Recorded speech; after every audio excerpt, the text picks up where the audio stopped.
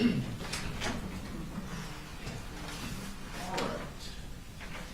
Mr. Hobbs and Ms. Brooks, is it? Good morning, Judge. Good morning. I like the sounds of that. Yes, yes. We were told by our bosses that we were arguing this. Right. Go ahead.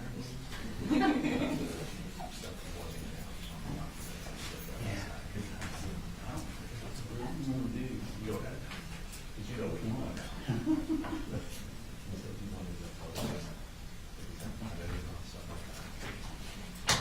It's actually going to be Mr. Barry, Judge. Okay. We looked through it a lot last night. There are a number of things that we have concerns about, and are these the ones of you? That's my I don't know where that packet is, but we'll put it in.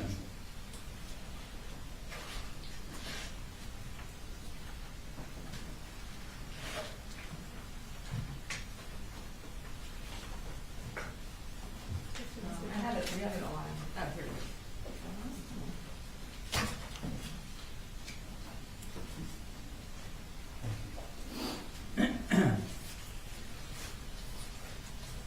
It's okay to close this break.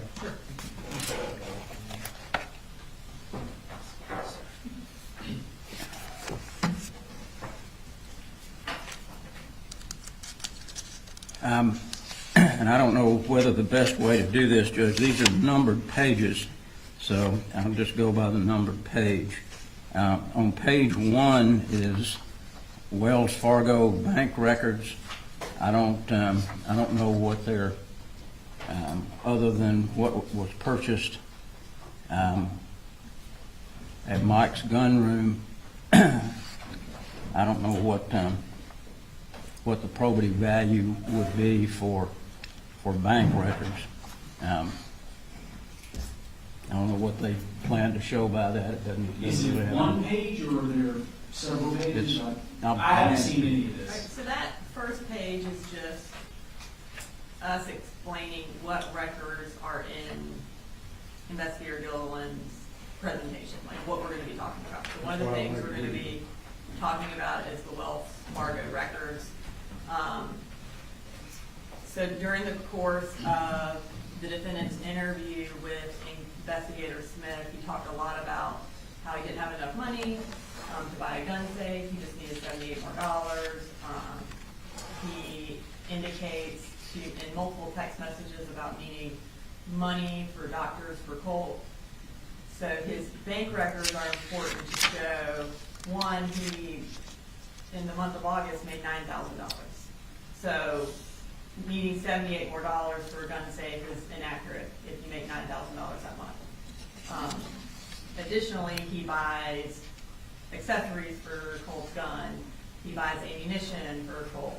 He buys numerous items from Elite Pawn. The records for the actual gun purchase from Mike's gun room are on there. So we're going to go through relevant purchases in the records, not the entirety of the records. And we've outlined which purchases we're going through in there, and I think they line up with what I just said, essentially. And are the Wells Fargo records, what's the time frame of the records you're going through? I believe they start November of 2023 when he purchased the firearm for Colt, and they go through September 4th. And certainly I understand if there's a specific thing on the records, like the purchase of a gun, or purchase of a laser, then that's one thing, but just put in the whole bank record. As I understand what the state's saying, is they believe it's relevant to show that he, in his interview that we haven't heard yet, said he didn't have money to buy a gun safe or for counseling. Is that? Correct. What the counseling was in a text message. We had like co-pays for doctors, visits for Colt. The $78 was in his interview. So are we going to go? I mean, state. Are you going to go by line for 10 months of transactions? No. It'll line up with essentially what I just indicated. It'll gun purchase on November 17th of 2023, and then going into the next, I think there was some gun-related purchases in December. Going into the next year, there are more gun-related purchases. And then Investigator Gilliland will talk about the lack of other purchases. I think she'll testify to the fact that there were no transactions for co-pays for Colt, like he indicated in one of his text messages. And then the last month of August, we will talk about, not line by line, but we'll talk about the amount of money that he brought in that month, given that he claims that that is the month that he needed $78 more. So the fact that he made $9,000 in 1 month would indicate that he did have $78. All right. Given those issues, I do find that they're relevant for those limited purposes. So I would, if we call this a motion in limited, I would deny the motion to exclude these Wells Fargo records as has been outlined. What's next? On page 3, Judge, and on many of these exhibits, And let me give you this back, just so you can keep things in order. I don't know if you've got your separate set that you're working from, or if this is a So if you do this, we had the list. Yes, sir. Oh, you want me to keep that then? You think I need this for the future? Okay. I see.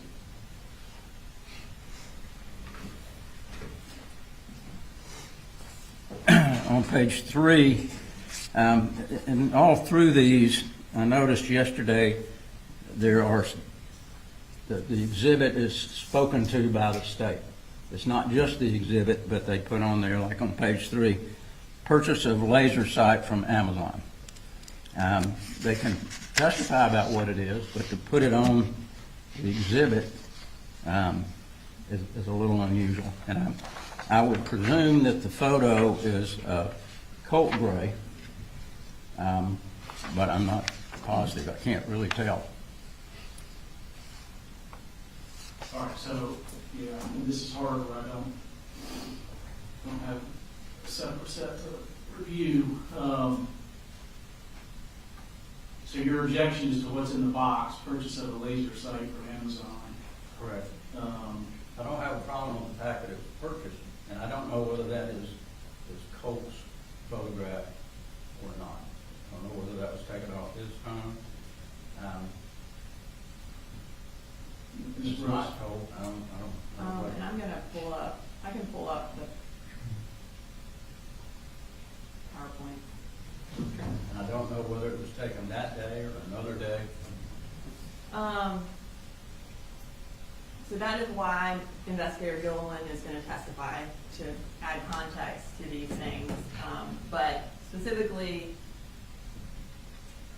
and I will be candid with the court, it is very hard to find case law that says it is okay to put words on a presentation. I don't have a case that says that. But routinely in presenting summaries, as the one that Investigator Gilliland has done, we put titles so that the jury can easily understand what is in the page. It is demonstrative as long as the state can show the accuracy of the summary and the wording, then it is admissible. I don't think there is any law that says we can't put words.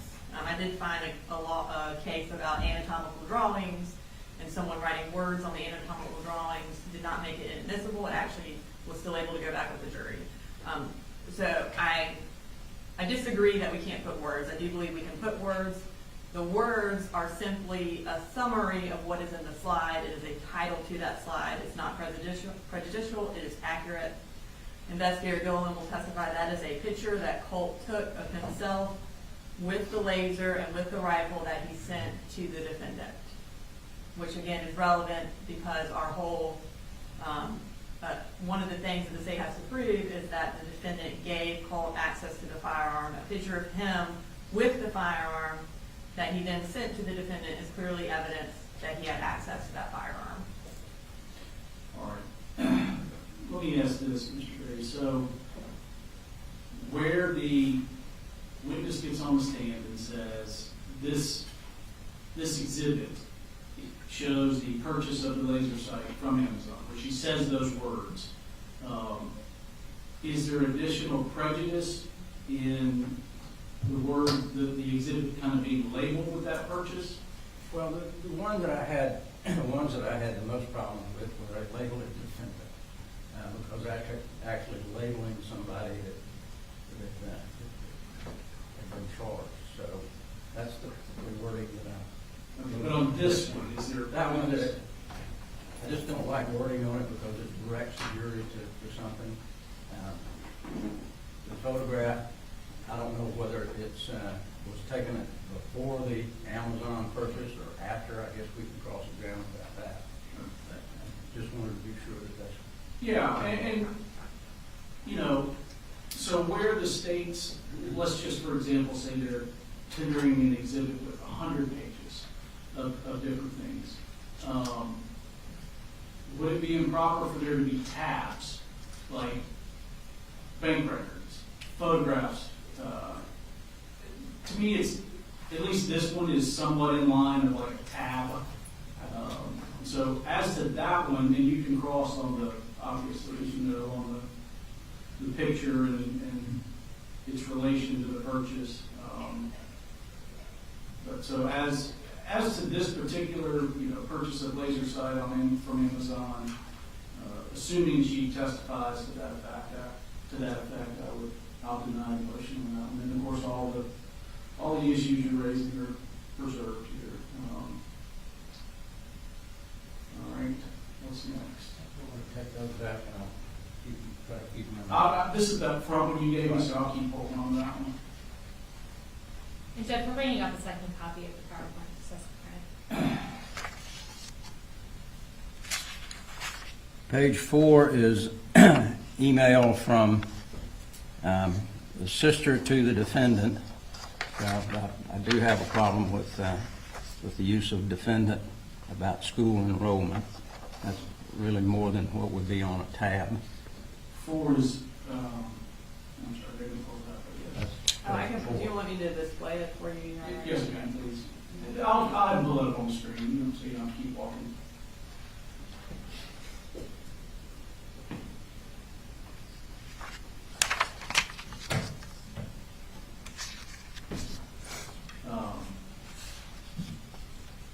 All right, so here, this is a question. Your objection is the use of word defendant. Defendant's sister emails defendant as opposed to whatever her name is, emails Colin Gray. Correct. Anything, Ms. Brooks? So,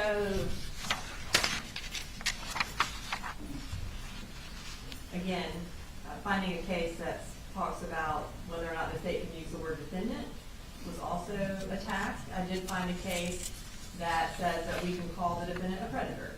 So I feel like calling the defendant a defendant is less prejudicial than that. So the fact that the state is allowed to call the defendant a predator in a trial would suggest that calling the defendant is okay. We have identified him as the defendant because that is his position in this case. Everyone has the last name Gray, calling him Mr. Gray, or Colby Gray, or Colin Gray. I don't believe there's any difference in prejudice between calling him defendant versus that, but I do think it is more clear who we're talking about when you call him defendant. I think it's prejudicial. I think, again, it is a title page to an email so the jury understands who is talking to who. We have called him defendant throughout this whole trial. I believe the court calls him defendant. I'm sure the defense counsel, their defense counsel, their defendant's counsel. It's just a word that we commonly use in crime cases. Do you have a case? I understand the line of cases dealing with, you call anybody anything in closing argument that you want to, pretty much, according to the cases, but putting it on a document that you're going to put before the jury, I think, would be an issue.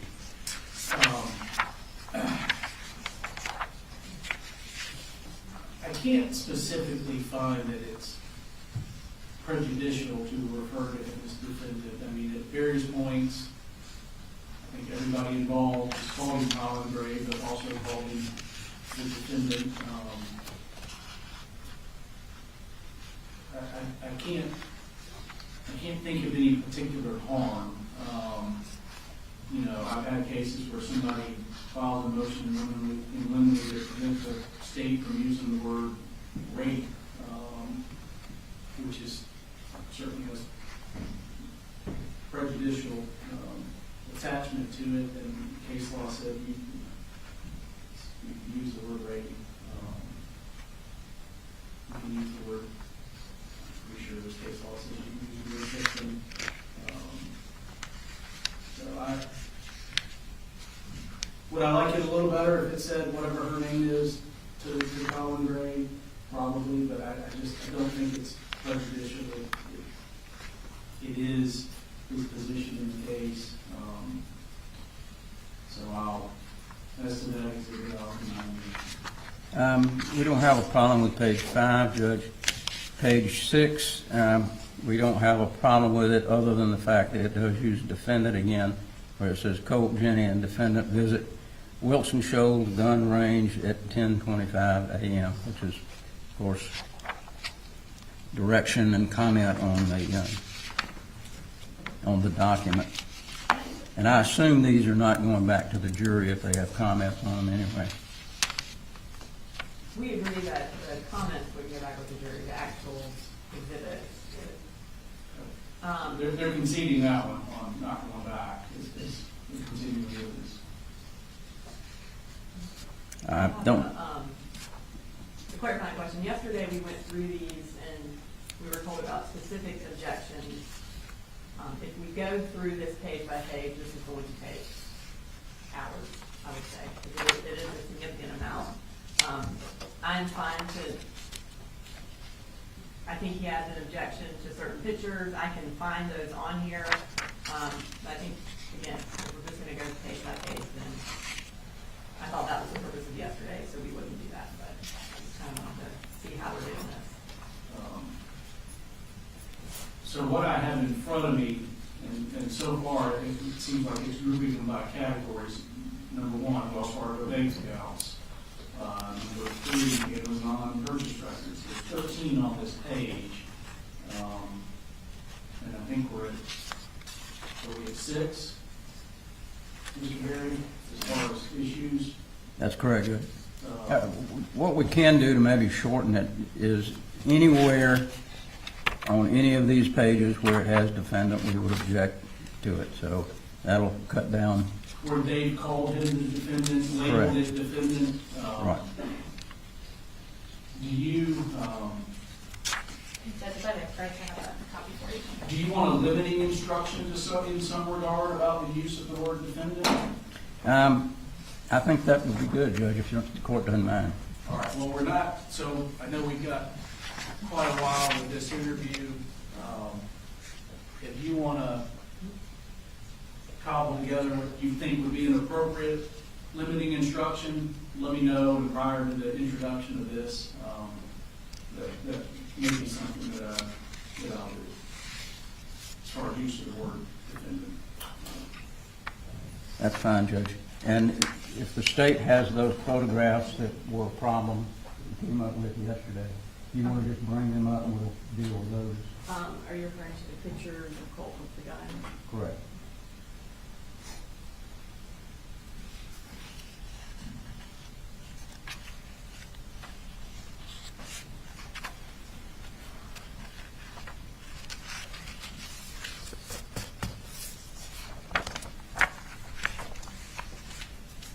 All right.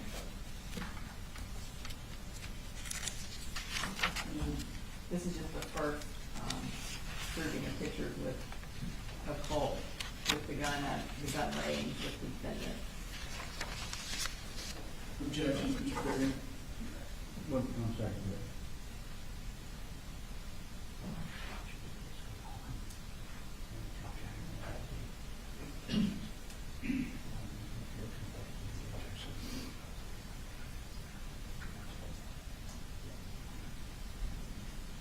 I don't think, Judge, those were the ones we talked about yesterday we had an objection to.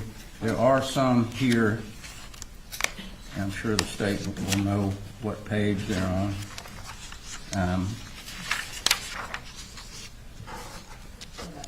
Where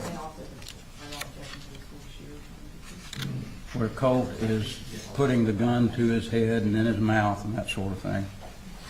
And we do have, like on page 23, there are photographs of children, which is not something that we talked about displaying.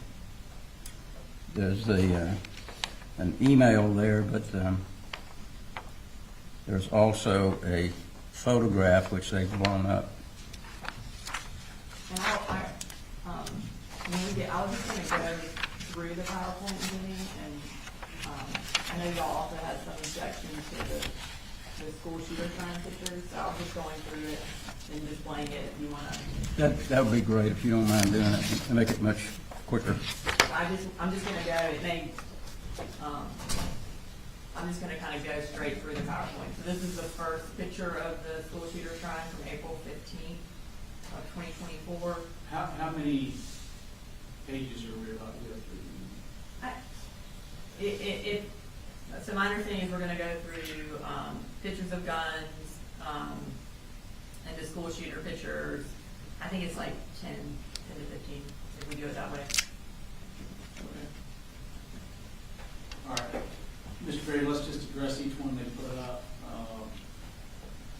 Objections to this particular one, I'll call it a slide, this particular slide. That's correct, Judge. I I'll think zoom that, in on the picture, Your Honor. I'm sorry. I was gonna zoom in on the picture Okay. so that you could, the court could see what it is up.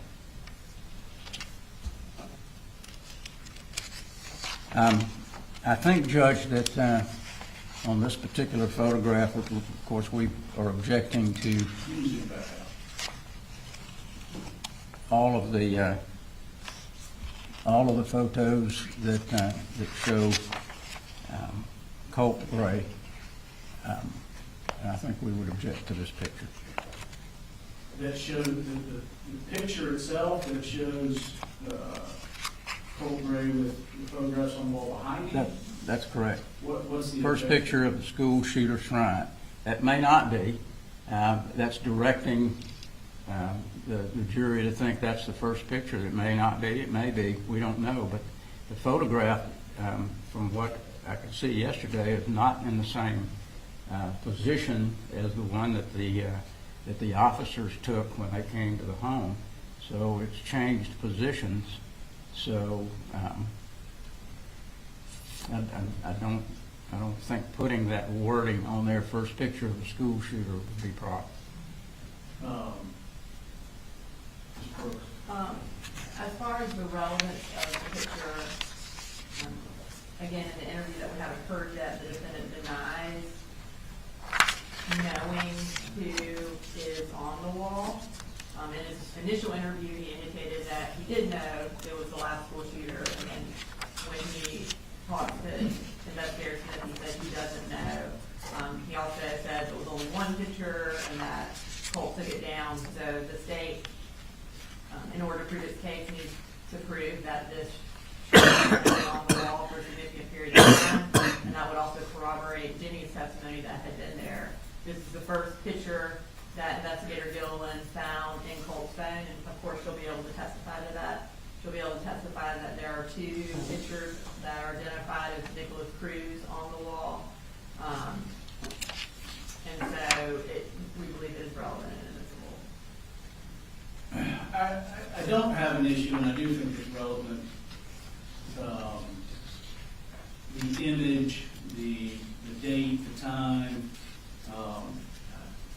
I do think that calling it the picture of school shooter shrine, that's proper for argument. Calling it a school shooter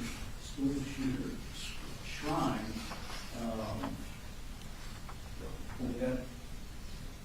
To me, that's more an argument rather than the labeling as such. Are you able to scrub that? We can delete that. I guess is the ruling that our, in creating this PowerPoint and trying to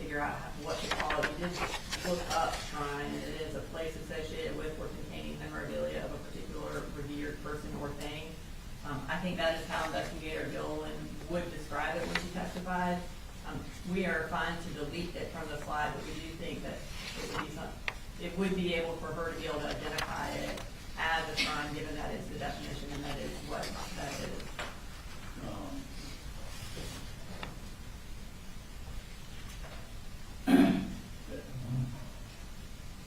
Mr. Berry, what's your response to that?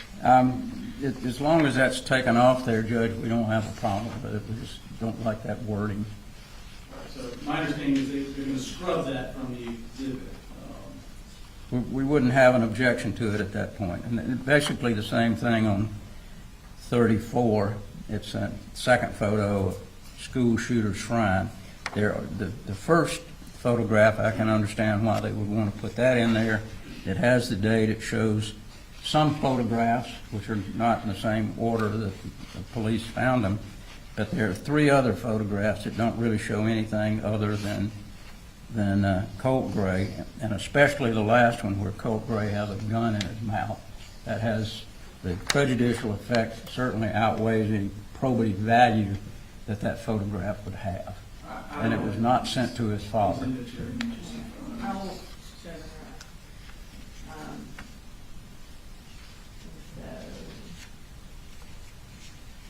So these are photos that Colt took sometime around August 9th. And again, we can change the wording and we'll take out school shooter shrine and just say images from Colt's phone. But again, they are relevant. It is in the exact same configuration as it was on September 4th. It goes to disprove the defendant's statement that he hadn't seen all the pictures before. When Investigator Smith is interviewing him, he actually shows him a picture of the shrine, and he denies having ever seen the entirety of the pictures. He said he only saw one picture and denies knowing who it is. Yeah, I think they're admissible. But we can change it to just say images from Colt's phone. If you'll scrub that. The 2 photographs on the far end you can't really see those, what they call shrine. Collage, I think would be a better word for it, but the only one photograph would show that collage, and that's the first one on the left. The others... Yeah, I don't think there's any harm in showing the other 2. They seem to be sequential photos. There's nothing else prejudicial in the picture.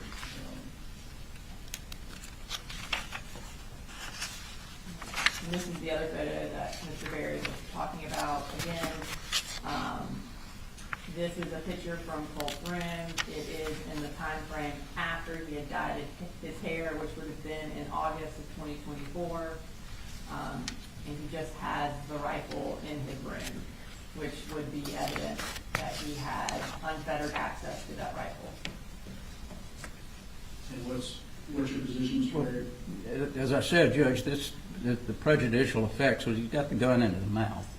The prejudicial effect of that photo certainly outweighs any probative value. What probative value does it have? They've already got the other 2 photographs showing that, the kid. And I think they've got others showing Colt with the gun around that same time period. So it really does not have any value other than disturbing. In as much as Colt's access to the gun is an issue in the trial, it is something that's squarely before the jury that they have to make some determinations about.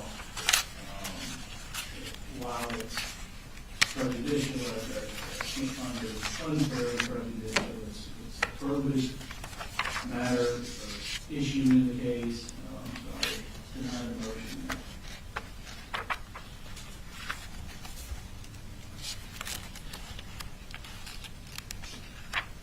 I think the page 84, that's the one we talked about yesterday. It's a little different on the.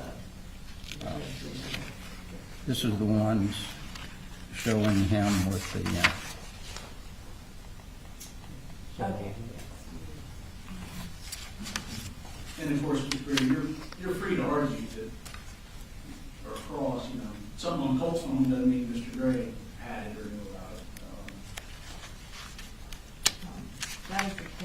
after discussing it with Mr. Berry yesterday, we took off one of the photos and we put it in a different location because it was in there twice. This is a picture after the defendant purchased, Colt a half mask. It's him wearing that half mask, showing that the half mask was in fact for Colt and that he provided it to him. And then the other picture that Mr. Berry had on there, I'll pull that up.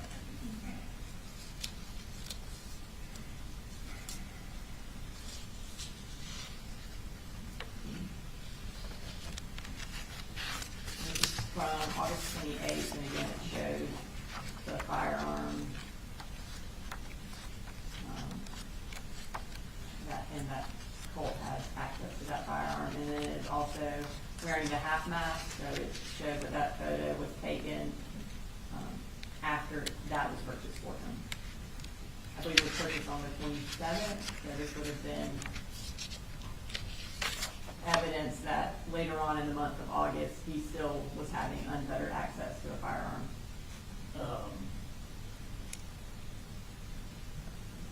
Was he wearing a half mask at the school? No. Was that something that was part of? Not to our knowledge. It wasn't something that he wore to the school, but it is something that, so in the school shooter shrine, Nicholas Cruz was wearing a half mask in one of those photos. And so one of the contentions is that he also was wearing a vest similar to the one that the defendant purchased for him. So I think the contention is that he was buying things similar to what Nicholas Cruz had that were quite visible on his wall. And so I do think it's relevant for that purpose. Well, Again, it also shows the gun being in his room 3 weeks Yeah, after. clearly the image with the gun and him, I think, was relevant. So there was originally a dual exhibit for both pictures. Yes, we moved the second one because we had the exhibit on there, this picture on there twice. Mr. Berry brought that to our attention, so we removed it the first time and left it just on this exhibit.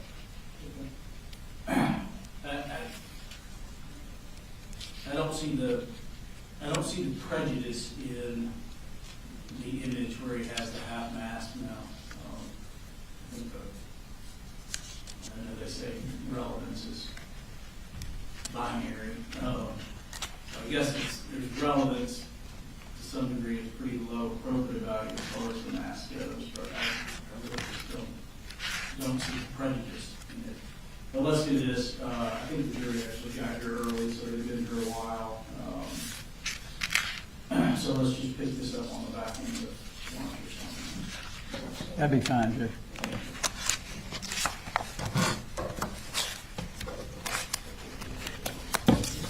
I realize the jury has been here and back there, but we've been in here. Can you take us a quick break? All right, we'll take a quick break and then here's that. We'll take a quick break. And then before we go on, just kind of get them ready. Don't put them in the hole. They're ready.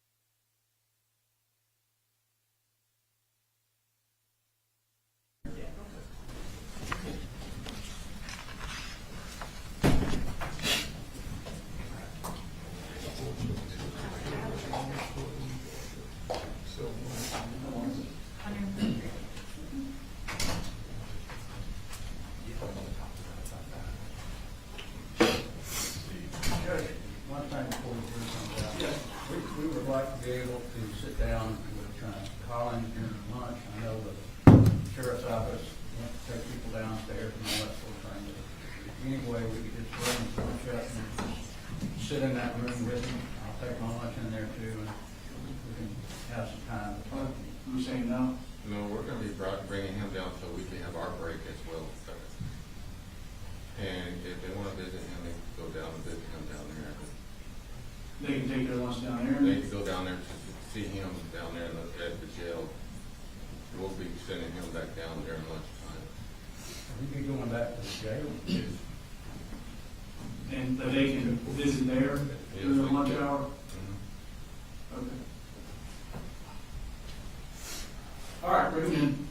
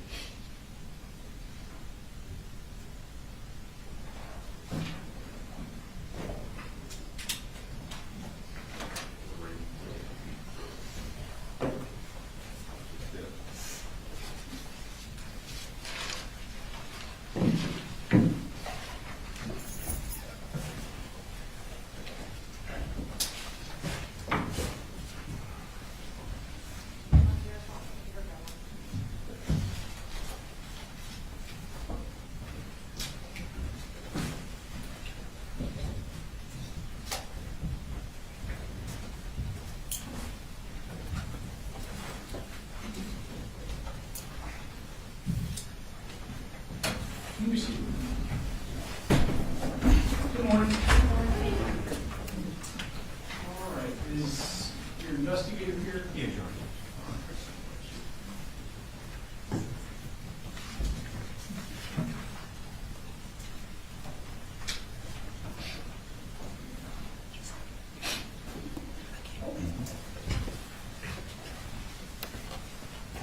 Yeah, see?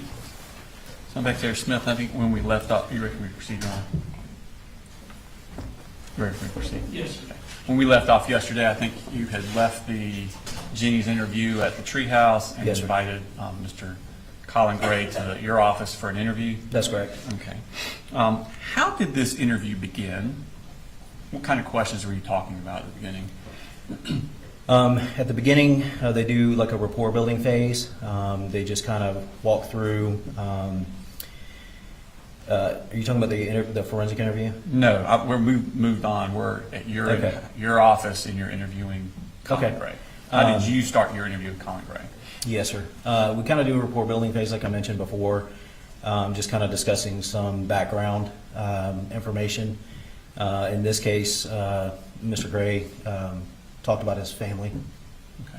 Did you talk about kind of the history of the family and the moving around and that sort of stuff? He did. He mentioned that they had moved around a lot from beginning in Statham to Fitzgerald. They moved to Jackson County and then ultimately came back to Barrow County. Okay. Did he talk about his and Colt's relationship with guns? He did. Okay. What did he say about that? He mentioned that that was a way for him and Colt to bond, that he did not like Colt playing video games and being alone so much. So that was something that he did with his father, so he wanted to do with Colt. Okay. And did you talk about kind of the history of the specific guns with him He and did. Colt? Tell me about that. So he mentioned that he first purchased Colt a Bushmaster rifle. And I think that they had gone hunting, if I'm recalling this correctly, in his 7th grade year, to around 2022 was his first hunt.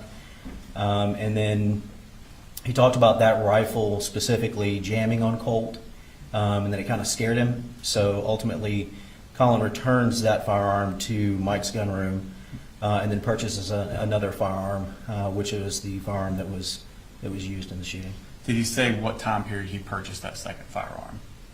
The second firearm was purchased for a Christmas present, Christmas of 2023. Okay. Did he say after Christmas where the gun was kept? He did. He said that the gun was kept in his closet. And when I say his closet, I mean Colin Gray's closet. And that was in a bedroom that he shared with his juvenile son, Colin. And he mentioned that the guns were kept in the closet on the top shelf. The ammunition was also kept in there as well. Okay. And did he keep that narrative throughout? No, he didn't. Okay. Did he change where the gun, Colt's gun specifically, was He kept? did. And what did he say about that? He mentioned on 2 separate occasions that Colt had actually gone into his bedroom, and that Colt had retrieved the firearm from Colin's bedroom and taken it into his room to clean or mess with, take it apart or put some new attachment on it. He said this occurred on at least 2 separate occasions. Okay. And then ultimately, towards the end of the interview, Colin admitted that Colt was allowed sometimes to keep the rifle in his room leaned up in the corner. Did he talk throughout this interview about Colt's tendency towards physical violence? He did. Tell us what he said about that. He mentioned that specifically over the past couple of months, that Colt's whole demeanor had changed, his whole attitude had changed, that he had become more aggressive, that they had gotten into multiple physical altercations, that Colt on one occasion had bull rushed him, that Colt had struck him with his fists in Colin's face. He said that he talked about them wrestling to the ground, talked about a screwdriver being thrown against him. He also The screwdriver incident, who's throwing to who? I apologize. That would be Colt Gray throwing the screwdriver at Colin Gray. Okay. And then he also mentioned that Colt had done some property damage to the house, that he had punched holes in either the walls or doors in the house. Okay. Did he talk about his daughter Jenny and his son Colt's interactions? He did. And what did he say about that? He mentioned that there was at least one I'm recalling right now is they had gotten into an argument and Jenny had run from him. And who's him? Had run from Colt. I apologize. Okay. She was kind of scared. I guess there was an altercation going on between Colt and Colin, or Colt and Jenny ultimately ran away and kind of barricaded herself in her bedroom. Okay. And did he talk about Colt's emotional and mental health problems? He did. What did he say about that? He mentioned that Colt suffered from anxiety and depression, and then he mentioned this aggression that he had. Okay. Did he talk about Colt, what kind of treatment he thought Colt needed for this? He mentioned that he had applied for mental health treatment for Colt through the school. Did he talk about Colt needing anything more aggressive than just counseling? He did talk about that, but that was a conversation that he had specifically had with his wife, Marcy. Okay, and what did he say about that? Colin told me that Marcy had mentioned that she thought that Colt needed inpatient in-house therapy. Okay, and did he agree with Marcy on that? He did not. Okay. And those pictures you took of Colt's arm, did you Yes, show sir. those to him? I did. About 2 hours into the interview, Colin did not mention anything about Colt self-harming. He did mention that Colt had depression, but didn't mention anything about Colt self-harming. So I showed Colin a picture of Colt's arm, and he did say that he knew about that and that Colt had self-harmed while depressed in Fitzgerald, Georgia, and then after Colt cut himself, he had taken the knife from Colt. Did he talk about an incident where Marcy and Colt got into a physical altercation over the gun? He did. Tell us about that. I believe it was approximately 2 to 3 weeks prior to, if I'm recalling that correctly. There was a incident where Marcy had confronted Colt in part about the firearms and mentioned getting the firearms out of the home. And during that incident, Colt had pushed Marcy to the ground. Okay. And did he know about this? He did. Okay. Did he say anything about, after that incident, whether Marcy asked him to do anything with the guns? He did. He said that Marcy asked him to put the guns up. Okay. And did he ever do that? He says that he put them in his closet. Okay. And did he ever talk about any sort of locks or anything on his closet? No, sir. He said there were no locks. And did you discuss the pictures of the school shooter on Colt's wall? We did. Were you aware of those at the time that you were interviewing him? That they Yes, sir. discovered. Okay. And what did he say about that? He said that he did not know who that was. Okay. Did he say anything about asking Colt who it was? I recall Colin telling me that he believed that that was a guy from Green Day. Okay. But he did not say that Colt told him anything about a school shooter.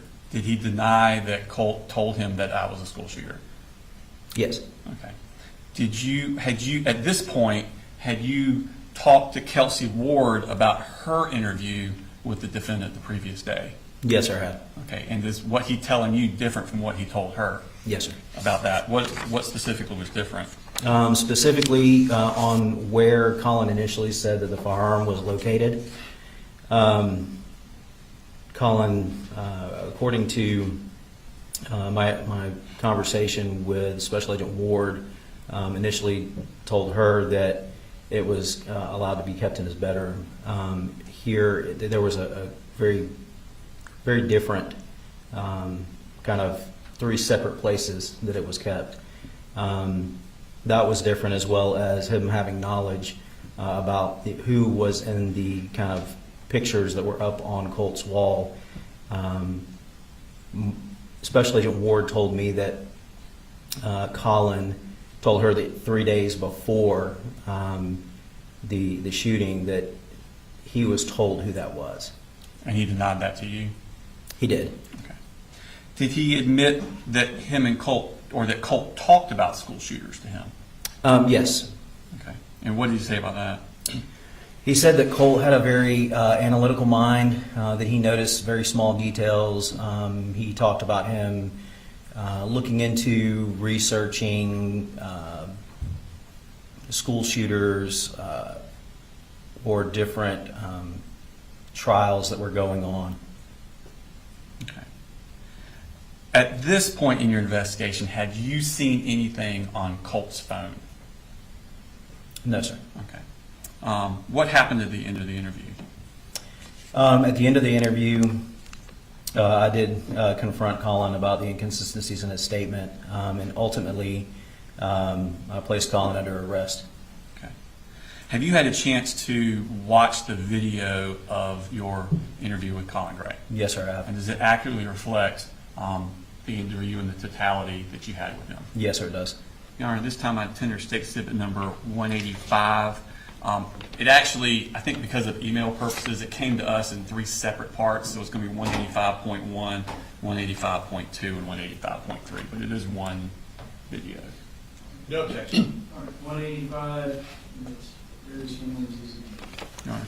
And Your Honor, just for the court and the records, it starts with them going in the room, a quick introduction, and then Mr. Smith, Investigator Smith, leaves the room. So we're going to cut through that. That is going to be, he leaves the room at 0040, comes back 10 minutes later at 11:00. So we'll cut through when he's not in the room because nothing's happening. I assume no objection. No objection. That's what we- No, sir. And that's in State's Exhibit 185.1. And then, Your Honor, in 185.3, towards the end of the interview, Investigator Smith steps out again at 39:30 and is gone for about 5 minutes to 45:30, so 6 minutes. So we'll cut that part out because it's just Mr. Gray sitting in the room by himself. And then it ends at 53:35 when they walk out. So that's just for the record. And in total, you said you have to wait 2.5 hours? is that Yes, right? Your Honor. The first one's going to be, when you take the stuff out, is 41 minutes. Part 2 is 67 minutes, and Part 3 is 47 minutes. Thank you.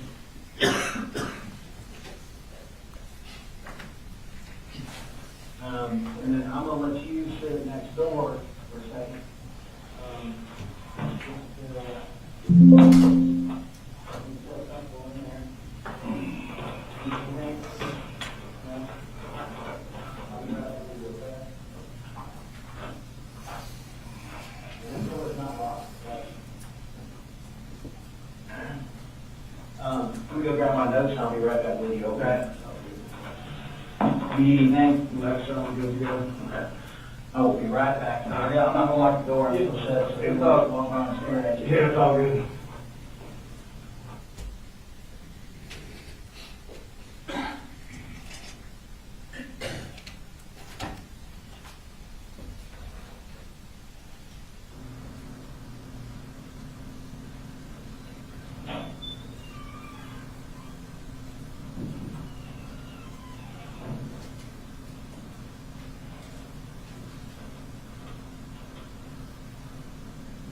Okay.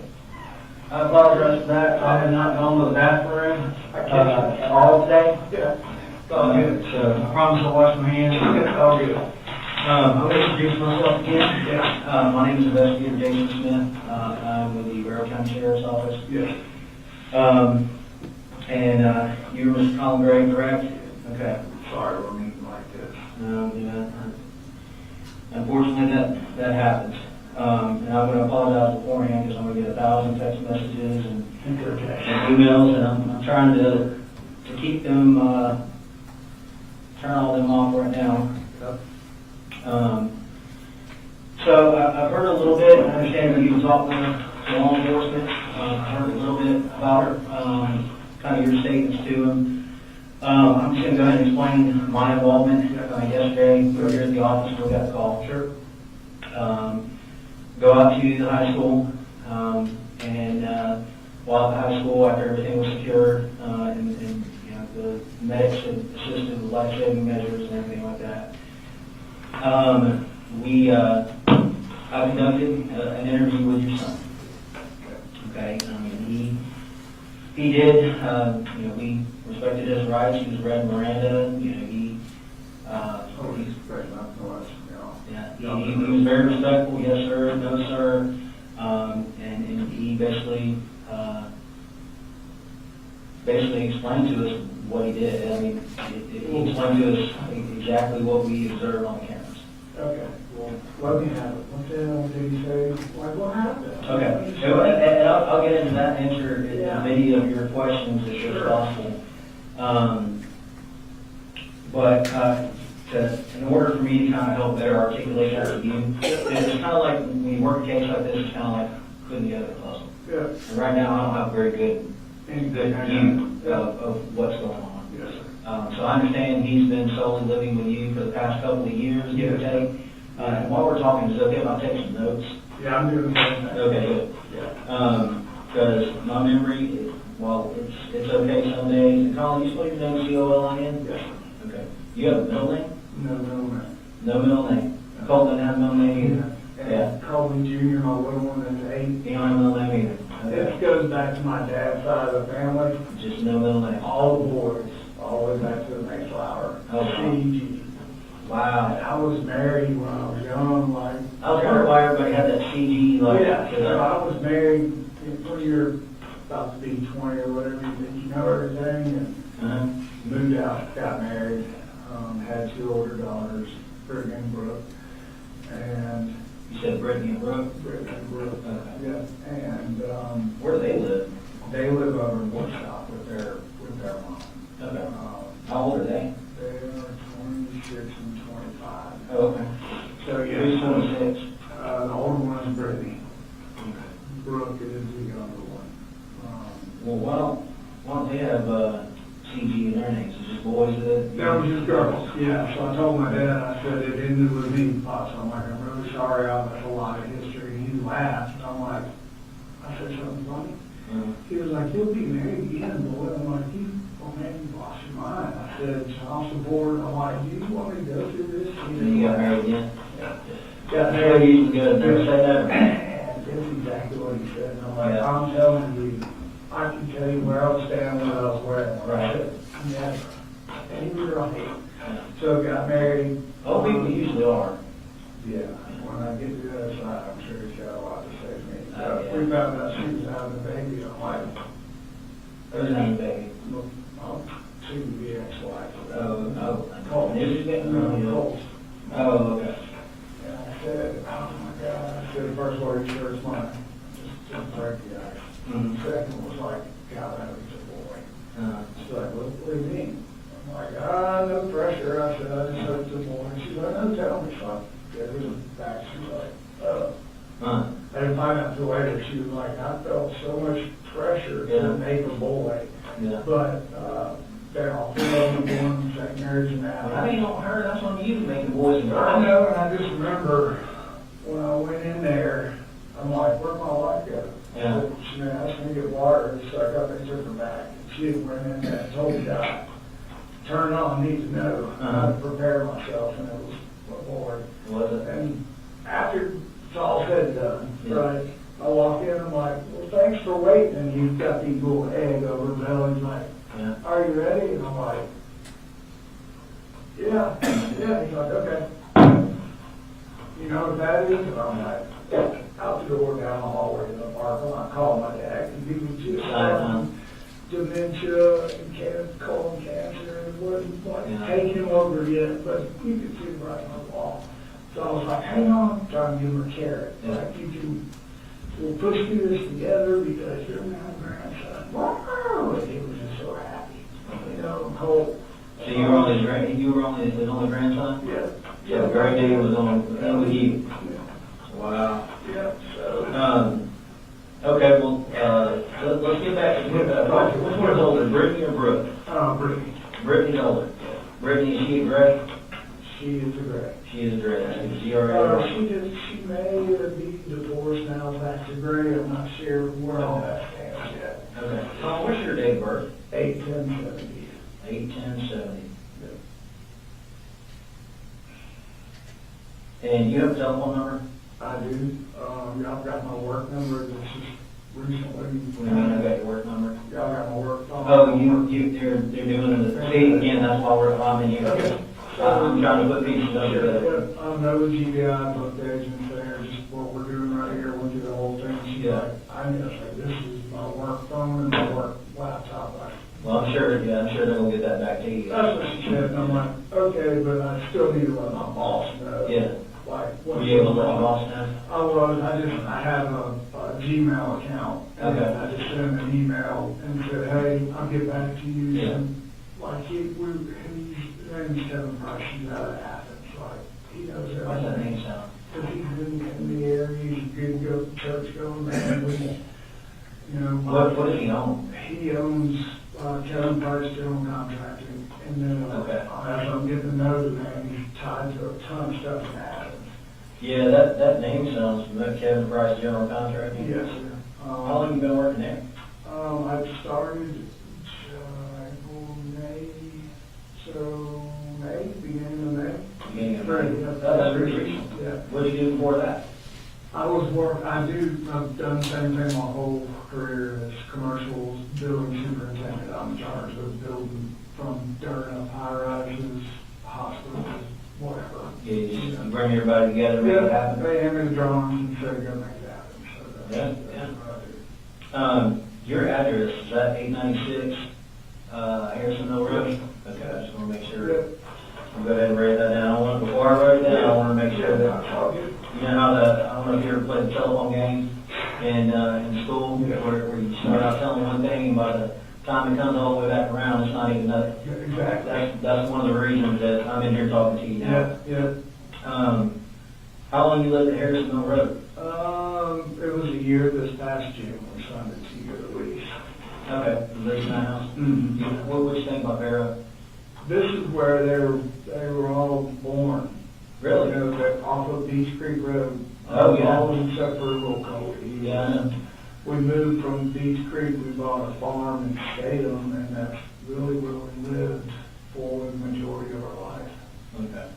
How long did you live out at Beach Creek? Oh, man, probably 10 years or so. Okay. 8, 9, something like that. It was a long time. Okay.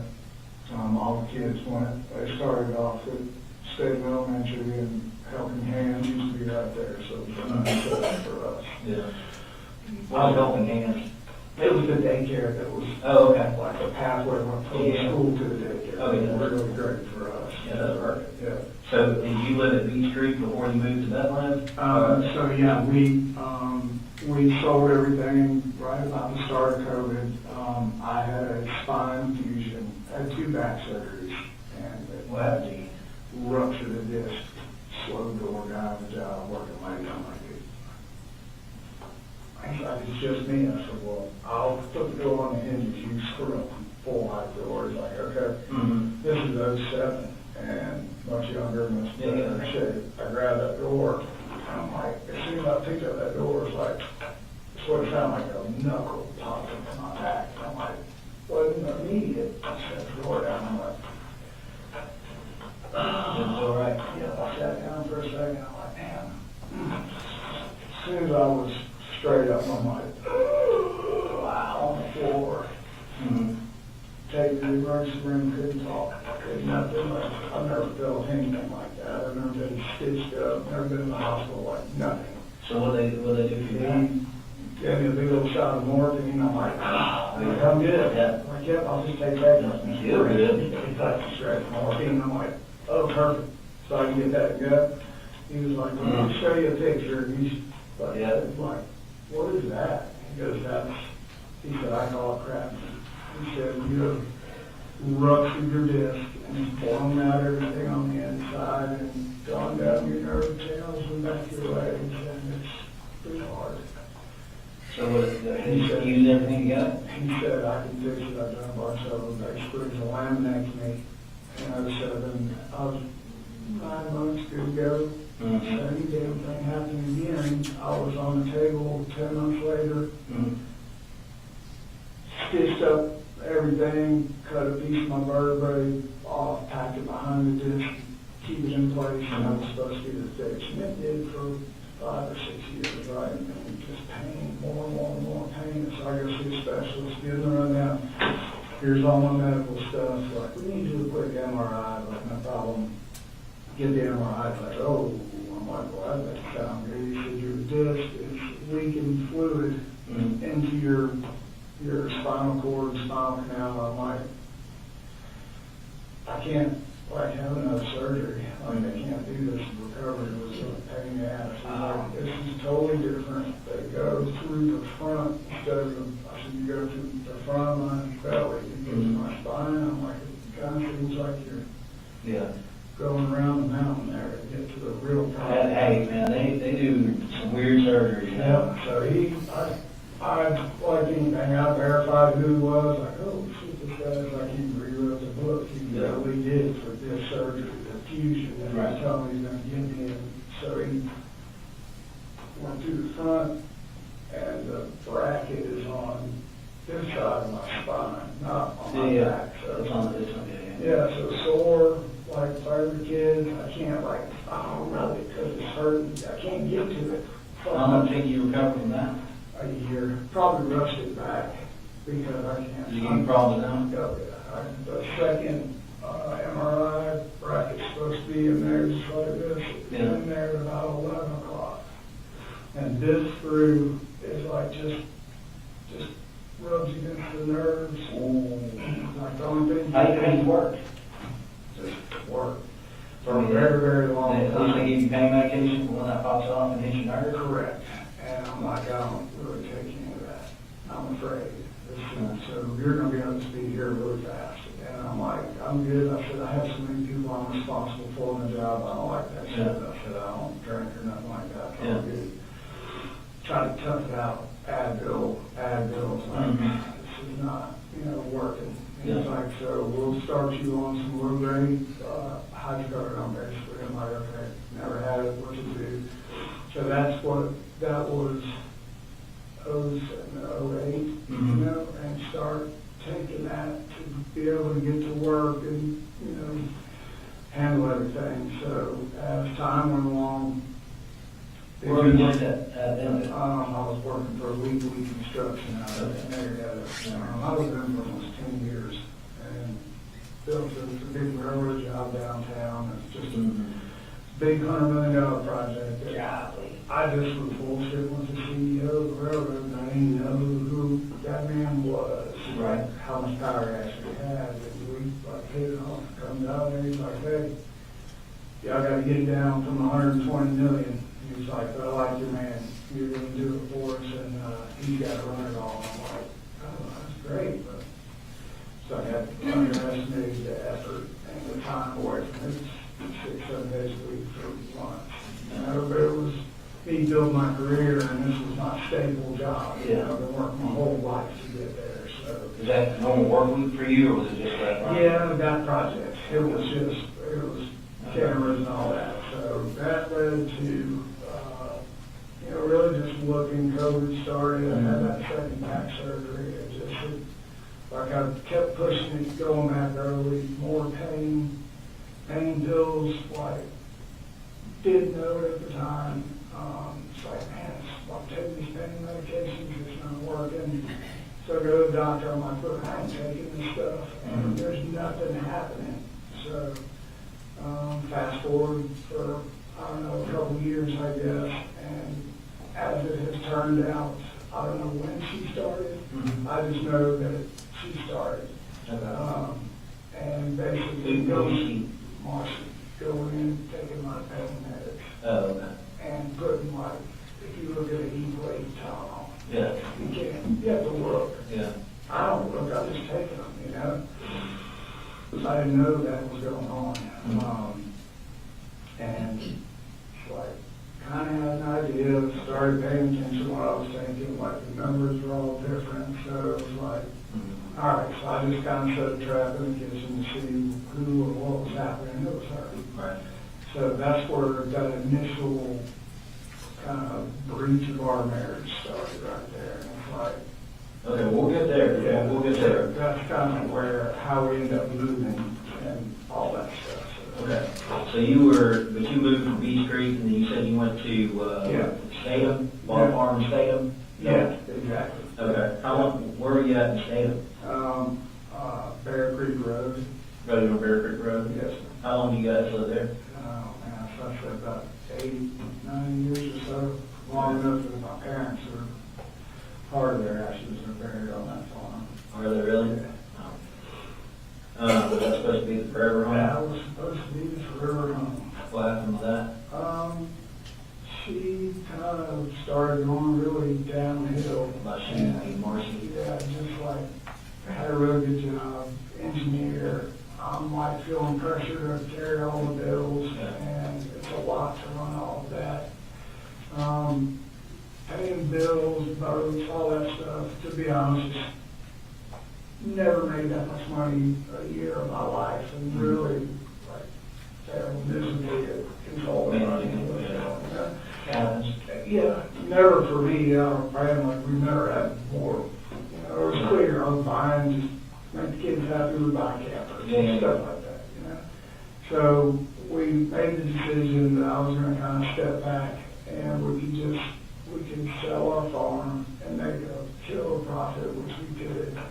And just step back. She had a death in the family. The grandmother's house down in Fitzgerald was just hidden. And she said, let's just, you go heal. She had a job lined up with Georgia Pacific down there. I'm like, okay, house is paid for, truck's paid for, everything's good. I can get into a little more involvement with the kids, which is what I was missing. So we went down there and Colt and I, we started playing football. They won the little state title down there, doing everything that I thought that's what we So needed. you moved to Fitzgerald after the farm? Correct. Okay. And then the issue that we just discussed about followed us down there. And You talking about the substance abuse stuff? yes, so my parents were a block away, so we followed How us long have you done in Fitzgerald for? about 8, maybe 9 months. It wasn't long. And Where'd you go after that? I called back up here after like their mom involved, like, you see what's happening, you need to get her help right now. And whatever that looks like, that's fine, I'm gonna take the kids, we're gonna go back home, I don't wanna be down here. I just have to make a call and get a job and come back up here, and she needs help. She needs to be put in place and helped. Like, I can't do this anymore, the kids, Is that when you moved up to Jefferson? yeah, so we came back, I made a phone call, like, yep, come on, we'll hire you tomorrow. So came back up here, lived up here for probably a month, just trying to save money to get everybody to move back up here. So best school area I thought would be Jefferson as far as rent. And I don't know what happened before and after COVID, I'm like, rent is like stupid. So we found what we could afford in Jefferson, moved in there, and really, me and the kids were good, just doing our every day. And Marcy brought you back up here?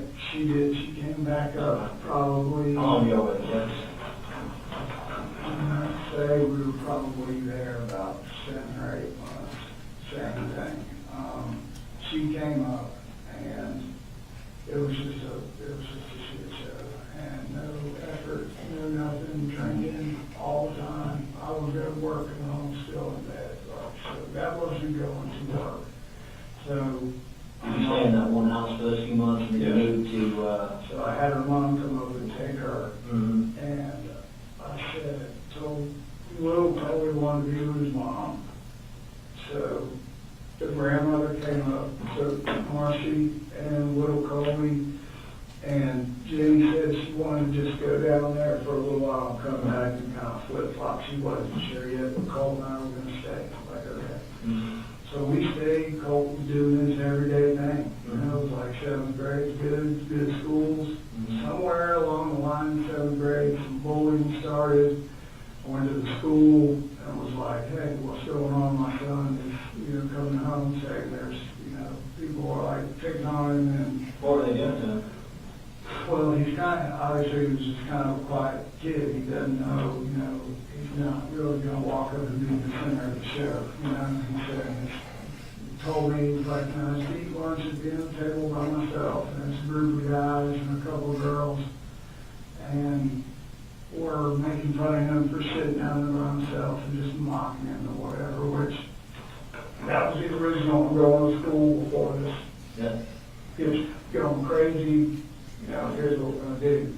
Met with the school, told this is what's going on. I said, I don't have exact names. I can give you what he's telling me. These people are, so I don't think you. What school was this, you remember? Yeah, this is Jefferson Middle School. Jefferson Middle? Yes. How long you go there? He was there from the time that we moved into that house. Okay.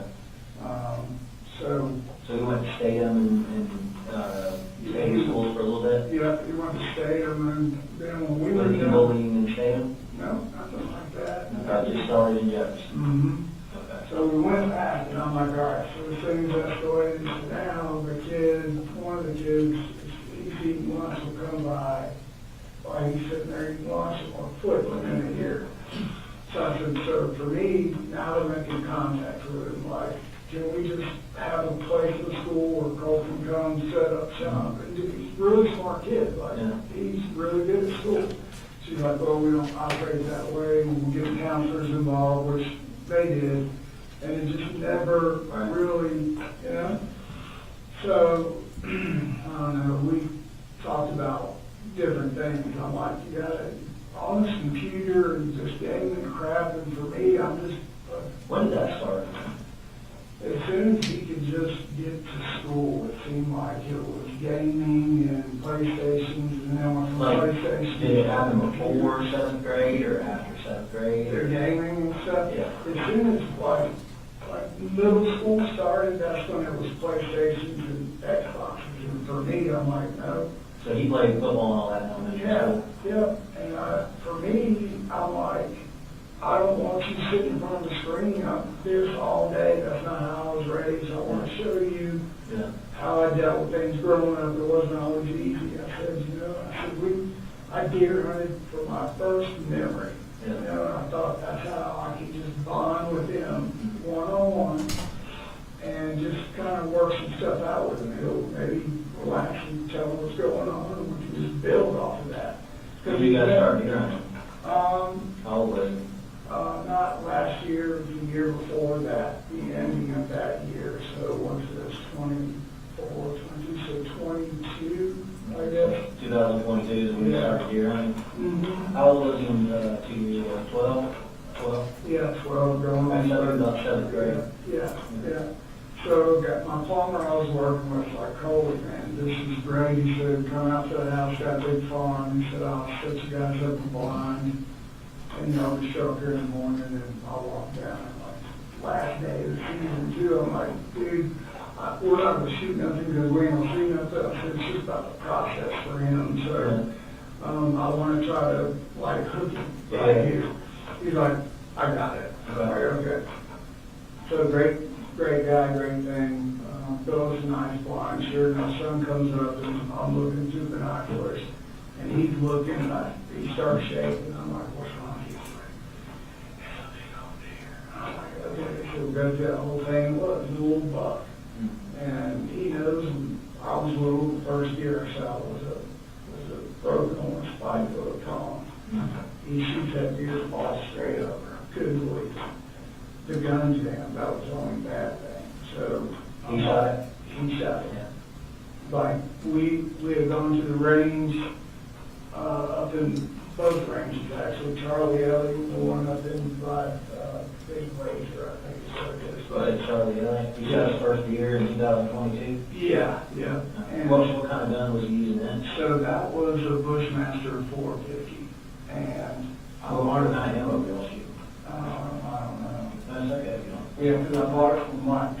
What kind of gun, I'm not a gun expert, what kind of gun is it? So, Bushmaster? the Bushmaster is kind of like I said, when I told Mike, I said he's little. I want to scare him when he pulls the trigger. I said, something that's not too big, but I don't want to wound the deer. When he pulls the trigger, I want the deer to go down. I said, I don't even want to think about that. So, he's like, hey, this Bushmaster's good. It'll do the trick. Is that like a hunting rifle, or is that like an AR-15? That's the thing I said, man, like the AR platform, shotgun, they've got that look. I said, that's kind of what he's excited about. And so Mike was like, here, let's try this Bushmaster. I'm like, okay. We only held 5, or 3 actually in the clip. I'm like, okay, that'll be a good start. So, just him and I, we sit down on the floor, we go Not to a the hunting rifle, right? Is it like the old wood kind? No, it's a plastic AR platform. Okay. You said it held 3 rounds in the Yeah, magazine? it's really a small mag, and I'm like, you only need one. Yeah. That's fine. Okay. So. Did he want a bigger mag? He just thought that, he wanted more bullets, and he just thought that it was like, he said, can I break this? He has a little pellet gun. Right. He's like, can I put my pellet gun in a holster and walk down the woods? And I'm like, yeah, that's fine. So we sat down on the floor and went over everything that we were going to do and not do with these weapons in the house. Okay. There's a no bullshit rule in this house. That's how that's going to be, or they're gone. And that was never have a loaded weapon in that house. We're kind of jumping around a little bit. Well, Not yeah, get too far. so that was Jefferson, basically. Okay, so Jefferson is the first time he really kind of got in. Yeah. When did, what, you said you went to Charlie Elliott? Yeah, How many times did you take him to Charlie Elliott? I'd say probably twice. Twice? Yeah, What did y'all shoot while you were there? we shot. I had a deer rifle, a 308 deer rifle. Mm-hmm. I don't have that anymore. He shot his Bushmaster, and I had a shotgun. And we shot the shotgun. Okay. Shotgun. He shot all 3 of those? He wouldn't shoot my deer rifle, he was scared of it. Okay. Well, why was he scared of it? Because it's just big and loud, and he said, it kicked me back, he just didn't want anything to do with that. You went to another shooting range? Yeah, Which one was that? I want to say it's Big Laser. Big Laser. Yeah, up in Banks County, I think up there by the what's called the Tanger outlets. Okay. How many times you guys go there? I think only twice there as well. Okay. Because once we moved, it's Did y'all shoot something different up there? no, Same guns? yeah, we got rid of the AR, the Bushmaster, because that's what I was trying to tell you, because it jammed. Yeah. Called Mike, I'm like, I can't get the bullet out of here. So literally had to took it apart so it wouldn't, but I still had a round hung up there. Okay. Took it back to Mike, I'm like, hey, this I can't. He's excited, he's hooked, this worked. Mm-hmm. And I said, I just need to size it down or something that's not gonna do this with him. Because now he's all scared of it. I don't want him So to you see took that first gun, you got it in seventh grade, took it back to, who did you buy that from? Mike's gun room. Oh, Mike, okay, yeah. Is that who you buy all your guns? Oh, yeah. I Yeah, talked pretty to popular. the sheriff in there one day. It's like, dang, you are the biggest sheriff I've ever seen in my life. I don't know if I figured, he's tall now. He's tall, you know what I mean? I'm like, God, Yeah. no. So you went to Mike's gun room, what do you guys trade So on? what we talked about was like, the guy was leasing land from, we were talking about, like, he really likes his hunting, the whole aspect of it. Mhm. I said, we were talking about, I was telling him coyote hunting during the summertime is how we kind of keep track of the land, putting cameras, like, I'm going through the whole deal for him, right? Like, this is out of the house, the farmland in Salem? Yeah, no, this is as he grew up, and we worked at shooting range, and I tell him all the hunting I used to do as a kid. And I said, where you shot that deer, it's just run over with coyotes and killing his Where do you guys kids. hunt at? So it's out, my plumber's got family land, it's like 20 acres, it's just right out behind his house. And I said, we can get a different style weapon, and we can work our way up to where you feel confident shooting a gun. They'll say, So what did he upgrade to after the list? nothing, we just left it at that, and I told Mike, I just need to think about it and talk about it with him. How does he feel, did that jamming mess with him or anything like that? So for Christmas, we were talking, and he said, Daddy, he said, I would really like to get another AR. He said, but I'm scared of the jam. I said, okay. He goes, he said, what? He said, that the AR that I had, I said, that's a 223 round. Just, that's our coyote and our pig hunting gun. Is that what you have? That's what I have. Okay. What kind of AR do you have? I have, it's not a name brand, it's, I don't say it's a Franklin or a Johnson, it's just, Okay. like And a, it's 223? yeah, 223. Okay. So, So you wanted one of those? yeah, What you said for Christmas, was it Christmas of seventh grade year? Or? this past Christmas, Okay, so 2023. yeah, we were living in our house where we are now. Did you guys shoot or anything between seventh grade and? Just at the ranges, those maybe one time. And once I started with school, I just was focused on getting into school, not really going and doing any shooting and everything. Then all that kind of stuff went down with his mom, and she got into a whole shitload of trouble, so I just kind of shelved all that, so we could get it calm. Okay. So after everything calmed down, Yeah. you got an AR for Christmas? Yeah, I said, Bought that from Mike's too? yeah, I said, the whole goal here was using it as a carrot, like, he had so much fun, we bonded, like, I That was his wanted, gun, right? That was for him? it was for him, Yeah. but, like, it didn't say in his room or anything, it was all in my closet right there, but when we go shoot, that's when I let him shoot. Okay.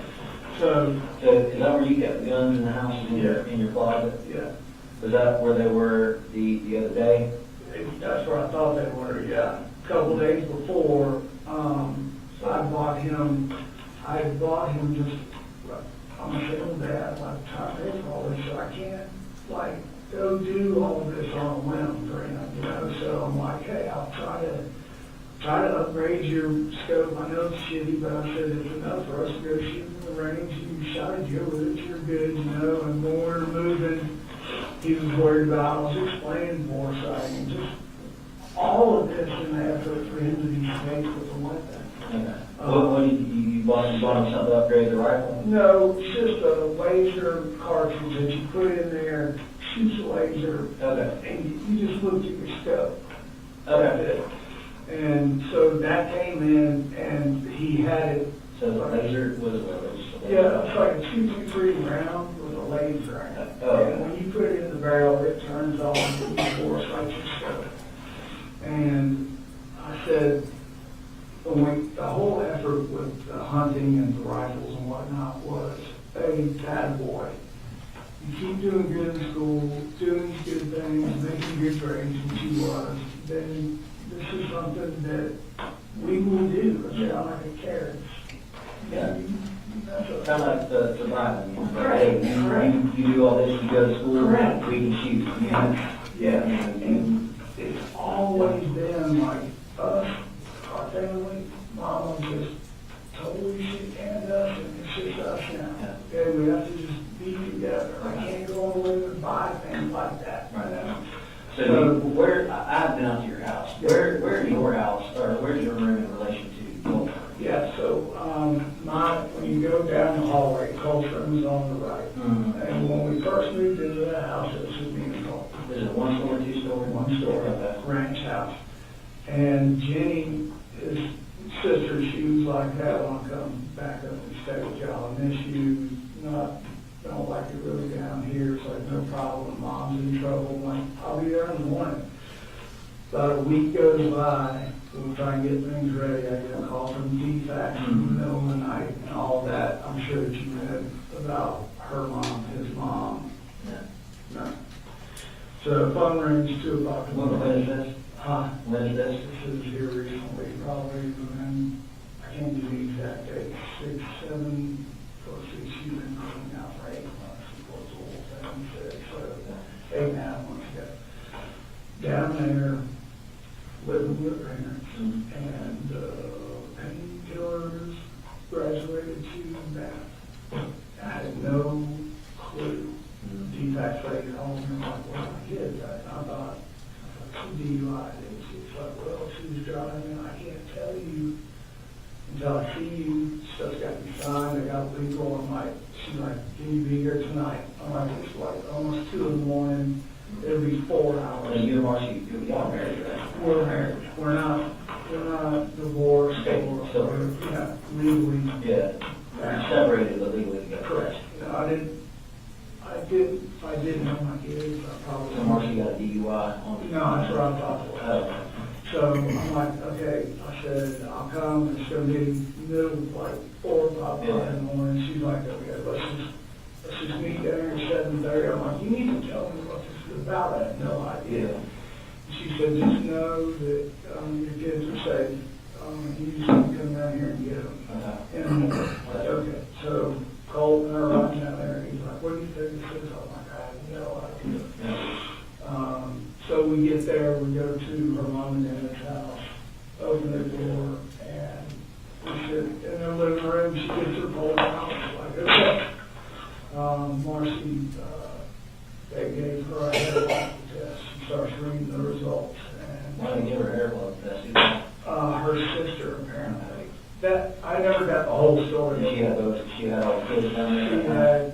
She had my little one Colin. and Jimmy.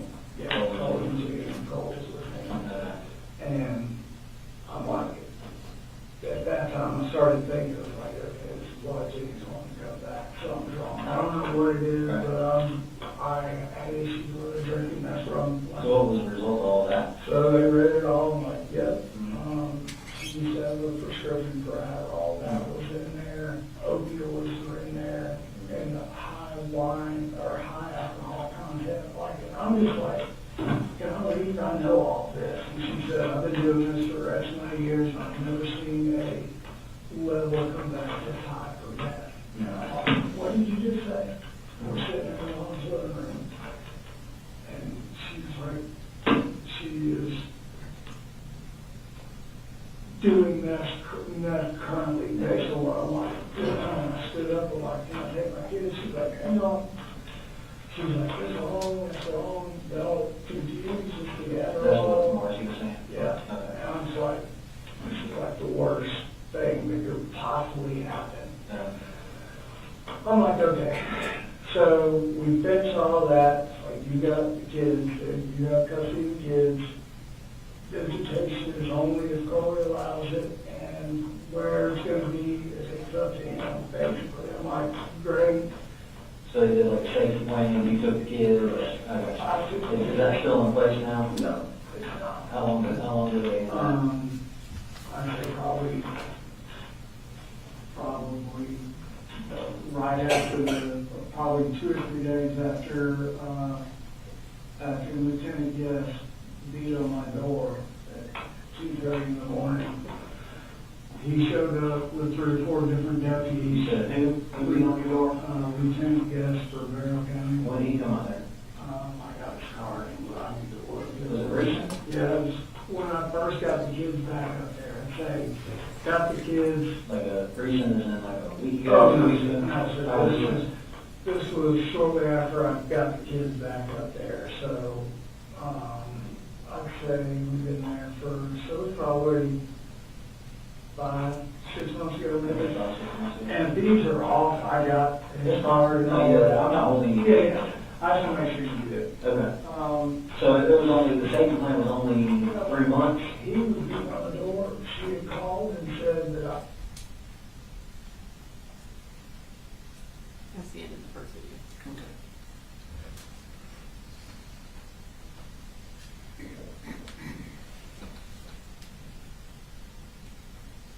took the kids for a fall break and never came back. I'm like, no. It's like, can I go to some other truck? He's like, yeah. I had that letter from DFAX, and he's like, this is safety plan. So this is what? Yeah. He's like, I don't know shit thing. And I'm like, well, it should, because that's how I want to get the kids. Well, to kind of explain that better, Lieutenant West was, I was like, we don't get involved in that. And I'm sure that was probably the exact statement he made that to you. I was like, Unless we're signed by a judge, we can't enforce that. can I even say that? Yeah. Okay. Well, that's kind of clear that. Got it. So I don't know who grabbed him, somebody walked him out my front yard. It's like, you're still married? I'm like, yeah. So he came back, he was like, okay. Whatever that conversation was, he was different dude when he came back on board. Okay, good. So then, once that settled I right, had to figure out when the safety plan was it's lifted. like, holy shit, because I called the defense lady, I'm like, I got the law telling me that this doesn't matter. What you say? She was like, it's completely false. She was like, no, I'll go down there, I'll talk to everybody in the morning and tell them you're abiding by the plan, it's no problem. You're doing everything that you're supposed to do by law. And she said, I'll sit down with Jenny after this, make sure everybody is good and safe. And Kids say what you do. Yeah. That's what you're saying. Yeah. That's what I told you. You don't get involved in it. Yeah. Wherever the kids are at, they stay. That's right. They figure that out. And it was even as I said, Yep. LT, I'll go in there and wake him up if you want. Right. So he's like, no, it's all good. So, So let's kind of circle back on yeah, that. sure. So last Christmas, Yes. you buying the rifle that was used this time. Is that correct? Yes, sir. Okay. And you guys, how many times you go with him to shoot that? I would say probably twice. You brought him Yeah. twice with him? We went, both of those times, we went up to Big Laser. Okay. With that one. Okay. So with that rifle, you went to Big Laser Yes, twice? yes. And the goal was to, What, you said you bought him the bore scope? Yeah. Attachment, is that? yeah, it's just a little Laser? Yeah, I know it's so did you buy any other attachments for it? No, I had a bunch of stuff through the years of different parts and pieces or whatever. Did you give him any of that, like if you did Yeah. something good? Or? No, I just had, when I bought him, the rifle was just kind of stripped down. I said, he doesn't have very big hands. I said, we need to put just a normal, like deer hunt scope on there and a little. For the grip? Yeah, a grip on there because for whatever reason, that weapon has got a solid, Yeah. it's hot. Like, Oh, it's yeah, hot. yeah. So I said, we'll just put that on there and laser, and that's all, that's, the scope, they'll use a laser, bore sighter, Yeah. you'll hit these pigs, they'll go straight down. Yeah. That's all that was So that was supposed big. to be, yeah. That one was not big. That's what, really, no, I would say. It was 223, right? Where all of that was going was because Jenny wants to mow hunt in a bad way. Who does? My little girl. So I was trying to, like, hey, this is probably how I should have started this. Yeah. Was, we need to bow hunt. Like, they've got pictures of me bow hunting and just through the years, Jenny was wanting to do it. So the overall goal here was, hey, like, I need you to start going to school, doing what you're supposed to do. I said, we're going to get back into the woods this fall. and just go from there, enjoy the outdoors for what it's worth. Did he ever ask you for any parts, like any upgrades to the rifle? He would ask me like, hey, he said, he asked me for an extended clip, and I said, he said, I said, the one that we have holds 20 or whatever, and I'm like, that's plenty. I said, I've got one in there. I said, it's not He gonna. wanted more, Yeah, this was like, this was way back. He said, I had one that held like 50 or so. And you could see in it, like see how many rounds were in it. And that was just something, it was like, the only problem about these in the original get was you don't know how many you got left till it stops, you know. I showed him that clip. He was like, can I use that on mine? That way I know. I'm like, sure. But, you know, anything weapon-wise, when the only time he ever touched that thing to go shoot it was when we were walking out. Did he ever touch it? You mentioned that's the only time he ever touched it, shoot it. Did he ever touch it, do anything with it, clean it? No, we sat down on the floor and I took everything apart. And just, I said, I'm not smart enough to take springs and all that shit out. I said, take this back. I just do this. I oil all the parts, clean the barrel with the brush. I said, spray it with the rust. And I said, and then we put it back up. How often did y'all do that with rifles? After we were shooting, I tried to do the next day or a couple days after. I was kind of hard. The whole original thing with these was just for us to bond, because the things that they had gone through with their mom, it's like I'm just trying to save everybody and keep my family together. Yeah. And he knows that. Like, he knows that. So, he just had a lot of just. Yeah, so we can go ahead and kind of transition into that. So, I kind of heard that, you know, from the, and again, this is the telephone game through the grapevine, that you've kind of been involved with the school, in some ways trying to get help for it. How long is that? Can I just say this? Yeah. Do you know where I'm at? Yeah.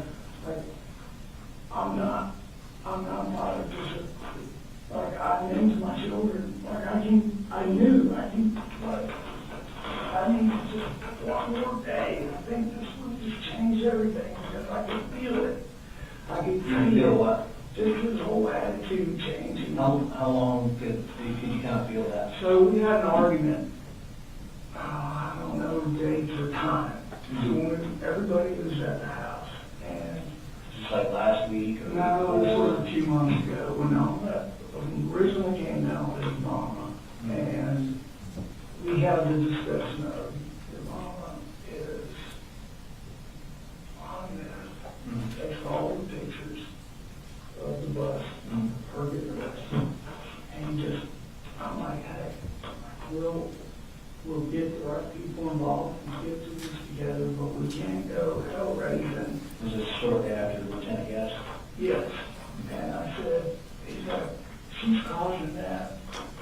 We can't even, we're looking out the windows now, they're gonna go arrest us, they think we have something to do with this. I'm like, no. And so talking to her mom, their grandmother, like, hey, I need help. I said, the anxiety for him is increasing, and he's getting more bold towards me. And that's where he would say something off the cuff and go in his room, slam the door. I would just let that go because I don't want any bullshit starting from my little kids with it. Right. And as time went along, he became more and more like confrontational. And I said, all right, listen, I said, I want to get right What would you guys get in arguments about? about him calling her all these names and shit like that, and then him not wanting to be associated with her, and that was led to, I can't go to school because everybody knows my mom's in that bed. Which led to her mom saying, From that stuff happened down at Fitzgerald, right? It did, but up here is where it all, like, James said, they locked her up here. When they caught her, it was here at Walmart. Oh, was it? Yes. Okay. So, yeah, it started all there. I had y'all tracking her cell phone, whatever, however that looked like. They were doing it, napping. Did Colt know this? Yep, they all three did. How did you tell, is that something you told them, or? They wanted to know what was happening because, I'm trying to think what triggered the whole damn thing. Mm-hmm.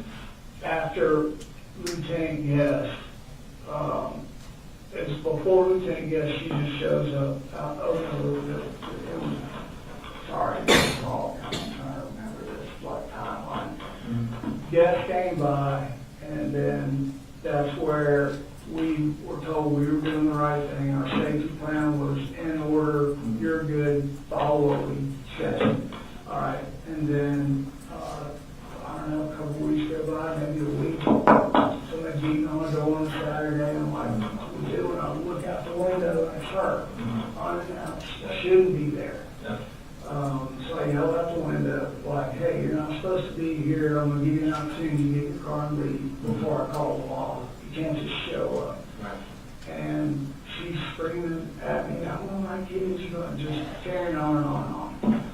So, and the kids are there, they're scared. I'm like, calm down. And all that was doing was just really upsetting Colt and Shane to the point where he was mad about it. And I'm mad about it, but like, you know, the whole goal here was to us to move up here, let her go get help, let her parents put her in an inpatient thing, and let us continue to live our life. So there were words with him, her dad, his grandfather. The mom and the grandmama bought him a dirt bike. Right. For being a good boy, and what was trying to get him to do was she wanted him to come down there and live in Fitzgerald. And they said, the grandma said, I'll buy you a dirt bike, and then when you come down here, you can do online school. And that's right there is where I lost any, like, going to school.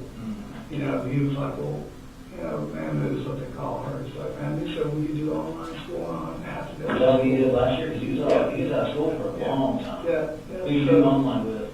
It started out with Georgia Online. Okay. We could not get, I tried to do So parent. he did that from, say, October of last year to... Yeah. Until he found out that, he wanted to go back and do 8th grade again with Jimmy and go through 8th grade and through high school together. I'm like, okay. I thought that was a great idea. It would really give him a comfort level because his sister and him were really close. So, that's kind of where. So what's your... It's like. You mentioned that you worked for Kevin Price, Yeah. former contract. Mhm. And how long have you been working for them? Maybe 8, 9 months now. Okay. So for the past 8 or 9 months, what's your schedule like? So my schedule is, I get up, wake everybody up in the morning about 6 o'clock. Everybody's awake. Make sure everybody's got their clothes, everything they need for school. I get little Coley dressed, and I take him to school every day. Where does he go to school? He goes to Austin Road Elementary. Rocky. He's a rocket. He is a tug of war champ too. Is he? So you wake everybody up, Yeah. and what time do you leave to take little Colby to school? We leave at about 6:45 to 7 o'clock. Okay. If we're late, it's like 7. And then like walking out the door, like Colt, you're awake, he's usually in there getting dressed and ready to go, and he is, goes last. Yeah. So you awake? Yeah. And then when I get him in school, I get to my job. I'm calling or texting like, everybody good? You off to school? Yes, good. And you can see it on my phone, So you leave about 7. And do you ever go back home or you just go straight to work? No, I go straight to work. What time do you have to be at work? I'm the boss, So, whenever you get there. And- What time you normally get there? Yeah, I try to get there by 7:30. Oh, you that close to the, where's Yeah. Kevin Price at? Yeah. Is it? Okay. So you try to be at work at 7:30? Yeah. What time you get off? It's saying it could be 12, it could be later. Every single day is I'm walking to the truck by 2:30, always getting home about 3:15.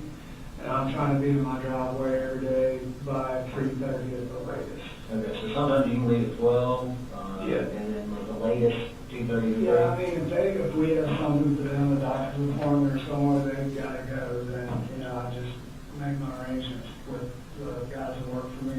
And you work I would, Monday through Friday, you work on the weekends? if I've got a project that I have to do Saturday, I'll. So you get to be at home with the kids a lot? Yeah, and they go with me. They've all drove cranes and Okay. guys from like. How often does Colt go with you?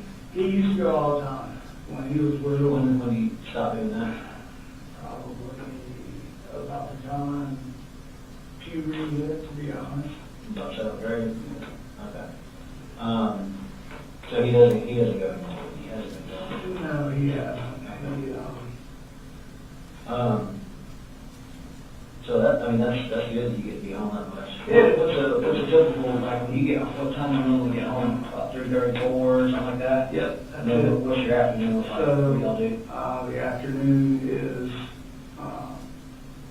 like we usually go to the park.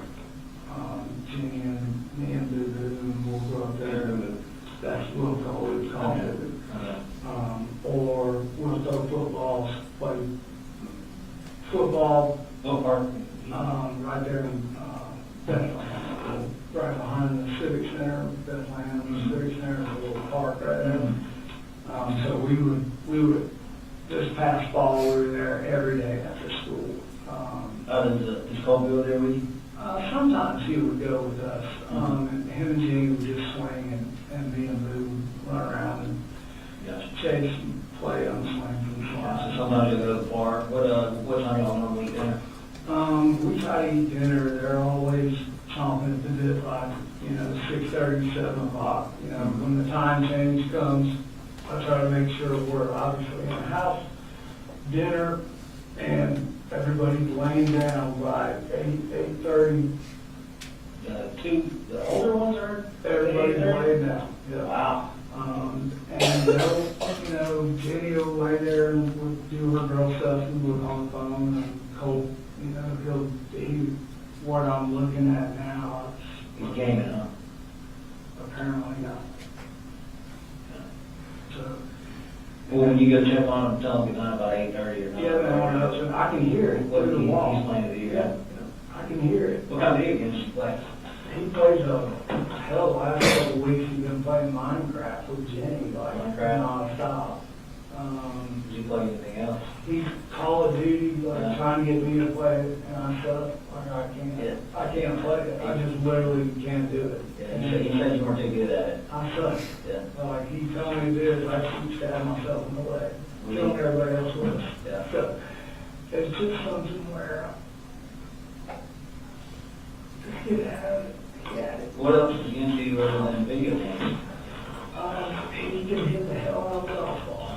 So, yeah. How often y'all go golfing? So when we got back over here when we were in Jackson, we go hit balls almost every weekend. How long since you moved back to that, man? We went to the Chimneys, played, showing how close we were. Actually, still home money for a putting contest he beat me on. And the goal right there was when he smashed it, I'm like, you can write your ticket. I said, you're so smart. You can go to college and do this for a living. Like, you're a good-looking kid, but you're smart. Like the world is just right there for you. You're such a good boy. When, so you said the last few months have been pretty bad. You guys argue a lot? No, we You don't argue a lot? not leading up to the whole meth bullshit is when it came off the rails, And, So that's when the argument started between you and him? yeah. And What's a typical argument look like for you guys? it's, just stop. just, What's he done? he just cut and slammed the doors. And it's just like, I need you to stop, or I'm gonna take the kids on the lead till you calm down. So the first time, Did you ever break anything in the house, throw anything? yeah, he broke the door. You broke the door? Yeah. What door did you break? The hallway door. Why did you do that? Well, I guess because Jimmy locked the door. What are you so mad at Eddie for? Jenny had said something about what they had been arguing about, and he chased her down the hall. What were they arguing about? I don't remember what exactly they were, but whatever she said, something, I think it was something at school that happened, and he was embarrassed about it, because he ran down the hallway. His grandmother was there too, and I'm like, hey, stop. Yeah. And when he got to the end of the hallway, he like tripped over his book bag and like landed his head into the door, and it knocked a hole in the closet door right You ever break anything else around the house? No, nothing like full on. You know, he knows all we have is my income. Like, it takes everything that I have to just keep us food, clothes, bills. Right. What is he, when he's yelling and cussing at you, what is he upset with you for? He's upset with me because we have an agreement where we don't scream and yell. When we get to that point, we just need to walk away. Right. And But what's the subject he's talking about? it could be anything from grades in school, like here recently, it's like, I need you to go back to school, I Yeah, need that. apparently he's only been in school 4 days. Right, I need that interaction, I need you to start to figure out what it's like to be in school. We talked to the school, I told them all the backstory, said, hey, here's what's going on with him. Smart kid, he's just, When did you first talk to the school? when we signed him up, when he said he was gonna go back to school. Did you read that when you talked to him about his whole demeanor and? No, not yet. I hadn't said anything to him about that. When you talked to him, Yeah. what talked to him? This was probably about 3 weeks ago. We had an argument or whatnot, and I was like, where I would get up and slam the door, kind of shit. He just wouldn't let it, he just wouldn't let it go. It just seemed like he was like,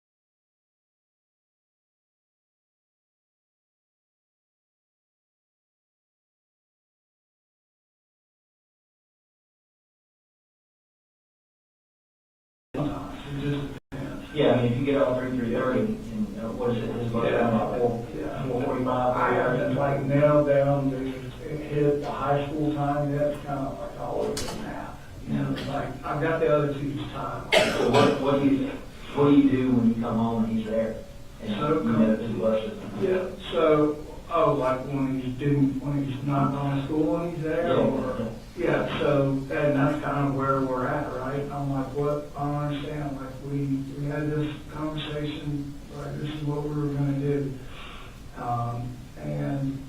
he went the first day, and then, it's like the second day, he said, I don't feel like, my math teacher likes me. I'm like, what the hell is that supposed to mean? Who's the math teacher? I don't even know, he hasn't been there that long, like, I haven't even met him. Yeah, school started what, August? Yeah, and like, so, him getting back in the fray, it was like, it's really important, so, and I'm like, there, you know, he's worried about the image that somebody's gonna find out about all his mama and all that crap, so I said, okay. What was it, his math teacher, why did his math teacher like him? He never really expanded on that, and it was just an odd thing to say. What about his other teachers? He didn't, Did he like them? he didn't say anything else about any other teachers, and just the way his demeanor, it's just like, I don't know, was it him, was it his teachers, like, did they not know the backstory with him, where was? Did you tell them back? Yeah, oh yeah, told them why, online, they were really gracious, When did you have this conversation with the teachers? not with the teachers, with the With school principal Yeah, and that that very scheduler, yeah. She said, just bear with me, we've got all your paperwork, you're good. And I'm like, I want him to fail. Yeah. She said, but nobody fails. I'm like, how's that? And she said, we just push them on, and we give them schoolwork that brings them from what they're missing up to where they need to be, sprinkled in with what they should be doing. Yeah. I'm like, okay. So that was the extent of that. And then they have the backstory of his mama and what all happened. And I was clear in the very beginning, like, this is what happened. She can't come on property and take the kids. She has to be, everyone told me that's what I need to do. Right. Law enforcement. So what was the plan for Colt? Well, so that's what we were working towards. I said, hey, look, I now want to get him into a counselor, like, you know. Had he ever made threats to harm himself, want to make harm any other? No, not anybody else, but he Yeah. made the comment here and there, when he found out about the meth and him and his mom would have an argument. Just like, you know, what a fucked up life I have. I'm like, you know, hey, this is her life, not we're doing our thing. Don't let what she's done define you. Right. That's kind of what I'm doing. So, I could not convince him to go back to school after he came back that second time. And I don't know what to do at this point. So I called up there and said, I want him to see the in-house counselor. Can we do this and set it up? What's the counselor's name? Lisa, I need to look at my phone. Lisa, excuse, I think she sent me an email and said, hey, they made contact at the school, and she said we would like to bring in a third party, be aware. Bring like a third-party therapist or psychologist or something? Yeah, but the awareness is the count. Okay. When were they going to do that? This week. I had to fill out all the paperwork, which I did Thursday and Friday. So you had an appointment this week? Give them all permission, like, bring everybody, bring a specialized person, like. And what were they specifically like treating him for? Like, They were gonna talk to him about coming to school, not worrying about what people are saying, don't be a loner, you know, come on, get back in the swing of things at school. and try to about find. what people were saying, it was that the stuff about his mom Yeah. being bad and busted and being arrested and all that. And then he was more worried about everybody knowing that he, you know, mom was a meth head, and that his biggest fear was failing and falling behind once he was in high school. So the appointment this week, I'm assuming it was like either today or tomorrow? Yes, so they needed me to give permission. I filled out all the paperwork online, sent it, and said, thank you so much for Have you this. been in communication with Ms. Marcy about any kind of stuff for him, any kind of mental health? Yeah, so, Tell me about her. yeah, her and I had talked about that, and she was like, you know, he needs help at another level. And I'm What like, does she mean by that? she means like stepped into a place. And I'm like, When she made that comment? just recently while this has been going on. Sometime in the past 3 weeks? Yeah, before all this just happened. And I'm like, the problem is. Before you talked to the counselor the first time? Yeah, Okay. yes. And then, so Why didn't he be checked in somewhere?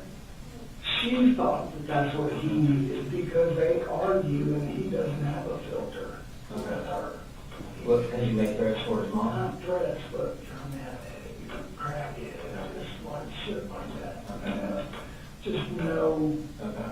it's just things I don't want to even hear him say to her, let alone his brother and sister. So I'm trying to navigate and manage all that. And that's very hard. Yeah. So once that kind of, well, I told you I could feel it. So, yeah. Like, okay, this isn't, we need to do something. So I reached back out and said, Was that before or after his mom suggested inpatient therapy? what was When you said you felt it? Oh, this is after. This is after her and I had that conversation. I said, you be the one to tell him that. He's not going to take it from you. I said, I don't. Did you reach out to anybody at that time? No, I didn't read that out professionally to anybody. I thought that, like, he'll go to his grandmother and he'll talk to her about anything. So I Do you have called a her. relationship with Yep, her? she was a school teacher for 4 years. Bless you. And I'm like, hey, Yeah. like, Jenny, we'll go and we're in church every Sunday. We go to Athens church every Sunday. I've been trying to get him to go with us. He went one time. So I share that with his grandmother because she's just always been there for us, right? So how long after his mom suggested inpatient therapy was it before you went to school? So she's been mentioning something like that since she got out. Mm-hmm. Okay. And then she came up here, I don't know, a couple, 3 weeks ago, maybe 2 weeks ago. Yep. Hadn't seen the kids. I'm like, okay, come back up. I want to say, yeah, a couple weeks ago. So I said, come back up. We'll cook some dinner. I said, we'll let you hang out and talk to the kids. I'm sure I got 1,000 things to say. And I said, it went okay. And the day she was leaving, I went to work and normal stuff. It was like, hey, I said, I'll take Boo-Boo, and I said, just make sure Colt can get on the bus. And apparently Colt and his mom had a huge fight. So they had a call at work. And I'm like, what's going on? And she's like, he flipped, he's lost his mind, he's screaming at me, he's like, I don't even know what triggered all of that, you know? And I'm like, let me get out of this meeting, I'll call you back. I said, I'm going to sit right here, just give me a second. So get through my meeting, call her up, and I'm like, what is going on? I said, he's at school. She said, no, he was at the house. I said, I'm telling you, I texted him this morning, he said he was at school. And well, it turns out he wasn't. He was in the closet. And How many times did that happen between you and him? just that once. That. So he never told you he was at school before or went to school and you found out that he Yes, wasn't? that's the only time it's ever happened. Because there's been roughly, 30 days of school? Yeah. No, I mean, 20 days of school, something. Right. And he's been full. I got a note that Journey's break, is that accurate? Yes, sir. All right, we'll take a break and be back.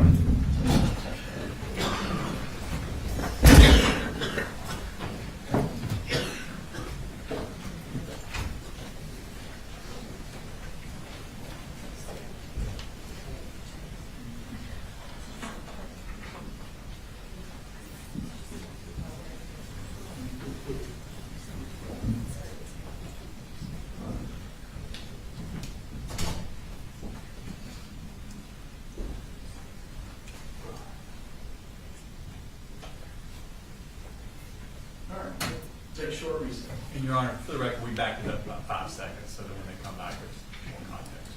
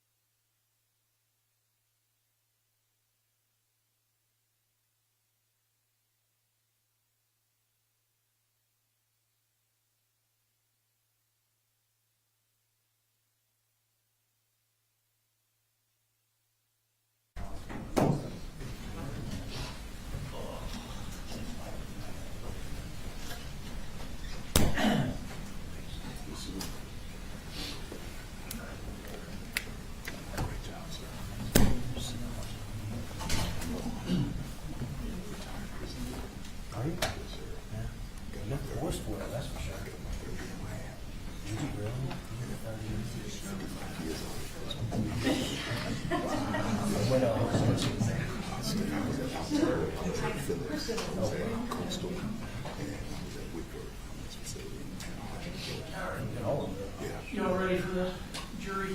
Yes, Yes, sir.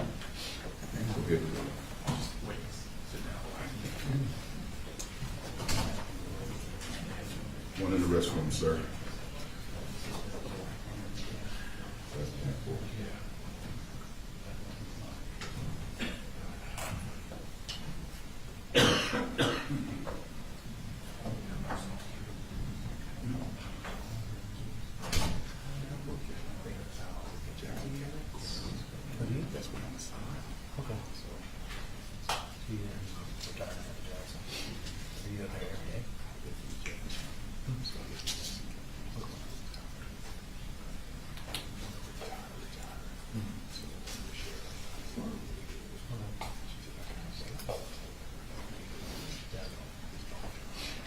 That's good. What you doing something?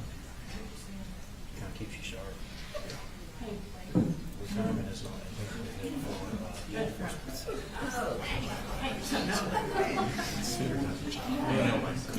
Oh, no, compared to what you were doing. Do you know how long you want to go? bet you got I some think part of the stories. interview has another, about 30 minutes. You just want to end on this one? I think we've got lunch, we've backed it up to 12:30. Okay, so go, we want to go. The plan is Okay, to do it. okay, sounds good.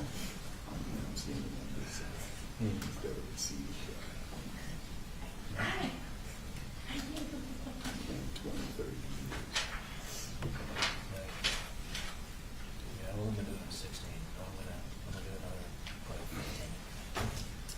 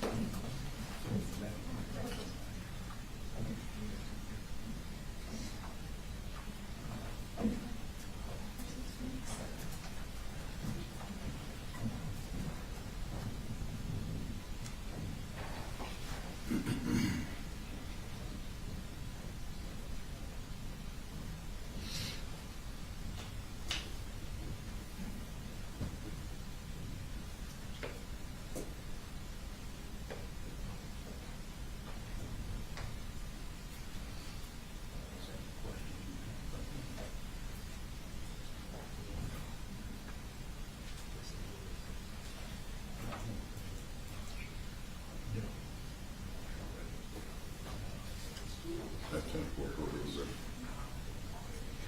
Here comes, sir. Thank you.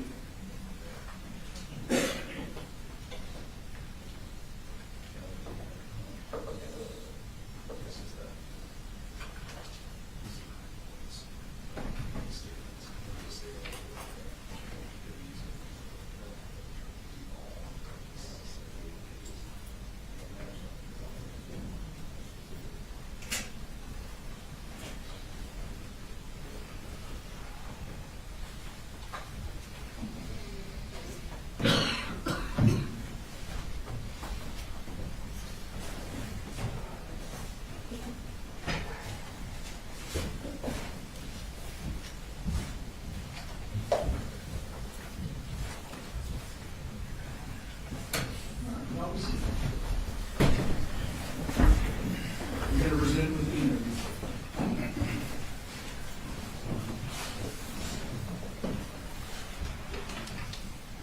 School, I mean, 20 days of school, something. Right, And he's in 4 days. exactly, yeah. So we come home and see him there.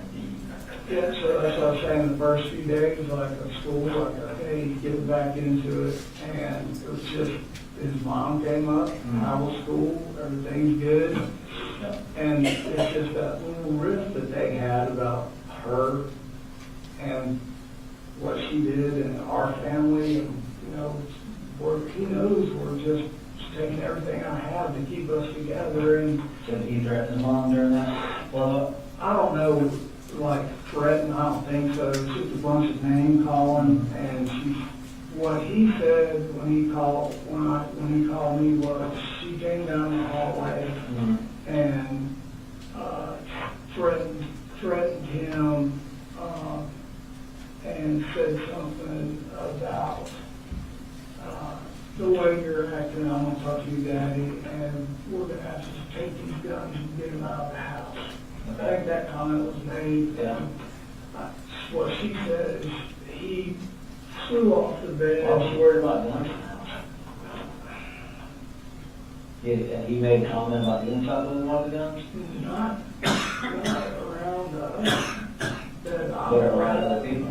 No, I don't think that was the case. I think her dad. Told you that? Yeah, no, nobody said that directly to me, so I would be speculating. I know her dad's a retired Marine. No. He's always like, telling her, like, it was gonna be an issue, and So she told you to take the guns out of the house? she said, hey, she went down in there and said, you need to get your shit straight, go to school, and we need to just get these guns put up, is what she said. What did he say? And that's when it went from bad to worse.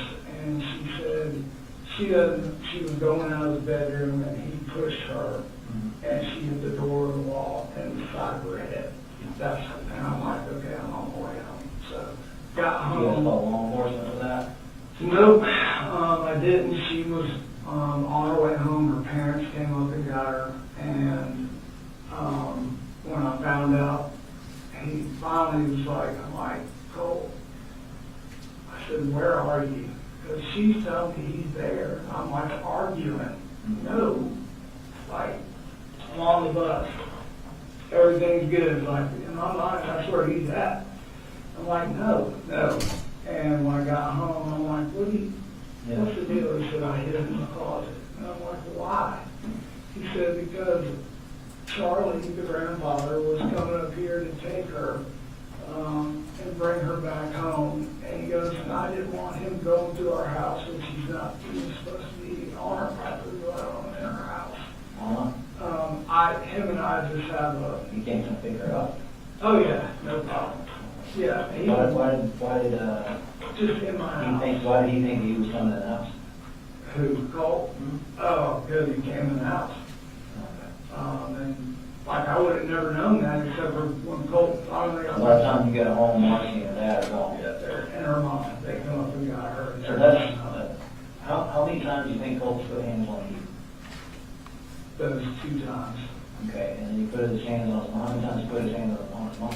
That's kind of the worst with her that's ever happened. It's kind of the worst, is that the first time or not? Yeah, no, there's not like confrontational, it's more verbal.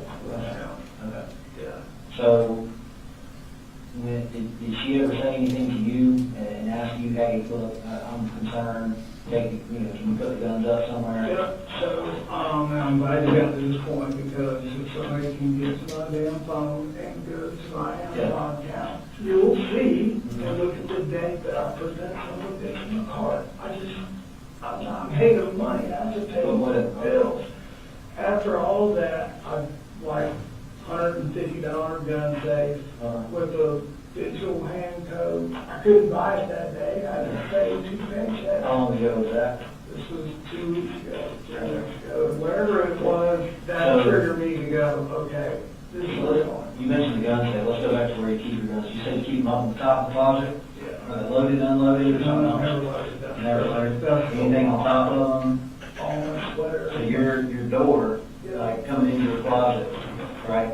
Yeah, it's like shelf, Yeah. all the way in the back. Okay. Nobody can reach above me. So your closet door that you have a closet door you come in? Okay. Does it have a lock on it? No lock. It doesn't have any lock? Kind of like that old, under like that. But, Did you ever think of maybe putting a lock on the closet door? well, really, nobody, like my little one, he didn't even know we had guns in the house.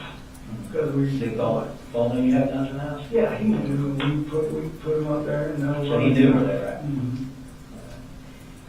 And he's been in there to put them up, after you clean them, Whatever dry I them, do, whatever. I take them, I set them up right there. But he's been in there with you?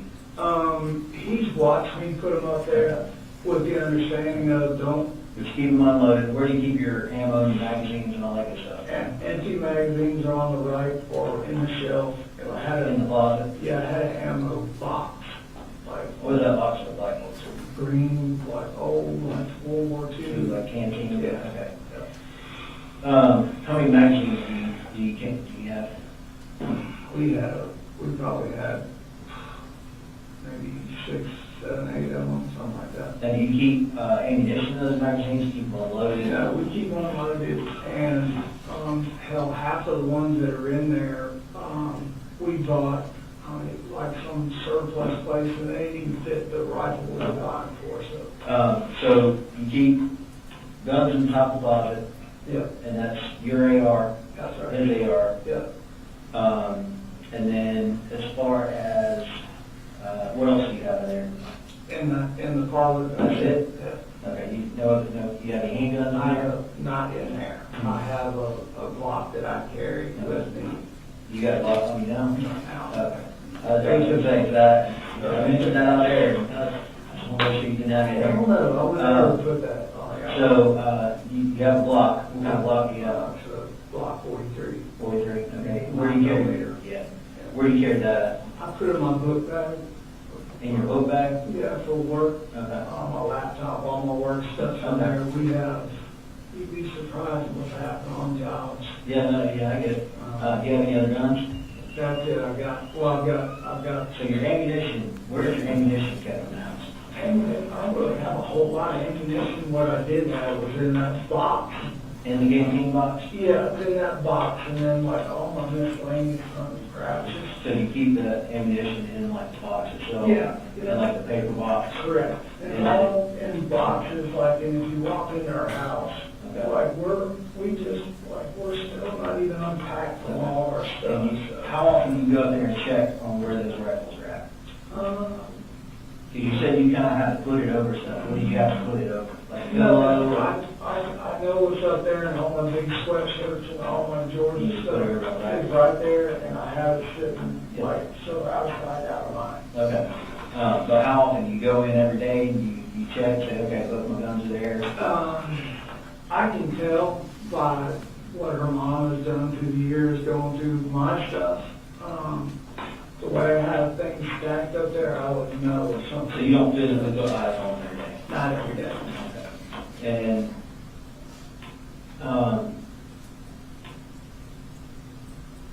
have you ever let Colt keep the rifle in his room? No.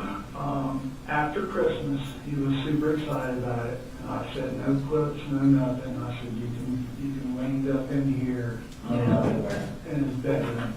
Okay. And he's got his golf clubs and his guitars and everything. How many guitars do you have? 2. Yes, two. Okay. Well, actually 2.5 ones, kind of a speeder. Yeah. So you let him keep it in there, when did you stop letting him keep it in there? There's no real set time or, like, not to have it in there. Really, once we, So he had a gun in his room? no, not all the time. We would have it in there, we'd shoot, he had it in there after Christmas here and there, but the majority of the time, it was in my closet, not really out for anybody. Once Little Man and Jenny moved in. You ever come home and you say you go in there, get it done, clean it, doing something with it? If he did, maybe 1 or 2 times, but it was always back. When I come home or whatever. Would he text you or call you and say, hey, Dad, can I go get the gun? When I came home, it only happened like a couple of times, and when I got home from work, he said, hey, I cleaned the gun, and he decided not to put it back up there. I'm like, for what?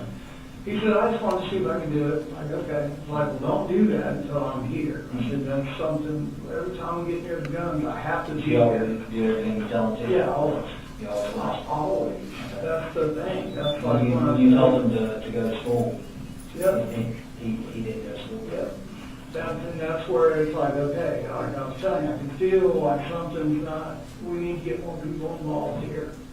So, it's no way of knowing that this shit right here was gonna happen. So, So when did you first hear about his interest in school shooters? So we are big, I don't know how we got into the presidential race, but we go back and forth, him and I. And so I don't know if it was an interest in school shooters, like he never came to me and said, hey, Yeah. I told the investigators the other day, Jimmy bought him this flag, and I don't know what it was. It was a guy with red hair, it's almost like a girl. It's a weird, funny flag. She bought him off that Amazon. I was up and I'm like, what is that? I thought it was Weird Al Yankovic. And he's like, who's that? I'm like, never mind. I'm like, that's the craziest flag I've ever seen. Just in passing. You know? Who was it? I have no idea. Did you ask him? Yeah, they told me, but I can't. Can't remember? Yeah, some computer guy that does the videos and all that stuff. I don't know. Okay. Really, I didn't.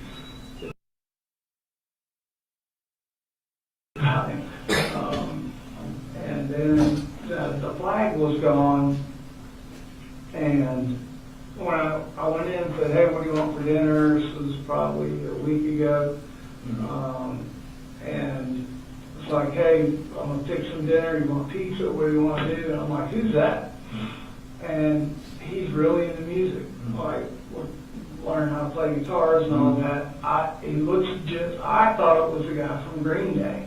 Like, I'm like, oh, I said, that's that old man from Green Day that his son, I told you, has a band. He's like, no, that's not who that is. I'm like, Who was it? he never did tell me. He never told you? He goes, you don't know who that is? I said, no. I said, I think it's that guy from Green Day. Like whoever it is, just bad glasses. He had more pair of eyeglasses on. And I laughed, he laughed, and that was that. So, When's the last, was it just one picture of? yeah, just one picture. How often do you go in his room? I now go in there almost every day. Those doors open, he's on the computer, it's dark. You know, hell, there's no one place that I'm in because I'm trying to, do laundry, cook dinner, take out the trash, cut the grass. So you go in there every night, tell me good night, you go in there every morning, wake up, you go in there to, like me or my wife, sometimes we go, I'll go in there and just sit down and hang out because my kids like studying. Yeah, so he does that and I go in there and Just that one picture of glasses. yeah, just that one right there by his computer, that was the only thing on his wall. That was all. Yeah, and then. Can I show you a picture real quick? Yeah. This is the guy. None of that was up there. None of that was up there? That. Just that one? Yeah. Okay. 'Cause that's kind of a whole lot more. Do you know who this guy is? I have no idea who that is. You have no idea who that is?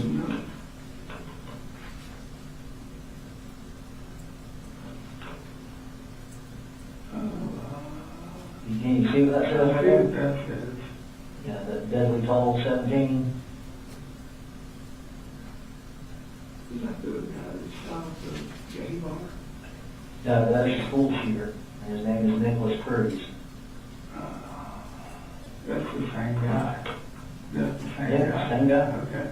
This is the only thing I can see. We got pictures from his social media down here. This is in his room? Yes, sir. I'm telling you right now, I never saw any of that. There was one picture, that one, right there. And you woke him up to go to school for him, didn't you? Yeah, no, that's what I was gonna tell you. So when Jenny moved in, I said, hey, you're living with us, I'm gonna give you the master bedroom Mm-hmm. with private bath. Right. I'll sleep in the bunk bed with the Mm-hmm. the right thing to do. So I had Colt set up on a couch Mm-hmm. out in the living room. And then when I saved up enough, I bought a queen size mattress and just bed frame. Yeah. No box frame. And set it up in a laundry room, which kind of a big room, like I was gonna make it my bedroom. Mm-hmm. So the goal was like, Colt, your room is packed with all this stuff that you got going on, computers and, you know, golf clubs, all this stuff. I said, you need to start getting better sleep, so I want you to make this your room back here. And sleep in the bed instead of the couch. When did you make that transition? Probably maybe a month ago, 3 weeks ago. So he would be asleep in there, and literally there was no, like, if he's on his computer, like, I'm not going in there and chit chat with him. He'll go in there and lay down or come out on the couch, and that's usually where if we're talking about school or anything going on, that's where he's at. Like, So he never he told never you? told me who that was. He No. never did. He in class said, I can't believe you don't know who that is. Mhm. I'm like, I said, no, it looks like that singer. Would it surprise you if Colt said something different? Maybe. Why, what do you think? So when I talked to Colt, he said that he indicated that, you know, you came by and you asked him who that was on the wall. That's right. And he explained to you, he said, Dad, you don't know who that is. That's exactly what he said. Yeah. And you said, no, I don't.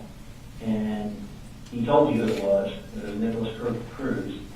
And he was a school shooter. He said it's not that big of a deal. And then I said it looked like that singer, and he said Nicholas, that's what he said. He said it's no big deal. Like, there was no, So he did say it's no big deal.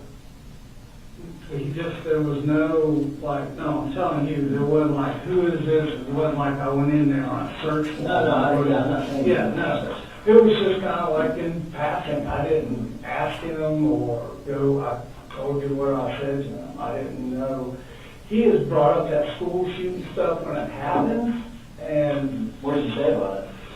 really, he just, like, we have conversations about how somebody could do that, and me telling him, like, you know, you gotta be aware of people, you gotta be aware of your surroundings, like, the whole, to be honest with you, the push was that I kept telling him, like, man, you'd be great in law enforcement, because of what you see. One time, What do you mean, what did you see? Give me an example. like Fox News will show all that, you know, blurred out stuff right there, and he's like, yeah, look that up online, and I'm like, for what? He was like, because it could have been stopped. Like, he showed me like how that guy for the gay nightclub, how he got in there. You know, he's like, they should have stopped him right there. You know, When was the gay nightclub shooting? a couple of years ago. I mean, So it's he's not kind of like, been into the true crime, like just looking up stuff a lot. I guess, like, as far as looking into it, I'm not, Did he ever tell you that he looked up to him? no, Yeah, that would not fly in my house. How often do you like go get his cell phone and go through it? I just bought him a pay-as-you-go cell phone, so I haven't never gone through his You phone. never. When did you buy him a cell phone? I guess it was right before he was gonna start back school up here, 7th grade, 7th. Okay, so in Jefferson. Yeah. Okay. So 7th grade, he. It was Jefferson right when we moved here. It was, Okay. yeah, it was before. So he's had let's say, you know, he's in 9th grade, so that's 2 years. So he's had a phone for about 2 years. Yeah, it doesn't seem like it's that long. Do you know what kind of social media profiles he has? No, because when we lived in Jefferson, one day, like, how y'all doing? We'll get dressed, go play golf.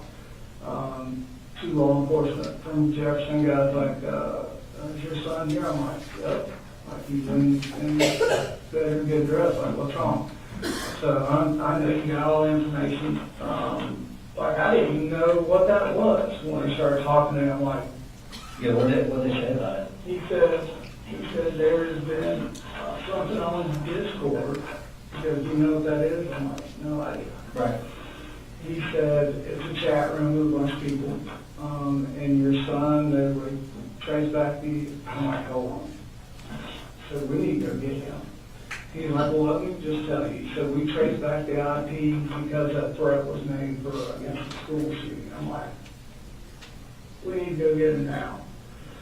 Went back, got him, I'm like, you need to come out here, and whatever you do, do not lie. You tell these people exactly what they're asking right now.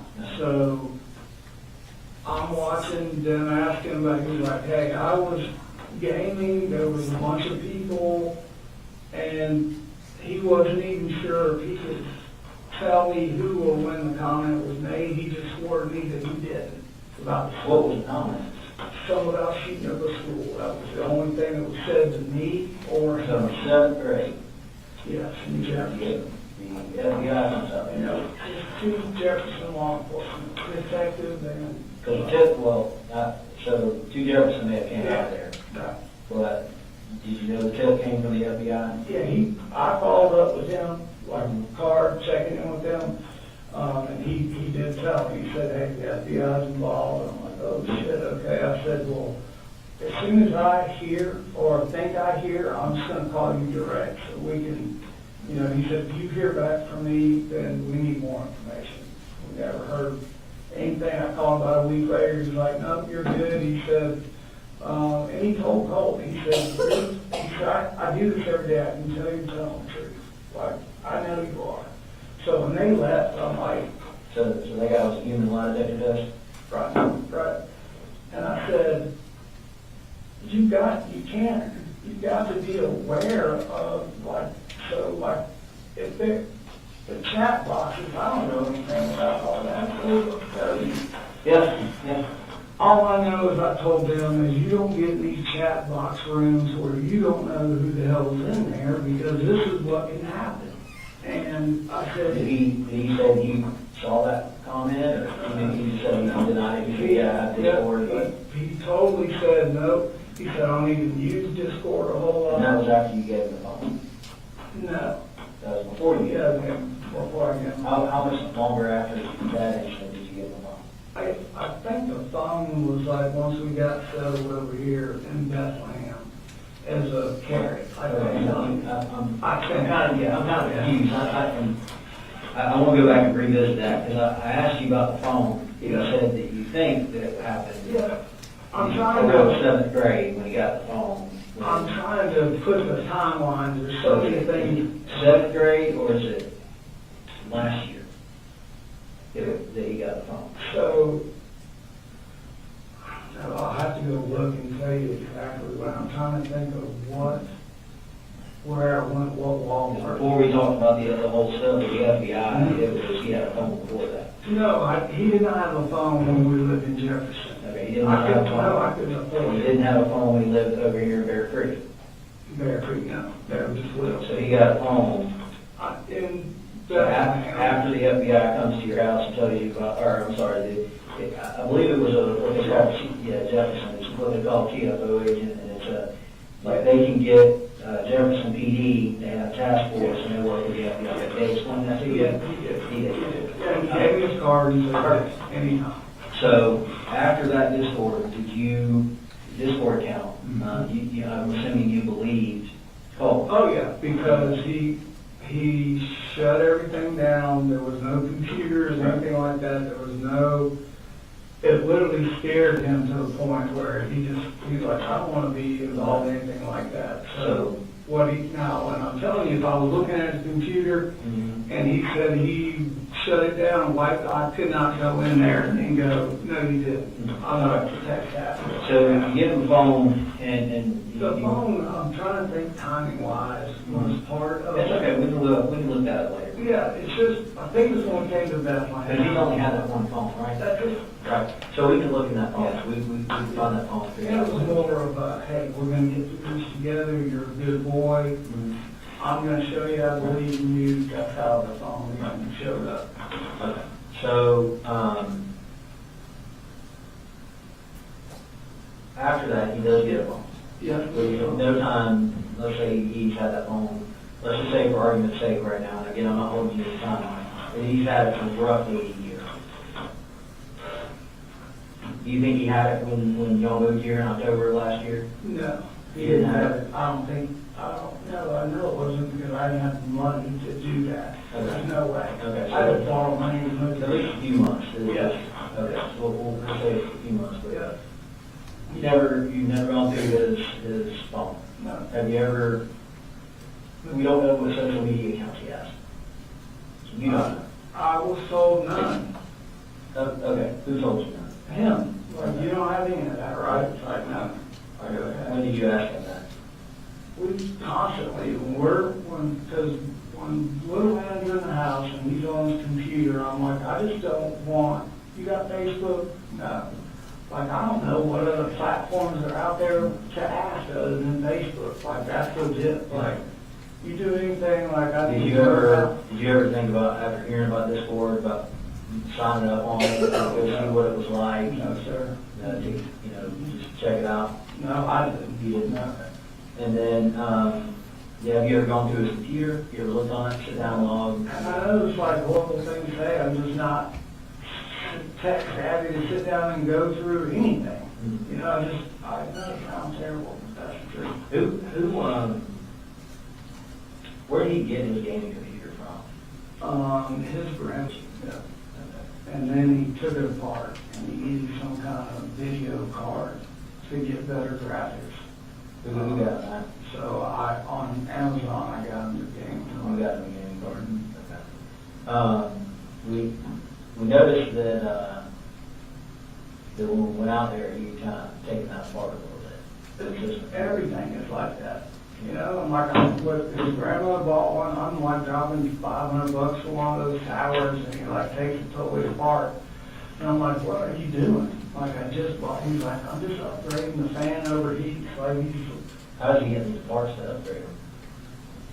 The only upgrade I know is like the gaming card I buy it off of Amazon. You said he was upgrading a fan? He just would, he knows I don't know what the hell he's talking about when I tell him about these parts. I'm like, just, what's wrong? Is it overheats? When I play games or whatever, it overheats. I need a bigger fan and some kind of specialized, like, Other than the graphics cards, you buy any other parts for the computer? nothing to where, like, Now, you said you dropped $500 for a tower. Yeah. Was you buying another computer? no, one that, like the tower he had, just was slow and boggy. He showed me, like, I can't game. I'm like, okay, what do you need? So he showed me online, he's like, this is the best in the boxes and everything still at the house. So the one that grandma got wasn't really good. It's better than the one I had. She upgraded him. Okay, so you bought him a tower, Yeah. and he said, look, I can't do it. Yeah, it's good. He used it for a while. He didn't bitch and complain, and then he just wanted more power and speed. He So his said, grandma upgraded him. I got you, I'm tracking you. yeah. And all those parts and shit, that's what it looks like. How often did you, have you ever had a reason, or has he ever given you a reason to go through his room and look, make sure he wasn't? Nothing, never like, Because when we were kind of talking to Jenny, she mentioned, because they're replaced. yeah, And she mentioned that he's like in his room all the time. yeah. What's he doing in there? He's on his computer How often do you go check on him? every day. I talk to him every day, dinner, go in there, you're gonna go to church with us, like, we talk all day long. What when you try to get him out of his room? He'll put up a fight. No, he doesn't put up a fight, but he just, come the weekends, I'm like midnight off in bed. So that's kind of our standing rule. But like I said, over the last couple of weeks here, he's just been more on the defensive, I would say, more kind of like anxiety filled, being short with me, being short with his little brother. So, I just tell him, like, look, instead of screaming, and getting upset, I can't have little brother and Jenny seeing this.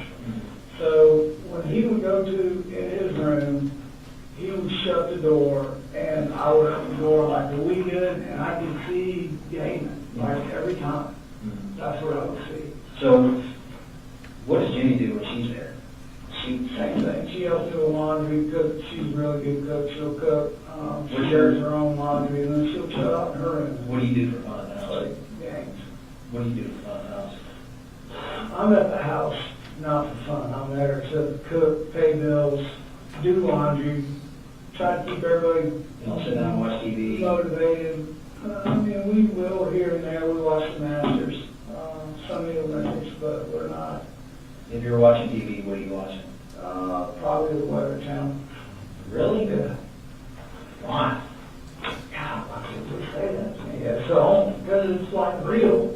Like, I have to plan around. Everybody says that to you? You come in your house and like, what are you watching this weird stuff? Like, you call my sisters, any of them, like, what's your brother watch? They'll say, Wow, okay. Do you do anything, do you have any other hobbies other than, we're deer hunting, outdoors, golf, like, you know, just trying to get them in that way. every time you go out, does Colt always go out with you? He, 9 times out of 10, yeah, but now that Jimmy and Little Man are back, you know, he's a little more reserved because, you know, And they've been back how long? I would say, coming up on about 8 months now, maybe for Christmas. So I just need to look, but whenever you see that Lieutenant Guest visited me, that's when they came. So, kind of to go over a little bit with you, first I'd like to kind of discuss what talk to him about. What did he look like? What kind of shape was he in? I mean, please tell me he was remorseful. Okay, well, You want to coach?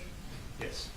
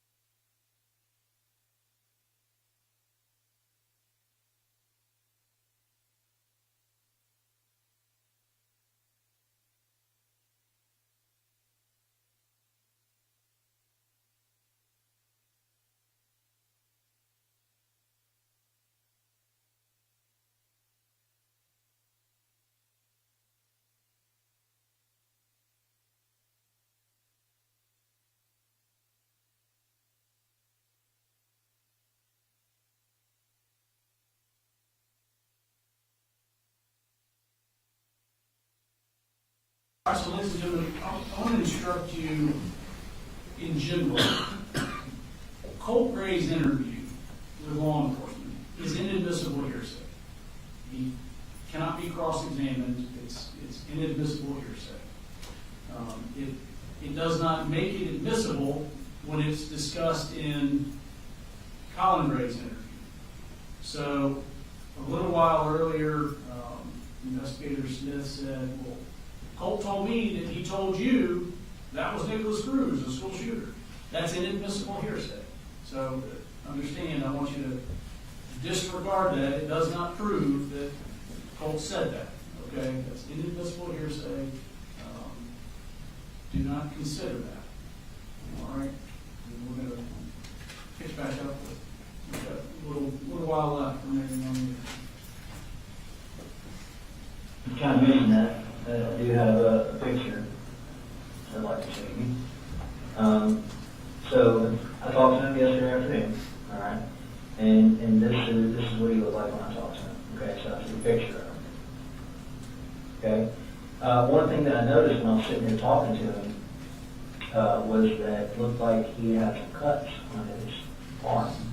And that's kind of one of the things I wanted to. Have you seen those before? Mm-hmm. Yeah. Have you seen those before? Yeah, I think these are Fitzgerald. Those aren't Fitzgerald? Yeah. What caused those? Him? He was a cutter? Yeah. Yeah. And we talked about that. How long ago did he do that? It's been close to a year. It's been a long time. Yeah. That's what he said. I mean, well, he said he cut himself. Yeah, he has, and it's been a while. And like, when I saw those, it's So like. he says, when I talked to him yesterday, again, I'm not gonna go, I can't go line by line by line yet. I haven't gone through and listened to everything, but, just going off of Nick.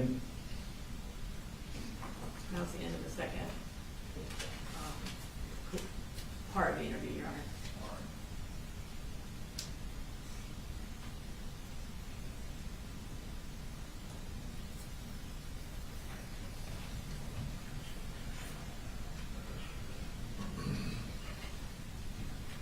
Basically, he said that he suffered from depression for a while.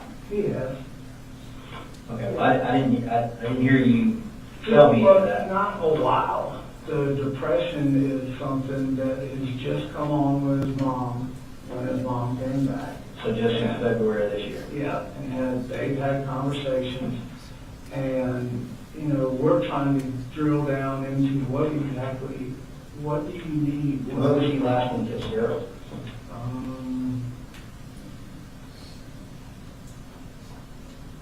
I guess when I went down there to get everybody, Yeah, that's a good bit more than a year ago.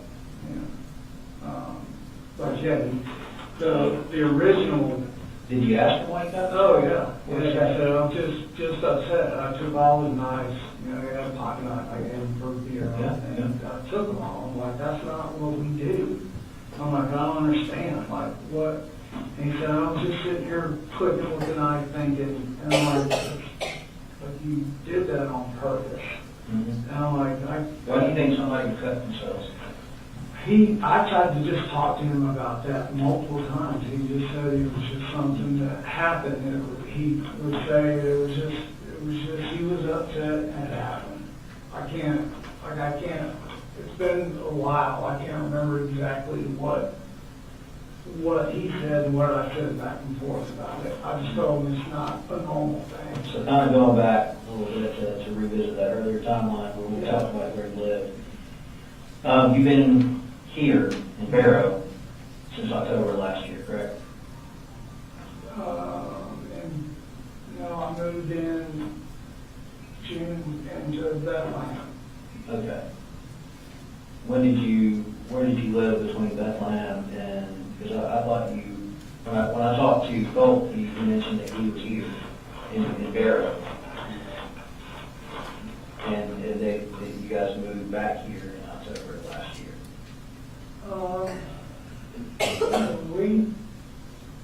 When we came back,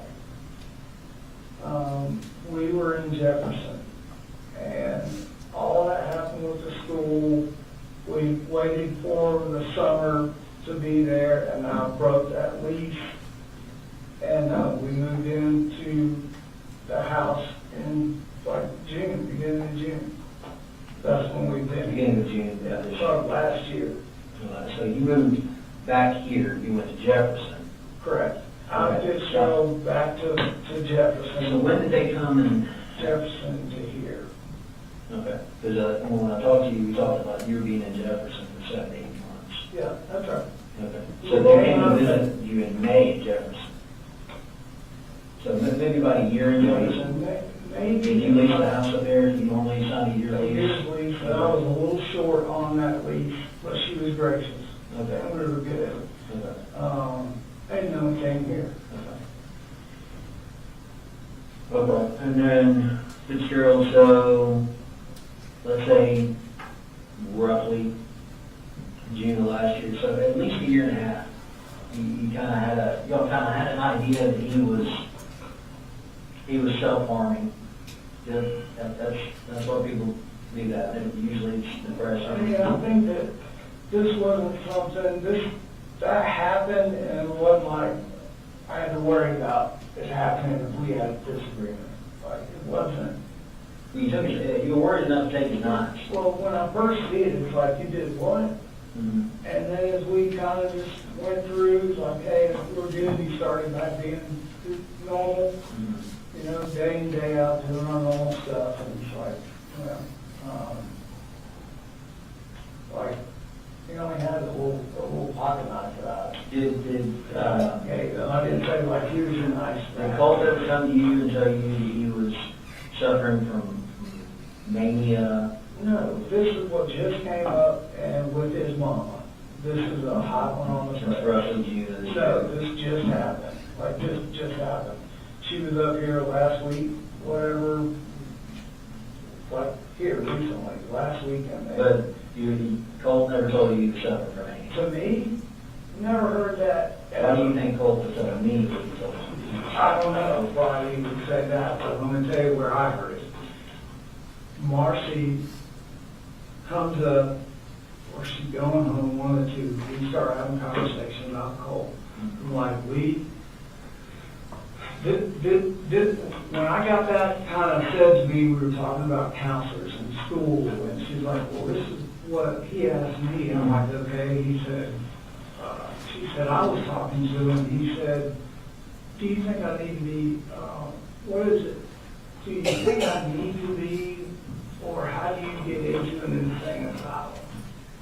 When did he say that? Here recently, to his mama. And she said that to me. And I'm like, what is that? So that's kind of like another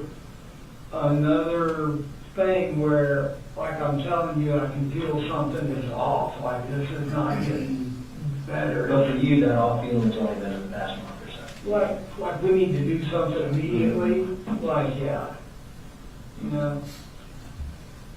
And when, like, hell, I can think the other day we were talking about that. I'm like, why would he say that? I've never even heard him talk like that.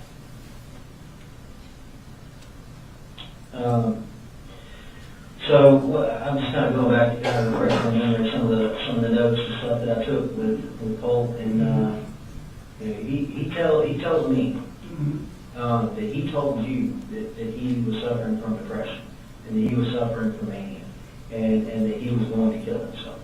Yeah, no, that, seriously. No. Yeah, I mean, if that's the kind of stuff, we're in the truck and we're going to the hospital.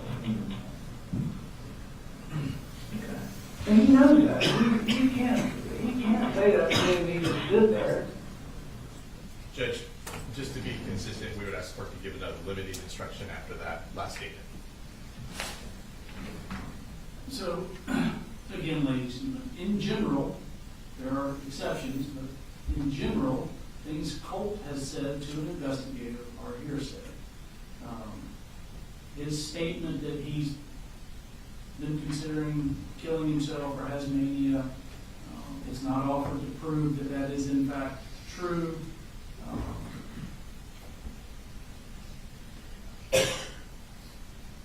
Does that satisfy or do you? Yes, sir, that's fine. Thank you, Judge. Thank you. Maybe we approach. Yes.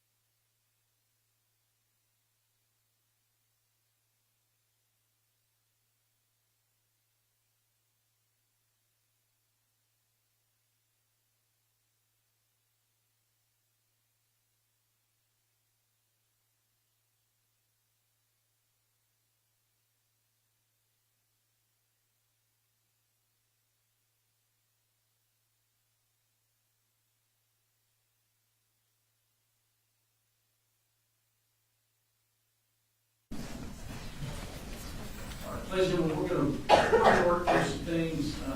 Y'all are gonna go ahead and take a lunch break, so meeting recess till 1:30.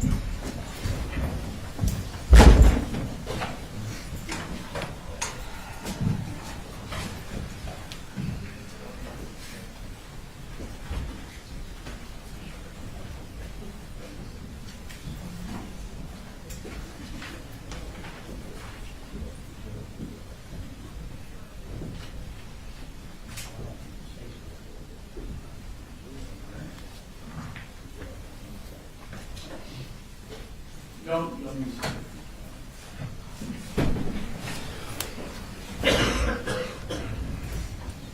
There's another 15, 20 minutes of this interview, is that right? I would say 40. Oh, this one was 40, yeah. Oh, this is 47 minutes. The whole thing was 47 minutes, this particular clip. It goes to 53:35. We are at 18 minutes. 6:47. No, that's not right. He steps out at 39. Yeah, I got 40. 44 minutes. Sorry. All right. Is what the state approached to show me, is that the last of the? That's what I'm looking at, Your Honor. That's why I wanted to break for lunch. I didn't want to keep coming up there trying to see things. I think that's the last of it. All right. We'll go ahead and break, then if that is beneficial. And then I know that we have some of the photos that we still need that we were going to talk about on the back end of lunch. I don't know. And you're based on where we've gotten with Investigator Smith's testimony, I do anticipate there being another break between the next witness if you want to wait until that. All right. We can do that.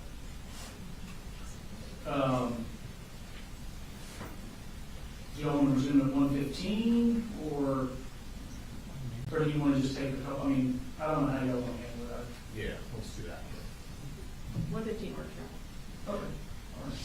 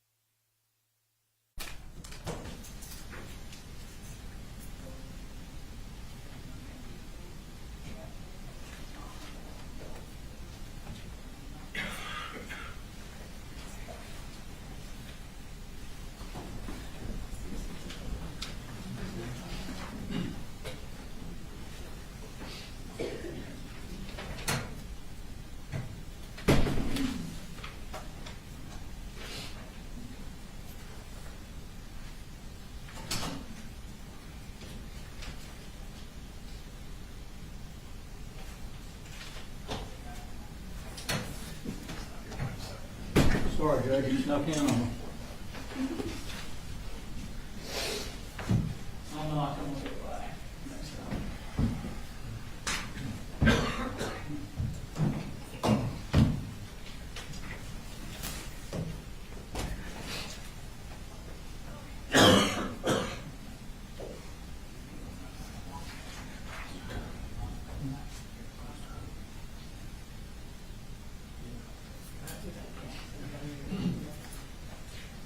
So currently, we're in this area. I'm gonna have her skip through all of this to this, where we start talking about the Okay, so that skips over. Yeah, they're all in. Okay. This is coming off the side.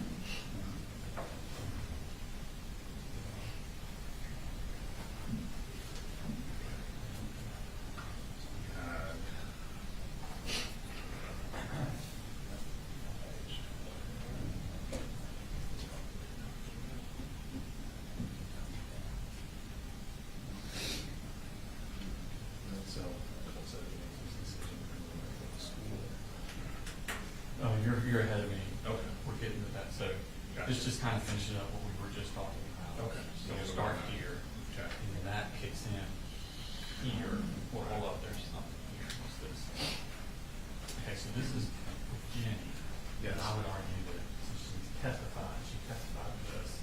We're okay with Jenny. Excellent, because we're trying to put her safe. So the next part, Colt, is when he goes through what Colt said happened at Yes. the school. And I don't think that's beneficial. Because he's just describing what happened at school. We gotta be consistent. Well, the reason we're asking for it is because then it leads into this conversation, like it says, the only thing I know is and it kind of just gives the context of it. And then, And after that, I believe it's just Jimmy Marcy. well, there's this thing where Colt describes how he did it. That's what I'm talking Okay, so you're trying to get into that. about. I mean, I think, No, it's okay. I don't think it's, Yes. I don't think it's prejudicial. He's describing what happened at the school. So no one's arguing with what happened at the school. But it leads into, I think the last thing he says is,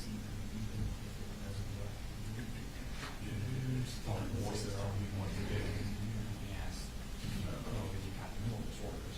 And he had mental disorder too. So that's kind of why. When are you gonna stop?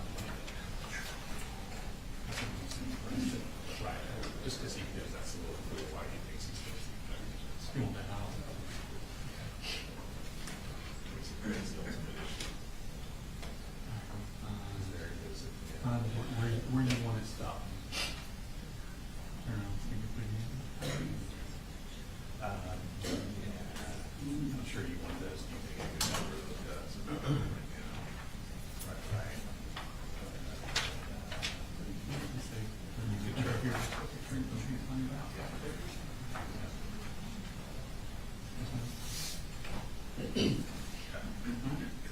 You want to press the judge on the overrule? Yes.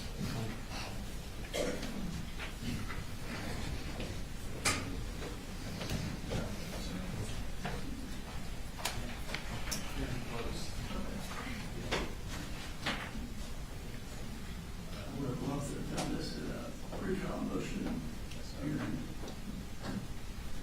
Real sure what they were gonna do. That meeting doesn't look interview. So, we're.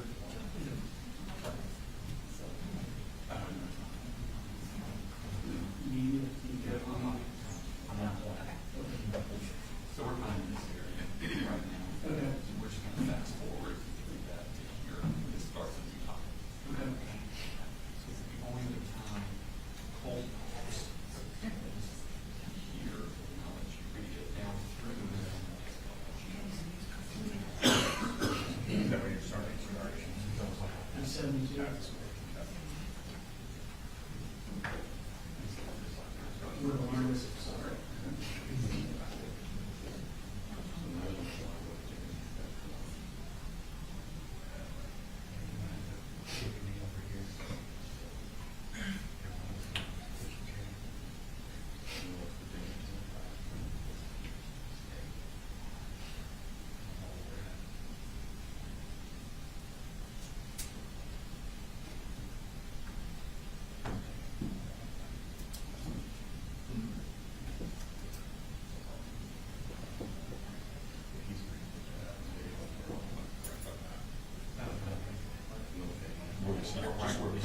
it's going to be. Right.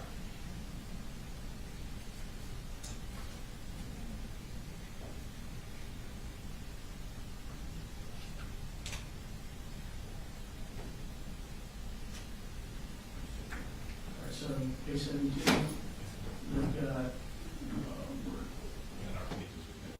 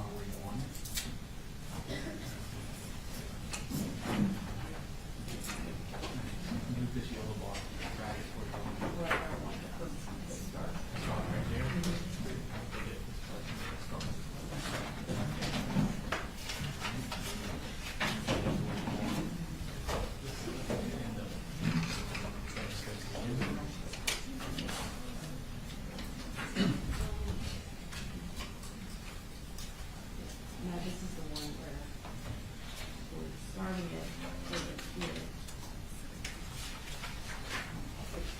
We'll affirm it.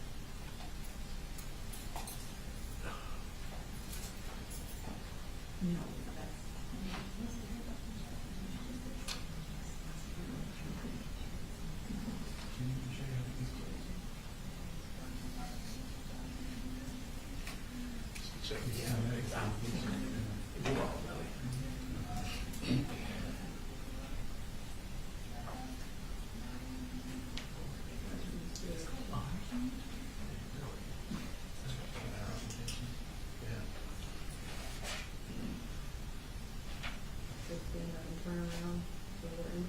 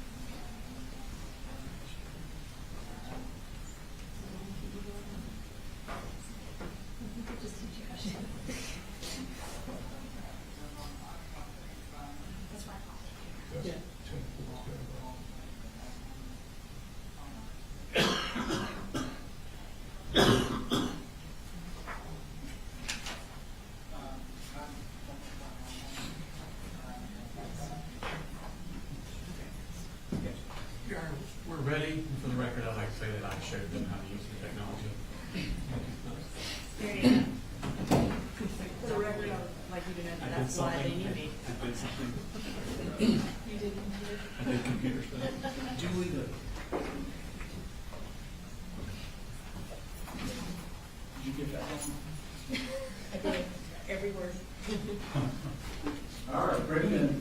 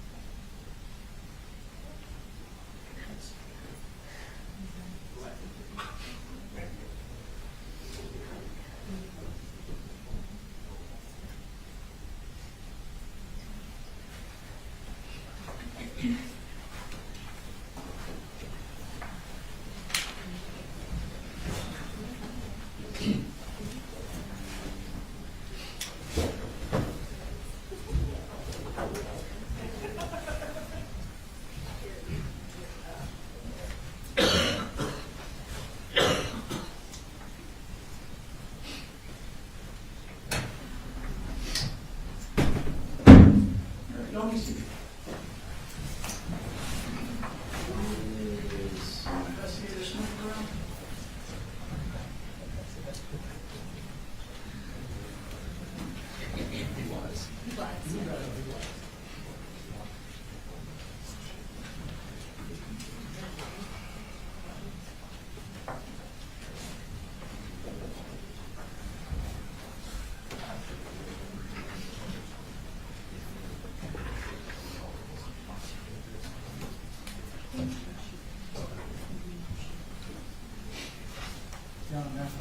Yes.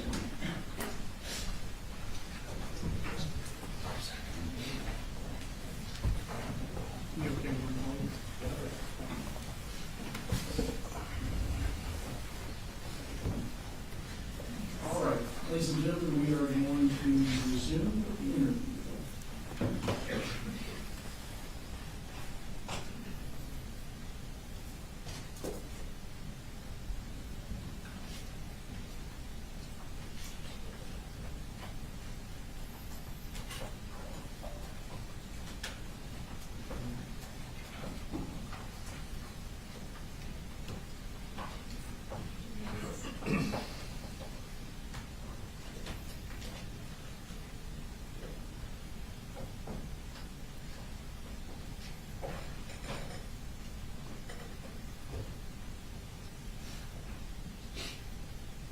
Ladies and gentlemen, we are going to resume with the interview.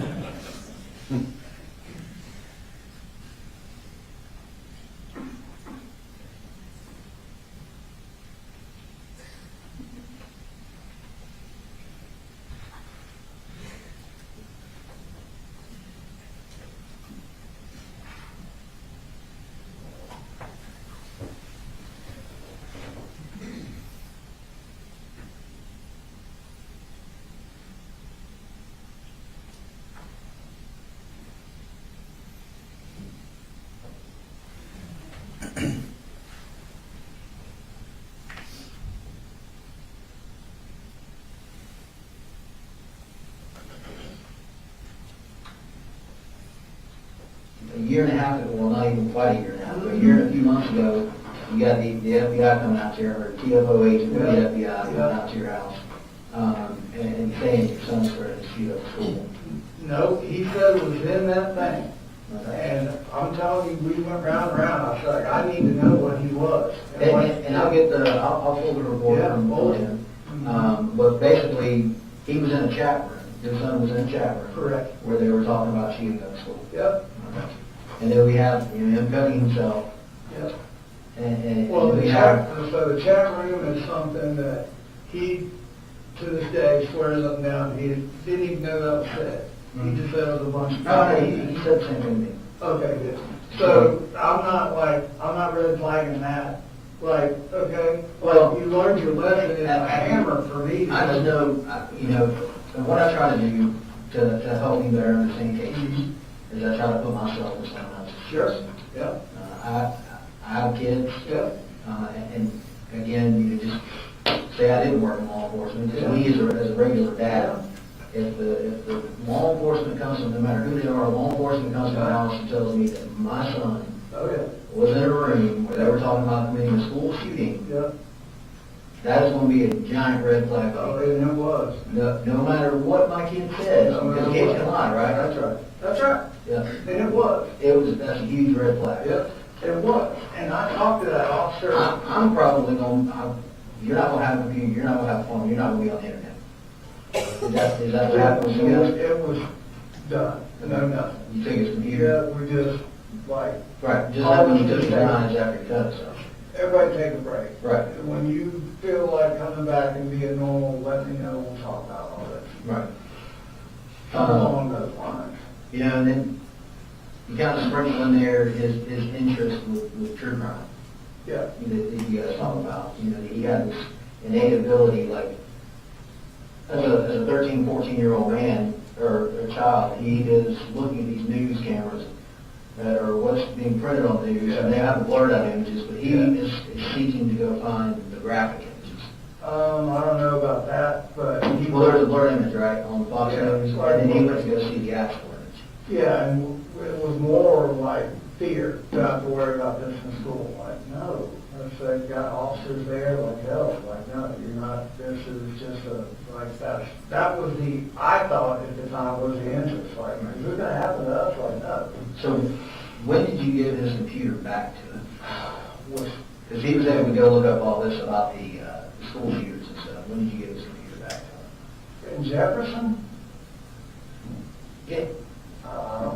I have no idea when I gave it back to him, because that was towards the end of school, and then we started moving. Okay. When did you buy him the computer? I bought him a tower, I guess right before we left Jefferson, like just a gaming, low budget gaming tower, Okay. like a GT40 or something, it was a good gaming computer. But never, let me be exceptionally clear, right now. If he ever said anything to me about killing himself, Mhm. there's not hell or high water going to keep me from taking him to the hospital. Right then. Right. Like, that's, So let's kind of visit, let's unpack that. Did Miss Marcy and Miss Debbie come to you and talk about having him go to Athens Behavioral Health? yeah, that's what we're working on. That's what we're working on? That's stuff. What were you supposed to take him to Athens Behavioral Health? Was I? You or whoever, who was supposed to take him to Athens Behavioral Health? I didn't have an appointment with him there. Well, I know you didn't have an appointment, but I think the reason that there was no appointment made is because they said on Saturdays, you didn't need to make an appointment because it's not a busy day. I didn't talk to anybody there. I don't know. No, I'm not saying you did, Oh, I don't know. but did you talk to Marcy About and Debbie about taking him to Athens and having him, No, you never had a conversation with them not about, about Athens. about where? I mean, not about going, the only person we talked about was school and getting that third-party counselor in there for him. That was our conversation. Because when, in their interview with Miss Debbie and Miss Marcy, they both indicated that this past Saturday, that that Colt was supposed to be taken. That's the first time I've heard that. No, you Swear to God, never heard that before. never heard that before? Nope, never. Okay. Why do you think that would be said? Because that's what I told you, we were trying to get help for him, like, so he, like, he's not normal for the way he's not wanting to go to school, and he's just been through a lot with his mom.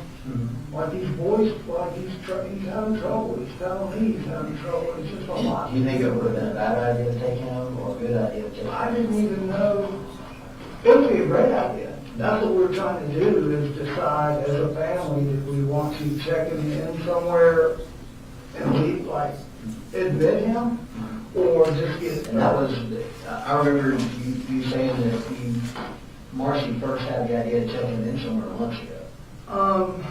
When you pushed her and you came home? No, that was just like last week. Okay. What was the incident you were telling me about? Was that? That was, that's what I was talking about with him. Last week or- Yeah, when his dad came up here and all that, it's that kind of stuff that he went through down there living with them that kind Did of. Marcy ever ask you to take the guns out of the house? Or put them up or hide them No, somewhere? yeah, we've always been like that, like our guns have always been. But what did Marcy ask you about the guns? What did she say to you? She just said after the confrontation she had with Colt was like, you need to put them up or get rid of them. And I said, okay. Did you put them up or get rid of them? They're up.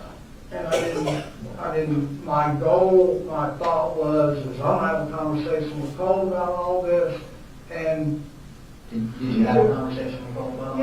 yeah, like, he told me exactly what happened, that his mama kind of it was a different story than what she said. That she kind of came charging in there, calling an MFer, and got in his face, and like, okay, that's what happened. I'm like, okay.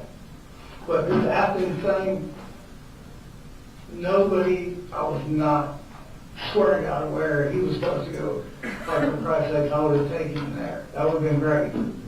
But, no. That was never, nobody ever said there is a set appointment for him anywhere, so we've all been Right, working yeah, I on mean, it. there wasn't an appointment made, no. I mean, like, it's all my insurance, I would have to know about it. Nobody ever said, hey, go. Like, we're set up to bring, like, I didn't even know that they talked to Athens, like, Okay.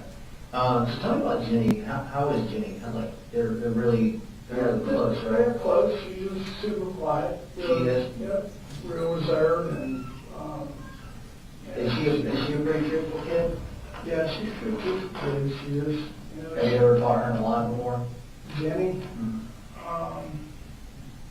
nothing major that I can think What does she of. lie about? I'm saying, no. I can't think of anything like major. Have you ever called Colton a lot? I'm sure I have. I can't, Can't think of anything off the top of your head. no. Like, kind of a lot in trying to process here, and these questions are like, I don't know, like, I don't know. No. Like, I don't know, when I bought that tower, it was like around Christmas or something. Yeah, like I said, I'm not looking for an example. Yeah, I know you don't carry around receipts, but these are questions that we've got to figure out, we've got to find out. Yeah, I get it. Because, you know, a lot of people want answers I know. to these questions. Yeah, I do too, Yeah. you know, like, I do too. So these are some things that, you know, you kind of need to be thinking about. But we did talk with Jenny today, Yeah. and she did very well today. And we kind of, when we talked to her, and she's very close to the brother. She goes in his room and they play video games together, so on and so forth. One of the things that she stated was that was a Colt cuts his arm, isn't it? It's not all the time, though. Okay. So how often? There was never an inkling or a thought of anything like this ever happening. That's not like, Well, there was an inkling.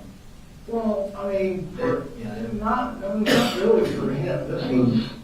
For him, this was our escape out into the wilderness kind of thing. That's all this was.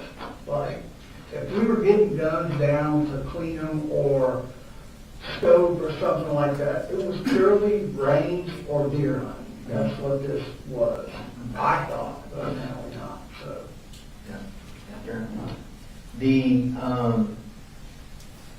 She mentioned that over the past couple of days that he had been kind of cleaning his gun a lot. Did you see him clean? No.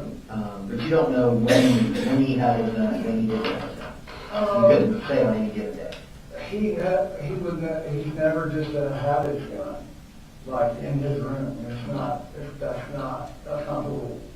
That's not it. They're in the bedroom. If he, like that little lady. Whatever. You're better?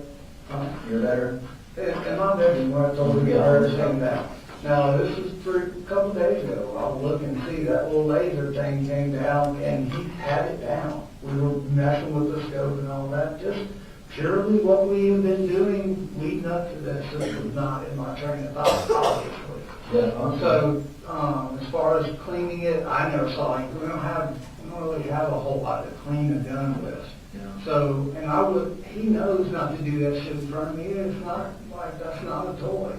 But, so, I guess the reason I'm kind of drilling down on it is I'm trying to figure out how often he had the gun, how much access he had to the gun. Yeah, I mean, there was. And it sounds like, I mean, if you weren't home, because he doesn't sound like everyone at school or the 3 or 4 days, I think it was on computer. He could have gone in there any one of those days and got it. Well, it was a trust kind of thing. That's the reason we bought it, because he was showing, like, trust. You trust it? Like, I mean, it's like, he was checking the boxes, doing everything he needed to do. What boxes was he checking? Just staying calm, getting back in school, like, being committed to getting back in school, like, just everything he said he was gonna do. And then when the mess shit happened, I guess, Colin, I have a different understanding of checking the boxes, because he made the commitment to go back to school, but he didn't go to school, he went 4 days. this year, he went 4 days. The conversation that you don't and not know about is, could he go to school? Mm-hmm. And that's where we're kind of like at with this whole thing. He could go to school. Can he go to school and just say he's gonna go to school and do what he's supposed to do and not worry about all the kids and the bullying and all the, like. Who was bullying? In Jefferson, Okay, but not here. not here. Okay. No, when he came back here, he was. He did online school for a period of time too, right? How long did he? I don't know, man, he went through all of online till, I don't know, towards the end of this year. Mm-hmm.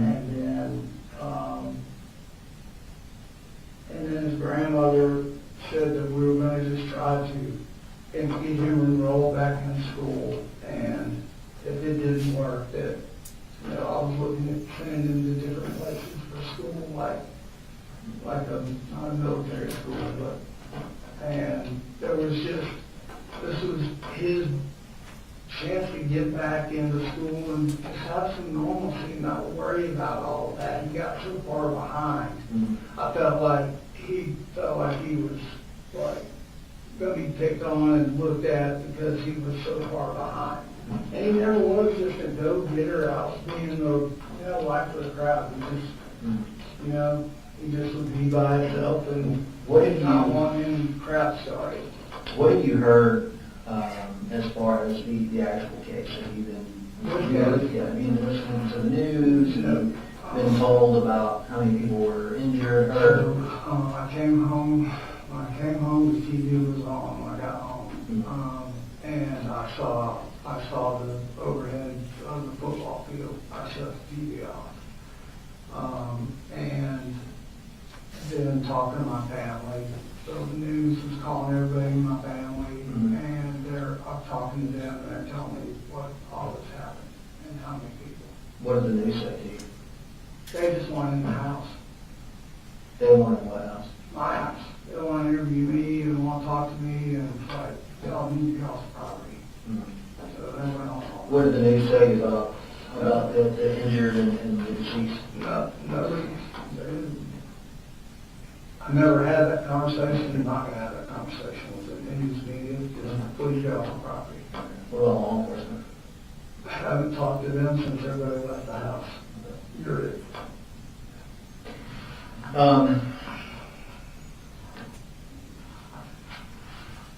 So I'm going to share with you the warrants that were taken. Okay.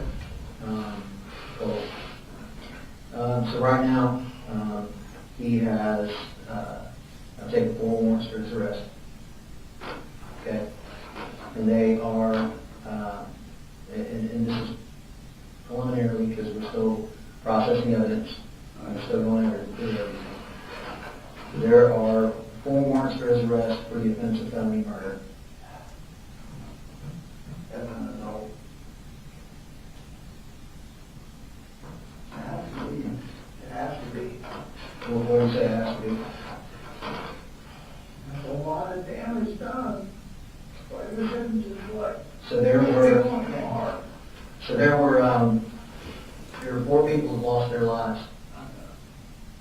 So and I'm going to give you the picture, kind of in talking to everybody, kind of what happened that morning, to the best of my ability.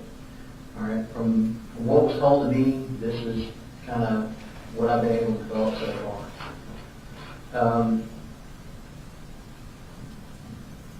So Colt says that he makes this decision to bring this rifle to school.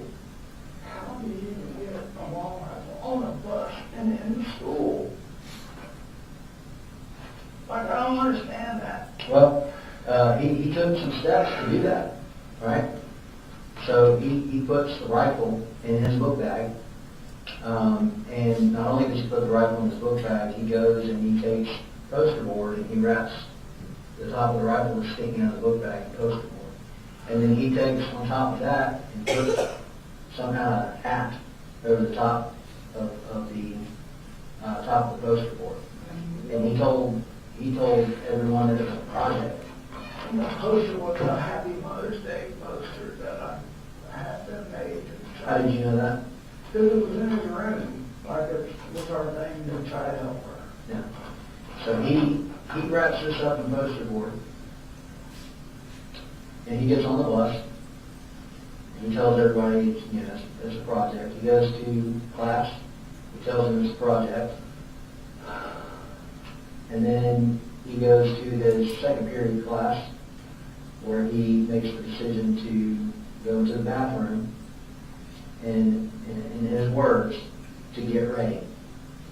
And asked him what that meant, and he stated that he had formulated this plan, and then his initial plan was to bring a hat. And his initial plan was he has an airsoft vest, is that correct? He was going to wear his airsoft vest, but he opted not to, and he forgot his hat, but he brought with him some gloves. He said the reason that he brought the gloves was to distance himself from the rifle. So what? Distance himself from the rifle. Does that mean anything to you? I don't know what that means.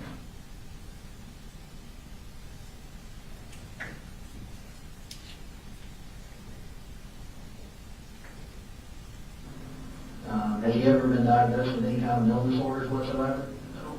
Never have? No, sir. Never gave you any inkling that he had a mental disorder? No, sir, no. I'm telling you, the only time I heard those words about Mhm. what he told, Right. what was it? Mania, Yeah. whatever, was a sane asylum. And that's where I'm like, he's gotta go. Like, we have to make this happen right now. Something's wrong. When was that? That was just the other day that his mama told me that. Like, okay, we've gotta make this happen. When she came over, he pushed her? Yeah. Okay. And when you guys talked about making it happen, it was nothing about this past Saturday? No, Okay. no. So he goes down, he opens up fire, and he strikes four individuals, and four of the individuals that he shoots and hits, they pass from the injuries that they sustained. Two of them, Colin, were children. I know it, but like, what? Why in the hell would he do this? Two of them were staff.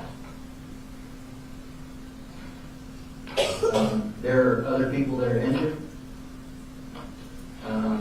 At least one of the injured was listed at one time in critical condition. I don't know the extent of their injuries. I've not spoken to them yet. Like I said, there's a large number of investigators and law enforcement that's involved in this investigation. So it takes time for us to get, so I don't have all the answers for it right now. But there was a number of other people that were hit. Like the worst. You have to believe me when I tell you I never, ever, in 1,000 years, would ever think this would happen with him. Ever. Yeah. Well, that's what he's under arrest for. And we talked to Jenny today, and Jenny saw him before he left for work. Or left for school, got on the bus. She gets on the bus after him, correct? Yeah. Yeah. This is the picture Jenny drew for us of his backpack. His backpack, open, poster board, rolled up paper. She even put the J on there for Jenny's for. I just bought him and I looked at it. Jenny is very talented. She's a very talented artist, and she's a very smart young lady. She's the whole reason She's the whole reason you're what? that I am committed to doing what I have to get my kids a good life. They did not deserve to go through all that shit with their mama and all the shit they saw and had to deal with. Right. So when they went through all that stuff with their mom and all that stuff they had to deal with, did you ever get them, think about getting them counseling or sending them? You did? Who'd they go to? No, we didn't formally send them to a counselor. They talked with defect counselors multiple times. And to the point when I was talking with Jenny, like, hey, Defects counselors or defects workers? both. They were both involved. And Fitzgerald. And she, you know, that everything that I do, or, you know, Colt, your brother, and your sister are watching, you're the role model. Mm-hmm. And if there was any constant frustration, it was like that. Like,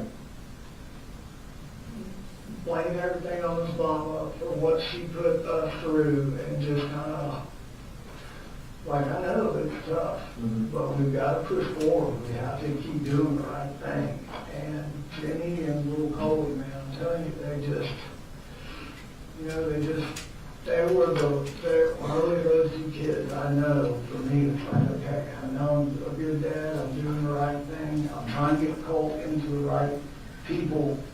I've only got so much money, so much time, like, but you're right, she's gifted, and little Colt is too, and they don't deserve any of this.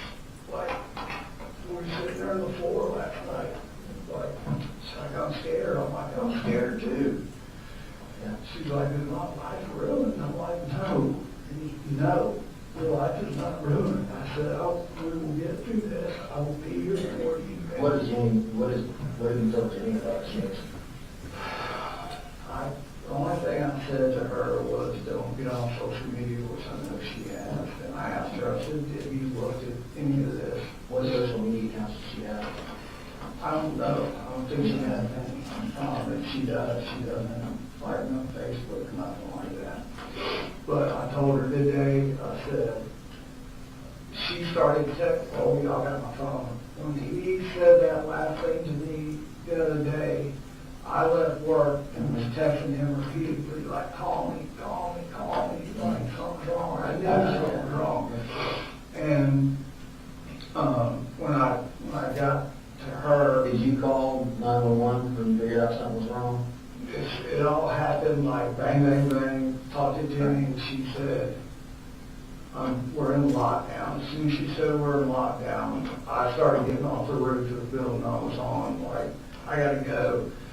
And then it was just trying to contact him, her, him, his mama, grandmother, just, we gotta go get the kids. Like, I gotta get home, something's wrong, I don't know.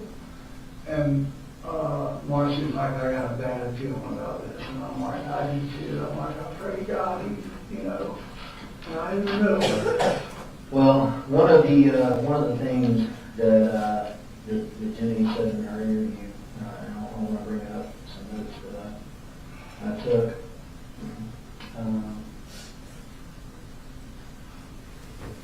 That she indicates that there's a lot more arguing going on than kind of what you have shared with us. The arguments are pretty frequent. Arguing, yeah. And, but, you know, yelling at you, and she told us about the incident where he chased her into his room, and she said it scared her. It scared me. Yeah, and that you and her have talked multiple times about getting him help. Yep. Going back for a while. I don't know for a while. You're asking time frames. I'm sorry, I can't just snap off of what these time frames are. But yes, they're like, there was no like blind eye here. We're trying, like, once I got this new job, what I was waiting on was my insurance to kick in. And that finally just kicked in. That was, we've been talking, like, as soon as I... When did the insurance just kick in? A week and a half ago. 2 weeks, maybe, I don't know. I said, I don't know the exact date, because it all happened. I was waiting to get him into like, if it had to be clinical, I started going down the list.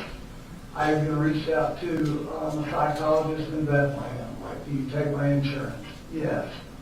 Here's kind of the backstory I got with Colt, was talking about that. And then school, Has Colt kind of, to kind of stay on track with the argument, has he ever told you that he hated you during the argument? yeah. Has he ever told you that he wanted to hurt you? He's always Threatened to hurt you? not like, more like, what are you gonna do about it kind of stuff. And what I chose to do is just to leave him alone. And You know, Jenny described seeing him kick you, and punch you, and hit you, that was the second time, and that was how long ago? probably a month and a half ago, before he started back to school. Yeah. And that's when I pulled in every, Did you ever throw anything at him? say, hey, to a screwdriver at me. What did he say to you before he did that? He didn't, I didn't hear him say anything to me at all, but, when I picked up the screwdriver, I probably should have said, you're going, I said, I need to call the law. So Jenny knew that he had a lot of social media accounts. He actually had a lot of them. And he would create them, delete them, and create them, and delete them. When you're talking to Jenny, did she ever share that with you? She never told me, and like, I'm all about, social media, so Help me understand how the conversations with Jenny would go. When, we wouldn't sit down and just sit there and have a long conversation about Colt. I mean, that's not, it was more about just, hey, we're getting him help, insurance kicks in, he's going, like, I'm trying to just see it coming and be neutral, and, I feel like he's gonna get that way, then we'll go to the park, and he'll calm down, and he'll give me a call and say, hey, I'm sorry, I just lost my temper, blah, blah, blah. And that's typically how it would go. But it was a lot of back and forth about his mom, and, what really started the whole thing of her coming back, he asked, he said, do you ever think that we'll be back together as a family and we can get mama some help? And I'm like, yeah. I said, I'm not doing that or bringing her back into our lives until everybody is ready to do that. He actually was the one that was like, yeah, let's try to get her some help. And, I don't want her to end up alone. And we had that conversation, just stand out in the backyard, and I'm like, okay. you didn't want to do it as long as He didn't want his mom to end up alone. And I said, well, I respect that. I said, so let's work on what it takes to get her back here, and us as a family. The mission was to keep our family together, all of us, and just turn the page and try to start over normal. Yeah. I can have something to drink. Yeah. Hang on a second.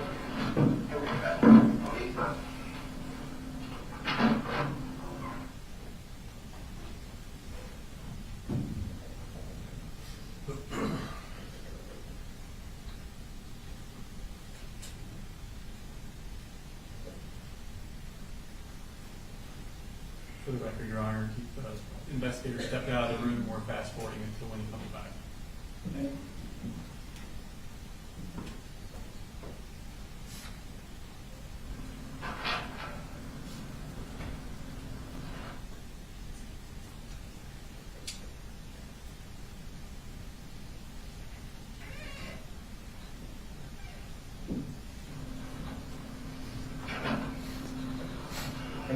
I'm sorry, man. I had to go to like 4 different people's offices, and none of my keys were in anybody's office. Yeah, we're almost done. One of the other things that, kind of, in talking to the other investigator, I mentioned that Marcy reported that she had conversations about him being obsessed with school shooters. And even that was a focus on admission, whether he was obsessed with it. I don't know about obsessed. he shared with her that one that I was telling you about. That's the only case that we really talked about that day. Yeah. So, it's like in my mind, like, no, like I'm literally like having normal conversations with him. And even in my notes I got right here, I'm like, this Athens behavioral thing, like, nobody ever said that to me.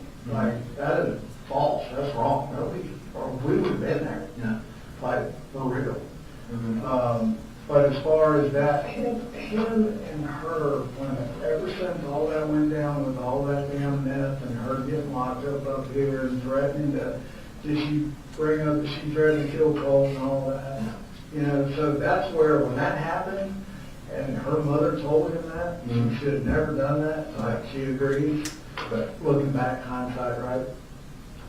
Once that statement was made, that's where the relationship between him and his mother was broken right there. So I don't, what was said back and forth, I don't know how much to take in stock into that, because he just is like, washed his hands with his mama, like there's no, like he wouldn't care if she walked up and throw away the key, basically. He couldn't get over that she had made that statement. Like that was a big, well, the way I understand it, she said the same thing about me too. But, So he knew that she was talking about putting him in a... No, this was her, he said that about, she said that about killing her son and me. That's what I'm talking about. And when her mom told him that was like, that just broke it within her. So it was just trying to give everybody space at first, her just take care of all of her issues, let everybody calm down too. Us doing the right thing.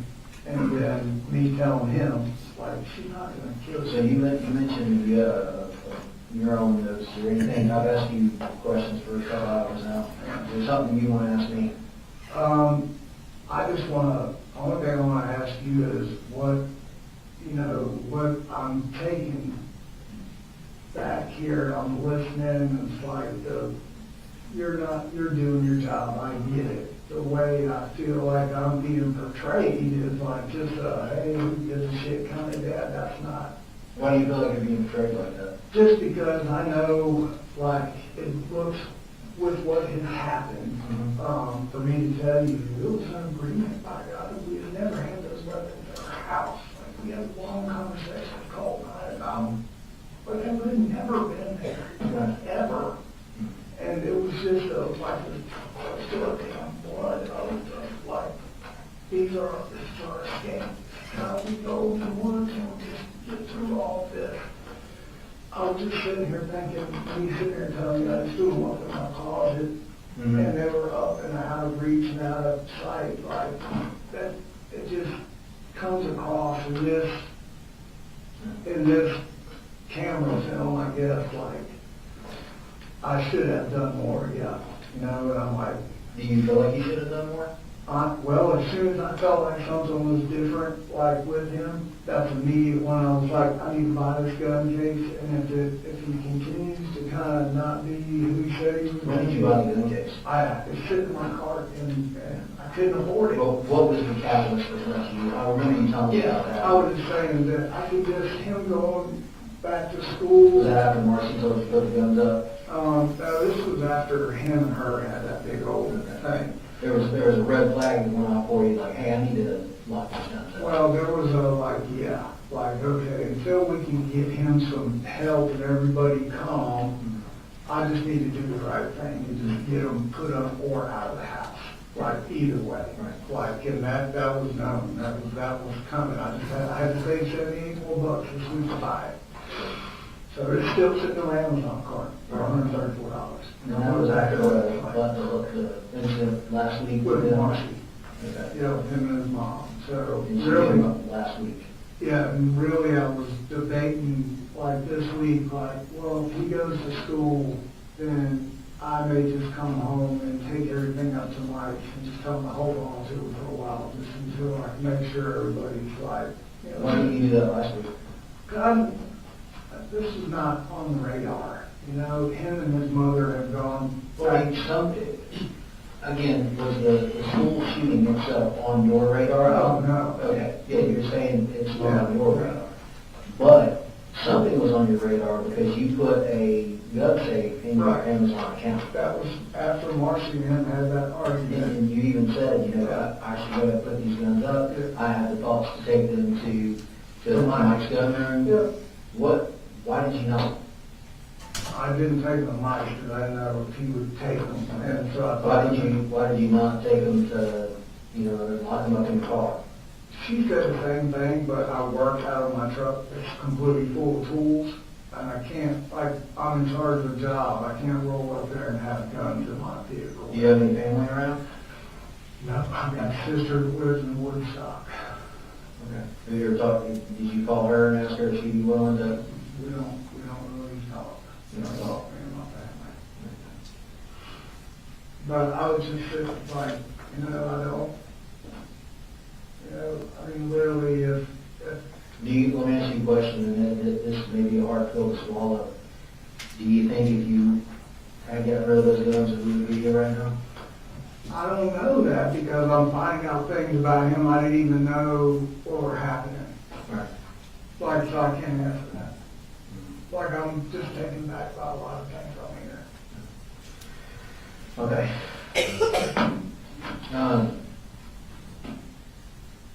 I think that's about all the questions I have for you. I'm so sorry. I don't even. Yeah, I think you are. Go ahead and set that stuff down for me. You turn around, put your hands like that. Is that the point where you placed him under arrest? Yes, sir. I don't think I asked you before, what time of the day did you start this interview? I believe it was later in the afternoon, around 4 o'clock, give or take. Okay, there was a timestamp on there. Do you think The that's timestamp accurate? would be more accurate than my memory, yes, sir. Okay, that's all. Nothing further.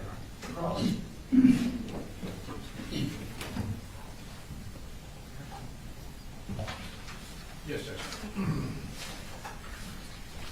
Good afternoon, Investigator Smith. Afternoon. I have a few questions, not a ton. If I ask a question that is ambiguous, just let me know and I'll try and clarify, okay? Yes, sir. All right. So this interview with Colin Gray was done is the same day that the interview with Jenny Gray was done at the treehouse, is Yes, that sir. correct? That's correct. Okay. And just for timing purposes, it sounds like interview at the treehouse was done first, Correct. and then you would have attended that interview? I did. Okay. Mr. Gray was at that interview? Yes, sir. Now, he wasn't in the interview, was he? No, sir. And subsequent to that interview, did you request Mr. Gray to meet you at the police station? Yes, sir. Okay. Which he did, obviously, and you ended up having a statement with him. That's correct. All right. And are you, just from my understanding, are you the lead investigator on the case, or where do you kind of slot in the hierarchy? So I was assigned the lead investigator for the Barrow County Sheriff's Office portion of this investigation, but this was a multi-jurisdictional investigation. Yes. And I believe for the GBI, it was Special Agent Nick Johnson that was the Okay. lead agent. And did you, so I'm going to ask you some questions about some different parts of the case, and if it is not something that you were part of, just let me know. Yes, sir. So I'm not exactly sure what your responsibilities would have carried over into. Typically, if you're a lead investigator, you would be familiar with all the cases, the aspects of the case, but with a multi-jurisdictional, that's probably not true, is it? Some. It just depends on what you're going to ask me. Okay, perfect. Well, let me just get started then. All right, so a search was done on Mr. Gray's home. Is that That's correct? Yes. Are you familiar with that search at all? I was told that his residence was searched, and I was told about some things that were located in that search. Okay, gotcha. So you mentioned in your interview with Colin Gray that a computer was at the home in Colt's room. Is that correct? That's correct. And I believe you said that the computer was or had been taken apart. Correct. Was the hard drive intact? That would be a better question for the GBI. Okay, gotcha. So as far as you know, the computer was taken apart, but you're not sure what the condition of the hard drive was? Correct. I just knew that it was taken apart. Okay. And there were some, let's see, there was a green box which was described as where some ammunition was kept. Yes, sir. Are you familiar with that green box? I'm familiar with what Colin told me about that green box. Okay. So you don't know from your investigation what type of ammunition would have been, what type of caliber ammunition would have been found No, in sir. the box? That- Okay. Again, All that would right. be a better question for the GBI. Yes, sir. And I believe there was a trash can located at the residence where there were some empty boxes that cartridges had been in. Are you familiar with that part of it at all? No, sir. I did not attend Okay. the search warrant at Colin Gray's residence. No problem. Just wanted to check. Thank you. You got into a lot during that interview, and a lot of it was some historical information about the family and where they had lived and things like that. Yes, sir. One of the issues you talked about, and we saw a photograph, is of some cutting incidents regarding Colt Gray. Correct. And those would have happened in Fitzgerald, Georgia? Is that your understanding? According to what Colin Gray said, yes. Okay. And do you have any information that would contradict that they happened in Fitzgerald? No, sir. Okay. And do you have information in terms of what year that would have occurred in? I don't. That's okay. Again, Colin Gray, I believe he said it was a previous year. Okay. And the previous year, so Colt had just started ninth grade in September of 2024, That's correct. roughly, within a month or so. Correct. Okay. And then eighth grade, we skip past eighth grade, we go to seventh grade. That would have been at, was it Jefferson Middle School, do you recall? Again, that would be a better question for those that investigated his actual. That's okay. School. And I appreciate, just let me know if I'm covering stuff that wouldn't have been part of your Yes. responsibilities. Okay. And during your interview, Colin indicated that he found out about these cutting episodes. He did. And he replied that in response to them, he removed the knives from Correct. Colt's ability to use them. You also brought up, or he brought up, the allegations from May, I believe it was May of 2023, regarding an FBI tip Yes, sir. about some statements made on Discord regarding the school shooting. Correct. Those statements, it seems like were in a chat room. Is that correct? Well, Correct. to your knowledge, Yes, sir. It was in a Discord chat room. in a Discord chat room. Yes, sir. And it's possible that that chat room was accessed by use of a computer, Correct. and there would have been an IP address most likely that put it back to a certain address, which is how the FBI investigates correct. those types of tips. Yes, sir.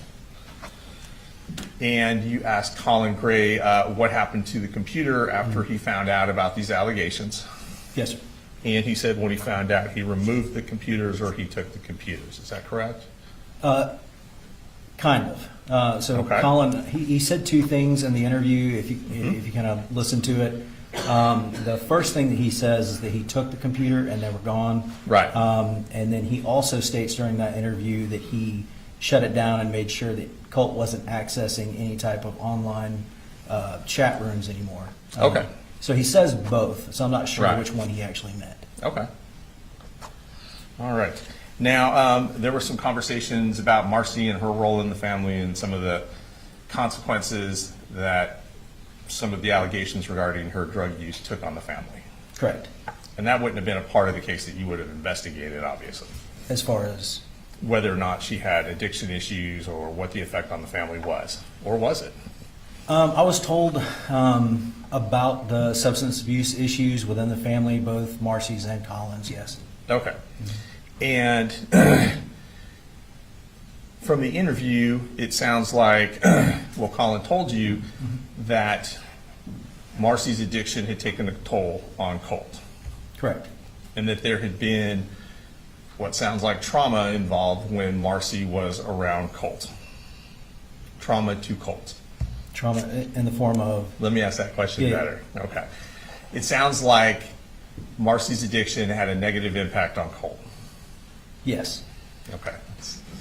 And Marcy had come up to stay with Colt and Colin and Winder in approximately mid-August, late July. What's your understanding of my when she understanding came it up was here? about a month prior to this incident, and that Okay. she stayed for a couple of weeks, so Right. she would have left, 2 or 3 weeks before this incident. Okay. Was my understanding from that interview. Just, right, and that's all I'm asking for is Right. exactly what, so we're talking about the same thing. So in that time period, Marcy is staying at Colin's house with the kids. They're all Correct. staying at the same residence. Yeah, right? Marcy, Colin, they're all together. Okay. And we heard that there was this altercation or argument between Colt and Marcy. Correct. And there were, well, it sounds like Colin was not home when this altercation occurred. Correct. And Colin said he heard different stories about what actually had happened. Is that correct? He had. He had heard one version from Marcy and he had heard another version from Colt. That is correct. Okay. And he talked a lot about trying to instill a relationship of trust between he and his son, Colt. Yes. And as part of the trust, well, as part of the trust building, it sounds like his explanation for not removing the guns, as Marcy had asked, was because he was in fact listening to both sides, figuring out what exactly had happened. That would not be my interpretation of it. Okay. Now, after this altercation with Marcy, Marcy left the home. Is that correct? That is correct. And it went back, the home went back to what it had been in terms of the residents being Colin, Colt, Jenny, and Coley. Correct. Little Coley. Yes. Okay. Now I'm going to ask you just a couple quick questions about Jenny's interview. Okay. So you were at Treehouse when the interview happened. Yes, sir. You were able to observe the interview in its was. entirety. Yes, sir. Was the interview videotaped? It was. And did you have a chance to review the videotape? I have. Was it a fair and accurate representation of that interview? Yes, sir. Okay. Judge, at this time, we would like to play that interview. I can either, depending on how cooperative y'all want to be, I can either hook it up to my computer or. First, how's it, are you marking it? It's Defense Exhibit 1, Judge. My understanding from the court reporter, I have to put it on a hard drive, so I'll do that and mark it as Defense Exhibit 1. What's the state has an objection? Hang on. All right, defendant's one is admitted. And if you need access on your side, I need to switch to computer. Yes, sir. You need me to switch it to you? It sounds like I do, Judge. Okay. I will hook it up to momentarily.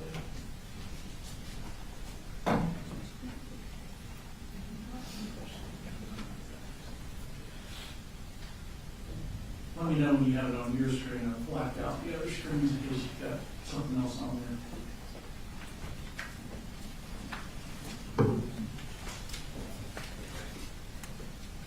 You guys okay?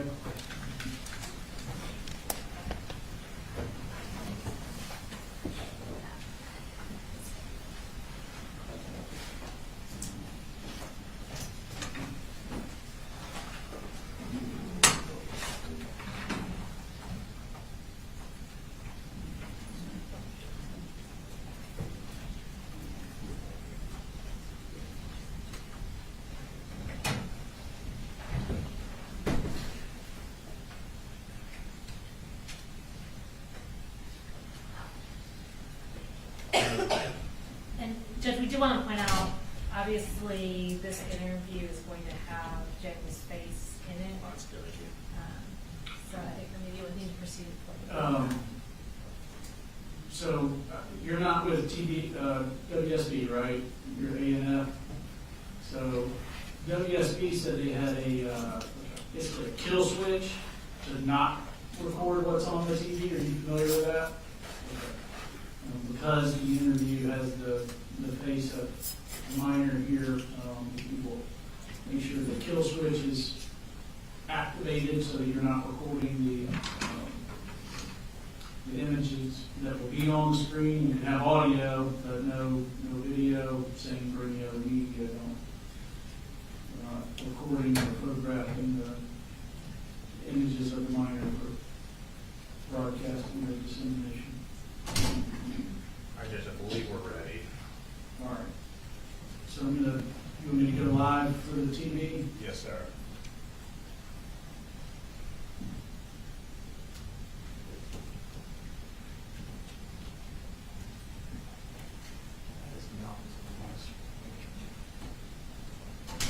Hold on, please wait. Now it's on my end. It appears ready. So.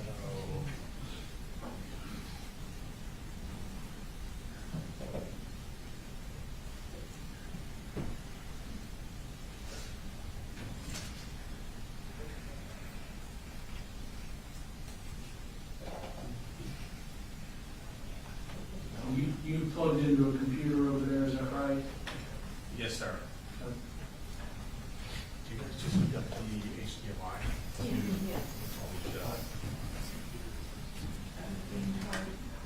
I'm going to give you all a break. Don't go ahead and take a restroom break.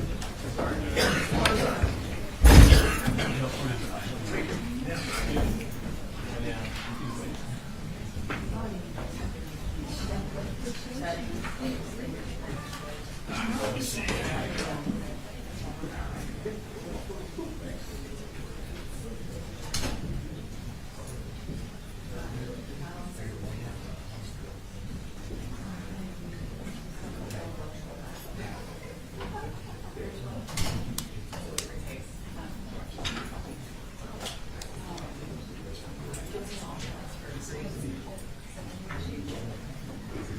How are you? Yeah, stuff.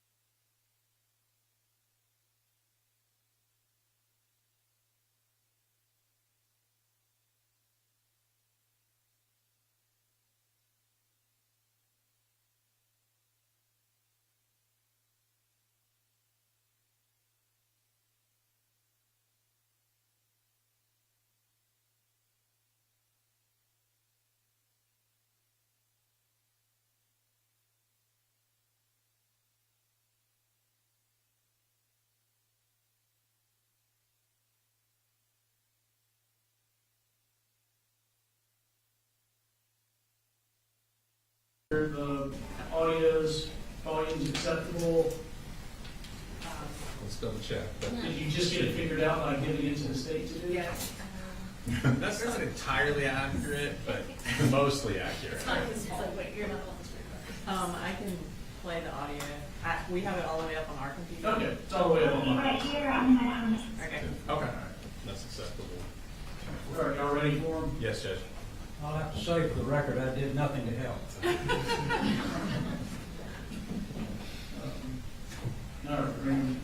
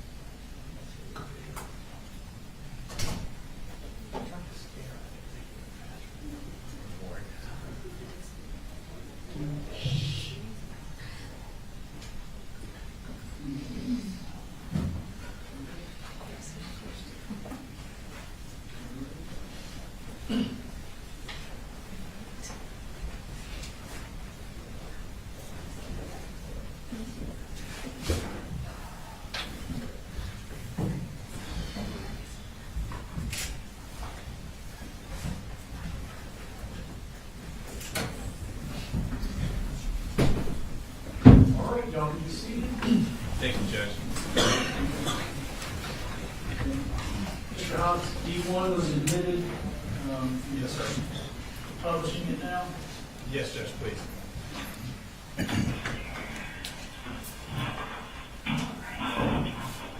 Can you tell me your name is Jenny, is that right?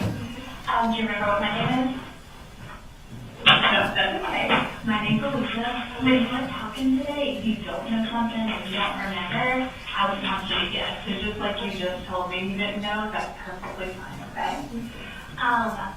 When I talk, I like to kind of doodle and draw and stuff sometimes and take notes. You don't have to, but if you want to, you're absolutely welcome to, okay? And sometimes when I write stuff down, if you see me writing things down, it's just because I want to make sure I can remember it the right way, okay? So it's not like, oh, she said something right, something wrong, something crazy. I just don't trust my brain to remember things all the time. The other thing I wanted to let you know is this room looks obviously a little different. When you see these things right here, these are cameras and microphones, and that's just because, like we were talking about a second ago, it's important to me that I remember things the right way, the way they happen, and so when I record them, nobody can say that you said something that you didn't say, or that I said something I didn't say, and I can remember it just like it happened, okay? Does that make sense? So Jenny, can you spell your name for me? J-E-A-N. How old are you? 13. And did anybody tell you kind of about coming here today or what my job is? Yes. Who talked to you about that? My dad. Your dad? What's dad's name? Colby. Colby. And what did Dad explain to you about coming here or about my job? He basically just said that you interview with like children and stuff. So interview can sound kind of like a scary word. I want you to know my job is really just to listen, okay? So I might ask you some questions today, but you can ask me any questions that you have, and I promise to be honest with you. Can you promise to be honest with me when we're talking today? And if I ask you a question, Jenny, and you don't think you can be honest with me, I understand that. All I ask is that you tell me that that's not a question you can be honest with me about, okay? And that's okay with me, okay?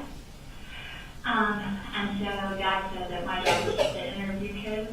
And so that can be, like I said, kind of true, but I will ask some questions, but my biggest job is just to listen, okay? So, and because we talked about how the room looks different, but also sometimes how we talk in here is different than just a normal conversation too. And so that's because I like to understand lots of details. And so I might ask you to tell me all about something from like the very beginning to the very end. You know what I mean? So tell me, like, what's one of your favorite things to do? What's something that you really enjoy? I like listening to music. You like listening to music. So if I were to say, like, Jenny, when you listen to music, what's the very first thing you do? And tell me all about how you listen to music. Well, first thing I do, I just pull up a song that I like, and And when you said that you pulled up a song, how do you do that? I was just going on like YouTube or Spotify. And what do you use to pull up the song? Just search. Okay. And what do you search on? Go on YouTube and Spotify. Okay. See, and so that was a silly question. I can do a better job. Do you look up Spotify and stuff? Do you look up on a phone, on a tablet, on a computer, or something? On a phone. And tell me about the phone that you use to look it up on. I'm using an iPhone 11. Okay. And whose phone is that? It's Your phone. And so I might ask questions like that. So like, it might sound like I'm asking all sorts of stuff that maybe I should know or things like that.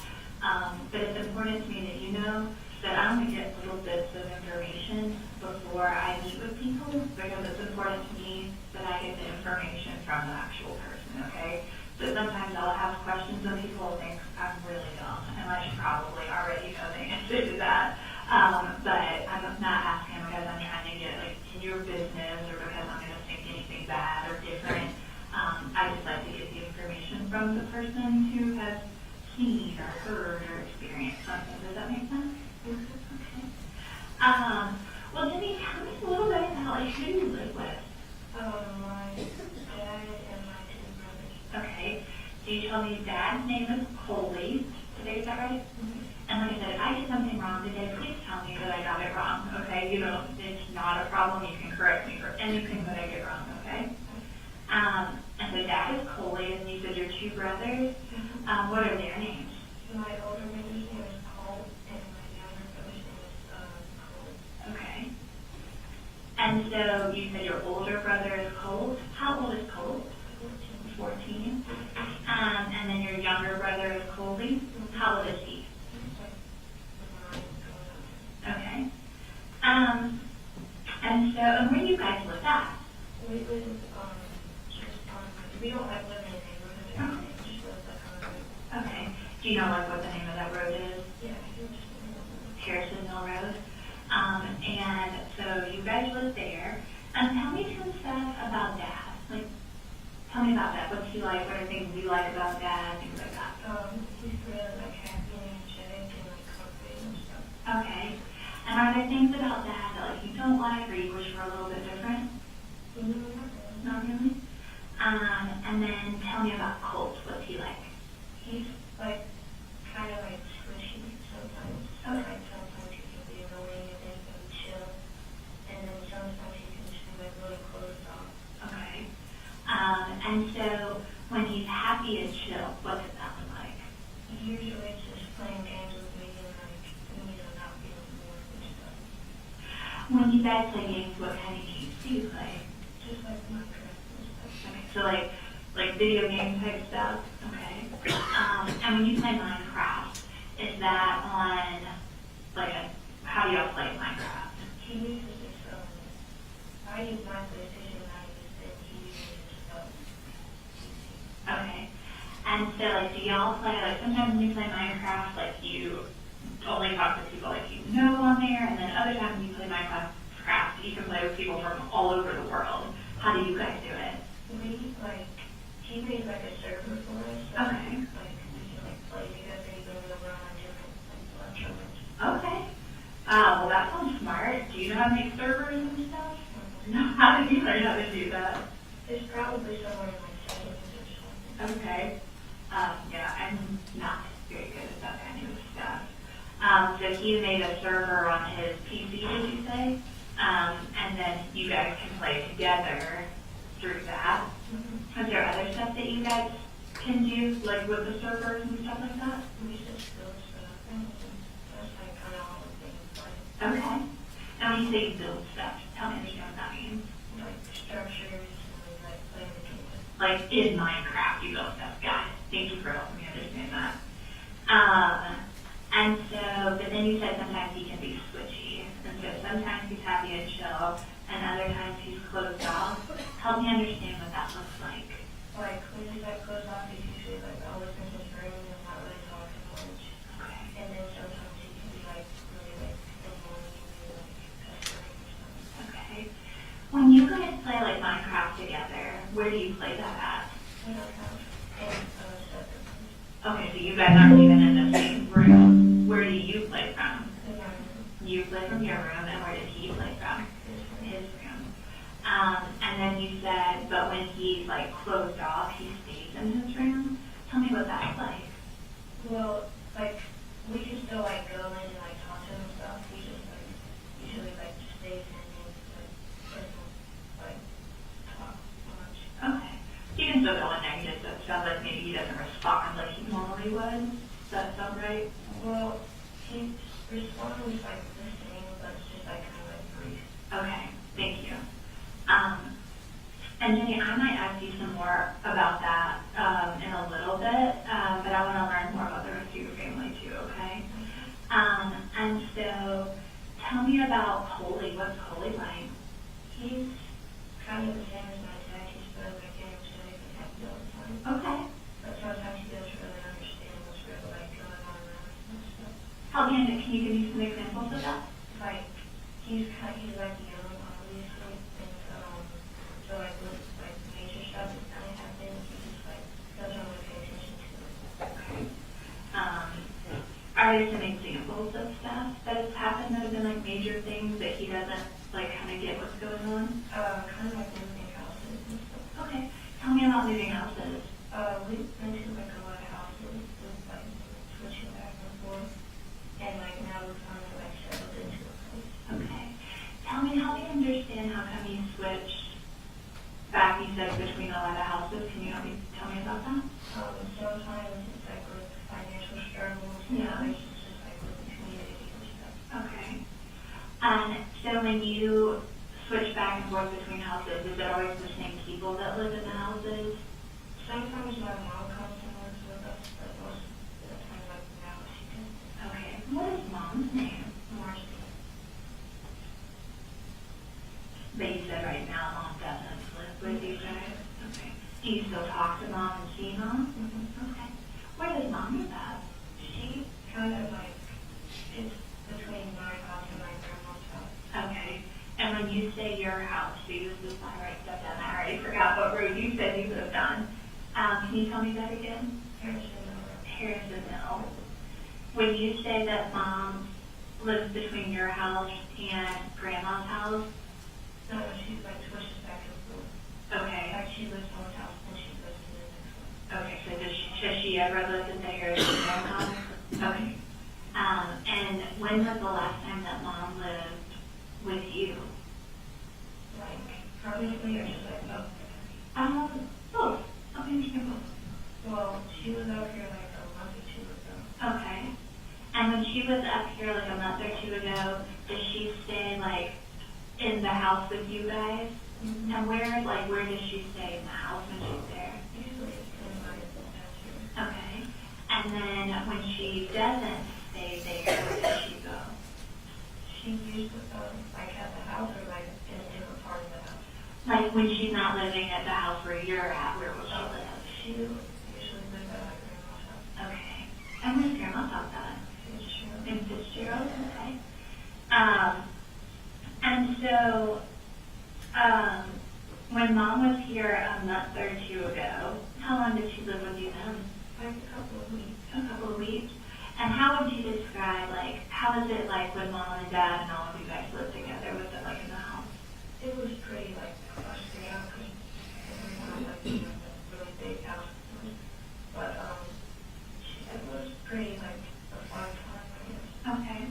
I know sometimes when I talk to boys and girls and they talk about like different people moving in and out of the house, that sometimes it can be good and then sometimes it makes people not get along or have troubles and stuff like that.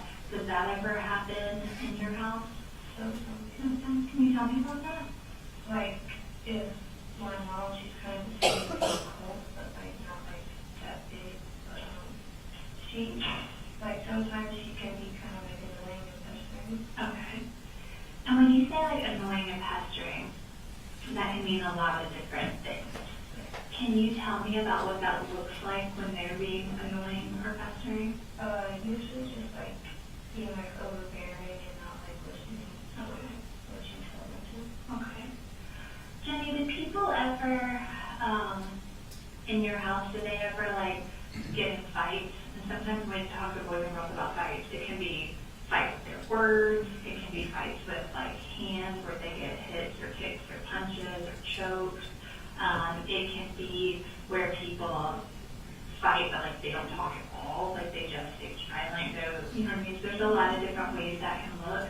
Do people in your house ever fight? Like most of the time it's just like arguments and stuff, but Okay. sometimes it can get physical. Okay. And when people have arguments, who has the arguments in your house? Just like with my dad and my brother and my mom and my brother. Okay. And which brother? Is it different brothers or Colt. it's always Colt? Can you give me some examples of fights or arguments that have happened between Dad and Colt? It's usually when he's like in one of those moods and he like tries to instigate stuff. And who tries to instigate Colt? And what are some things that Colt will do to instigate those things? Like he like doesn't leave my dad alone, so always like in his room and like being like mean and stuff. And can you help me understand, like, maybe some examples of times that you've seen Colt be mean, like what he's saying or doing, things that you may have seen or heard? He's usually just saying how like, you know, like, his dad is a bit short of himself and how he like hates his dad and stuff. Okay. And what kind of things does Colt mean when he says, like, his life is a struggle? In the past he says like, well, like multiple schools that he's mentioned he's in trouble with bullying and stuff. Okay. And have you ever seen people bullying Colt? No, but I've heard about that. Okay. And what are the things that you've heard? He had to be transferred out of the school because he was like being bullied by this group of like people. My dad tried to talk to the school, but they don't let him do anything. Okay. Do you know what school that was? It's the one I'm going to. Okay. And so he had been bullied there, and Dad tried to talk to them, but it didn't feel like anybody did anything. Did I get that right? Mm-hmm. Okay. Are there other examples that Colt has given of his life being a struggle? Like sometimes when he's like really frustrated about stuff, he usually just like gets like angry and stuff, and like yells out stuff. You said that he yelled out that he, and please correct me if I get this wrong, that he's yelled out that he hates your dad or his dad. Yeah. Did I get that right? Has he ever yelled out any other things to them? No, because that when they argue, I usually just go around and kind of have an So he does yell other things, you just remove yourself from the situation so you don't know what those things were. Has Colt, when he's upset, has he ever threatened to like hurt Dad or do anything like that? Sometimes. Can you tell me about that? Like he like I don't really know what I'm saying. And I'm not trying to, it's important to me, Jenny, that you understand, I know I'm asking a lot of really hard questions, okay? And it's important to me that you know that I know that I'm asking questions about your family, okay? And I am not here to place judgment on you or your brothers, either one of them, or your mom or your dad, okay? I just want to understand. And so I have to ask a lot of questions so that it helps me understand. And because you live there, I can understand it better when I talk to you, okay? But I want you to know it's not because I'm trying to judge them or make me think different about you or your family or anything like that, okay? But I do know that I'm asking some really hard questions, okay? And I do have Kleenex, okay? And it is absolutely okay in this room if you can say any words that you want to say. There's no words that are not allowed or anything in here. If you get frustrated or sad or anything like that, that's okay, okay? It won't make me think different, and I promise I can handle it, okay? So I just want you to know I understand that I'm asking tough questions, okay? But you were saying that there are times that Colt has threatened Dad. Can you tell me about some of those times? Well, it's mostly times where stuff is like not like a normal argument, like a really big one that like has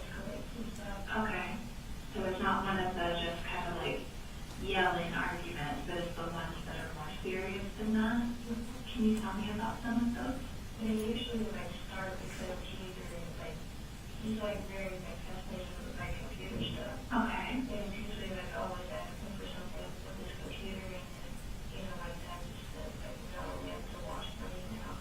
He usually is like frustrated with it. Okay. And then when he gets frustrated, what happens next? He usually just does that, and then he like goes to his room. Okay. And the times that it's been where he's threatened Dad, what are some of the things that he's threatened Dad, like what he's threatened to do to Dad? Like, he usually says like brief stuff, not like detailed things, but like he ever like just hurt him or like he wants to fight him. Okay. And so he said hurt, he said fight. Has he ever said like kill, or I don't want you to be my dad, or something like that? No, if it usually gets to that, he's like not around. Okay. Have there been times, well, I understand because you said that there has, but I understand there are times where it has become physical. Can you tell me about the last time that it was physical? It started when like Colt was doing the thing with like same thing, and he was like instigating him, and like he kept on like kicking like that and stuff. He said like, come on, fight me. And when he did like start like punching and stuff, my dad always like tried to like hold him down and calm down and stuff. Okay. When, and I know time is tricky, so like I don't expect you to be like, oh, it was this specific day, but when was the last time that you saw them get physical? Like a month ago, well, maybe like a couple of weeks. Okay. So today is not a great example because I think it's September, the beginning of September. Would it have been, September's been a couple of days. Would it have been September, or do you think it would have been August? Like, has it been since school has been in? No. So it was like before school started? Yeah, it was like before August. Okay. And so they were kicking and stuff like that. And you said Dad would like hold them. Help me understand what like their bodies would look like when Dad would hold them. Like he would either like put grab his arms around him and like try to like get him to stop, or like if they were to like fall down or something, he would like try to like hang him onto the floor, try to get him like calm down. Okay. And again, Jenny, I understand like you're in a tough spot, okay? But were there ever times that Dad would be so frustrated or so angry or whatever that he would start the stuff with Colt? No?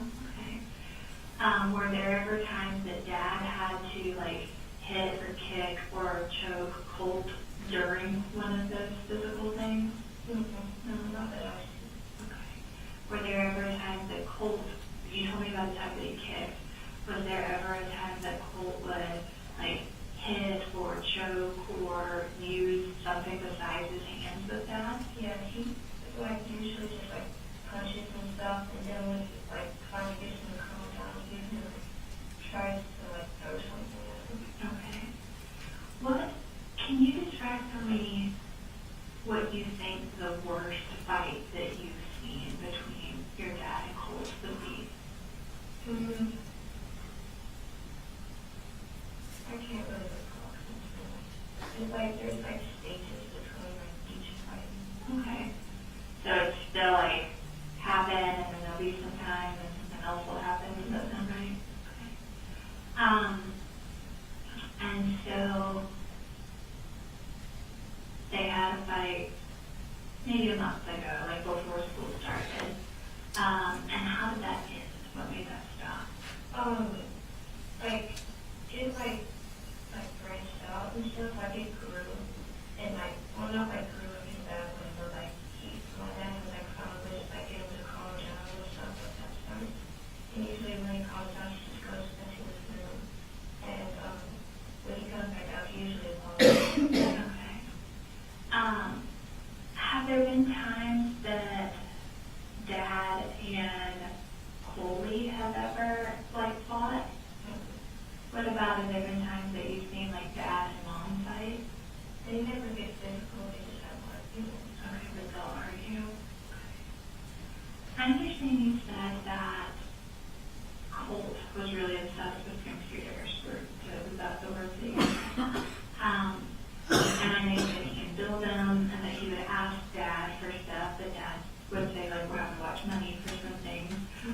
were there things that Colt would do with his computer or on his computer that Dad was okay with?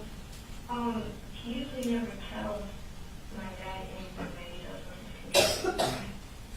But he always done like really like washy about like his privacy and stuff. Help me understand what that looks like. So he usually just uses like burner accounts and stuff, and he usually just like delete accounts after like a week or two. Okay. And is that stuff that like Colt would talk to you about that he would do? Tell me about like some of those conversations. Well, sometimes he like makes an account on like some Gmail or something, then like a week later he says, "Oh, I deleted my account again." Okay. And I would say just pretend like I'm real done with this stuff, but also I'm real done with this stuff. You may have to like really walk me through some of it, okay? And so the games, I know you guys would play Minecraft. Where else, like, did he have, I know he can make servers, and there's a lot of different, like, platforms and stuff that people would use those servers on. What were some of the platforms that Colt would use his accounts on? He is like all over the place. Like most, like the things that I see are usually just like websites like Tumblr and YouTube and Twitch and stuff. Okay, so Tumblr, YouTube, Twitch, And like Pinterest. Pinterest. What would he do, like, so most people use Pinterest, like, for, like, I'm gonna decorate, or I'm gonna have a recipe. What would Colt use it for? He's never really shown me like things on his Pinterest, but I've seen like stuff on it. Like he didn't have any intention to like show me, but I like saw it. Right. And That's what little sisters do, right? and he just makes boards about like, inspiration and like vibes and stuff. What were some things that would be, like, inspirational to Colt? People that he looks up to and like aesthetics and stuff. Okay. Who were some of the people that would be, like, on his Pinterest board? Like past school shooters. Okay. And how would you know that they were past school shooters? Okay. Can you help me understand how, so, and again, I don't want to put words in your mouth, okay, so please stop me if I say something wrong.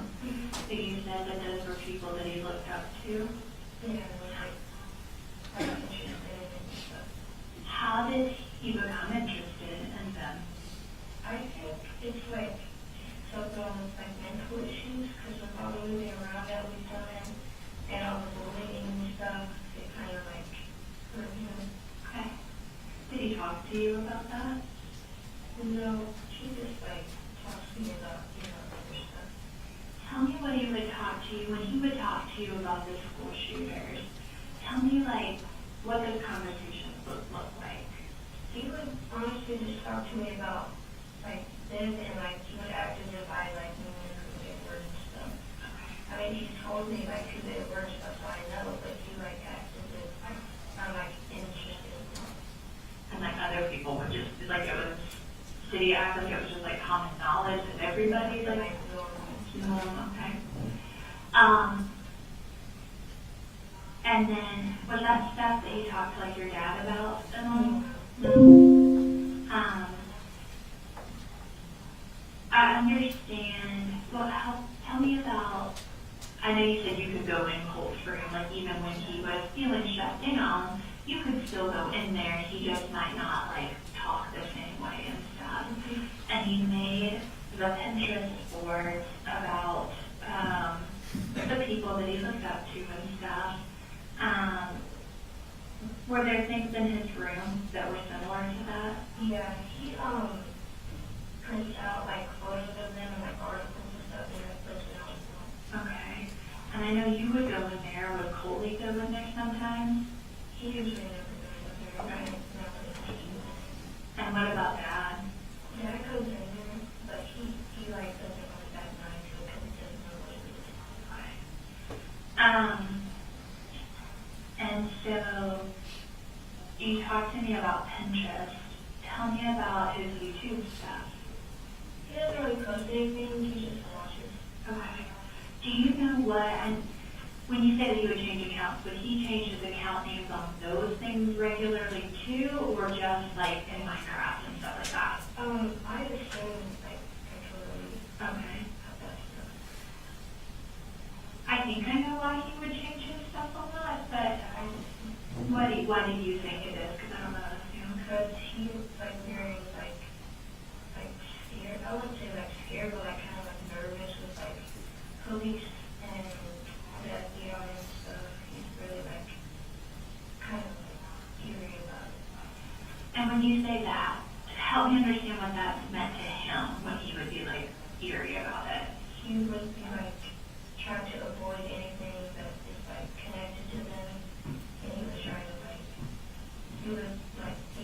try his best to hide himself. Okay. Did he think that people from, like, FBI and stuff were, like, looking for him, or he just wanted to make sure that they didn't know? I don't really know, but I would assume that he just didn't want to know. Okay.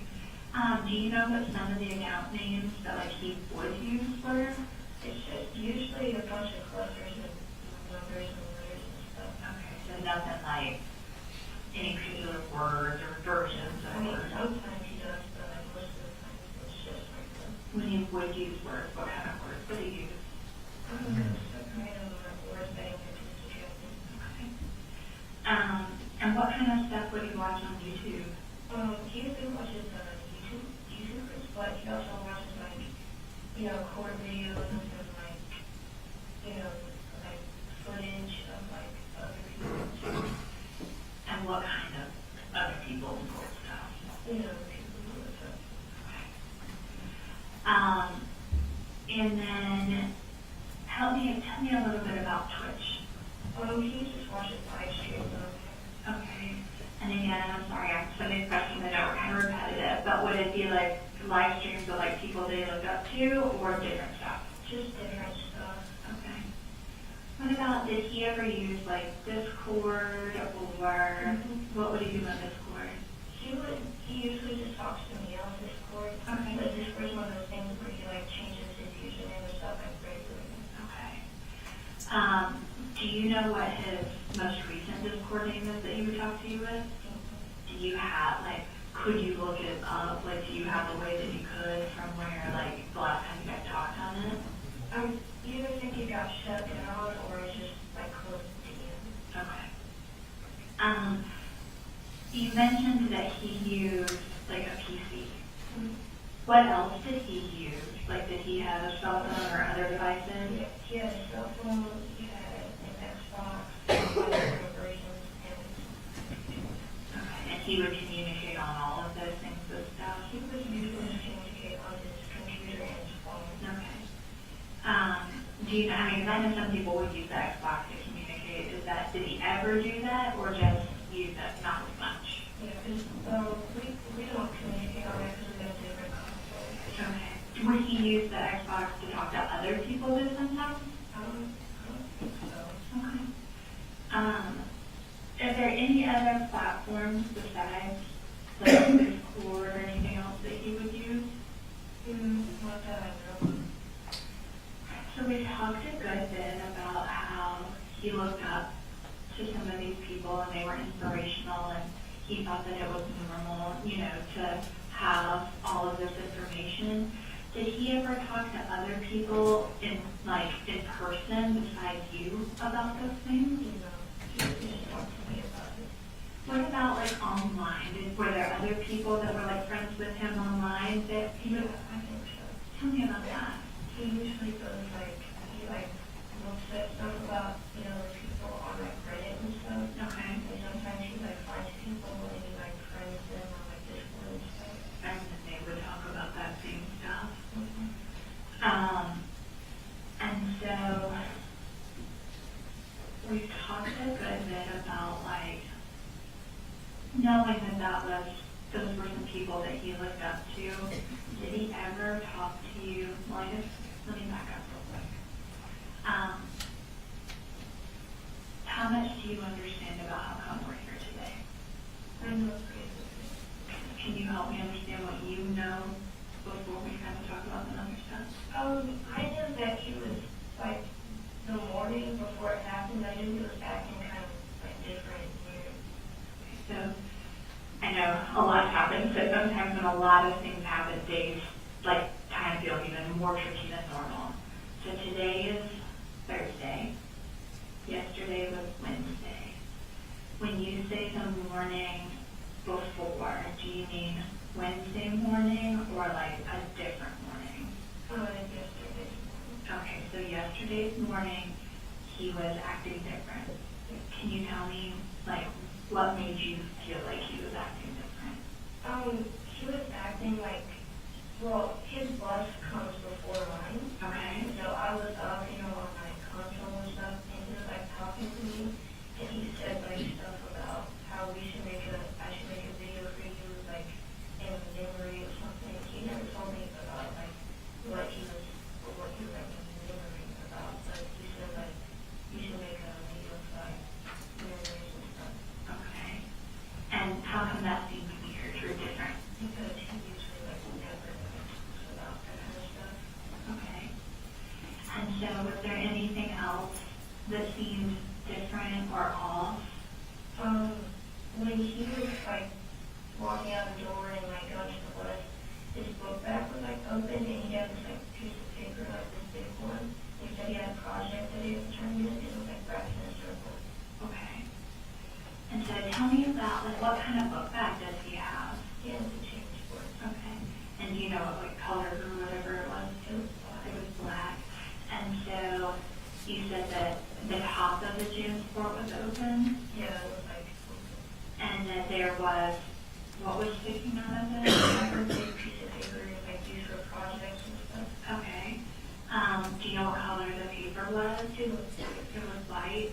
And you tell me about it was in a circle? yeah, it was like wrapped in a circle. Okay. And was it like, so sometimes, when we see like paper that's wrapped in circles, it can be wrapped like this, and it's still open at the top. Was it like that, or was it like closed up, or something It was different? open at the top. So, was it like this? Mm-hmm. Was there anything sticking out of the top? Not that I could see. Okay. Like the lights were there. Okay. And that was normal or not normal for him? That wasn't good. Okay. But he said that it was a project. Did he tell you anything else about the project? No, but I went out of my room and when I saw him, I walked out the door and tried to like ask him about it, so like, cause I wanted to see it, but he was already out the door. Okay. And then did you talk to him or see him or text him or anything else after he walked out the door? No. Have you heard anything from him since he walked out that door yesterday?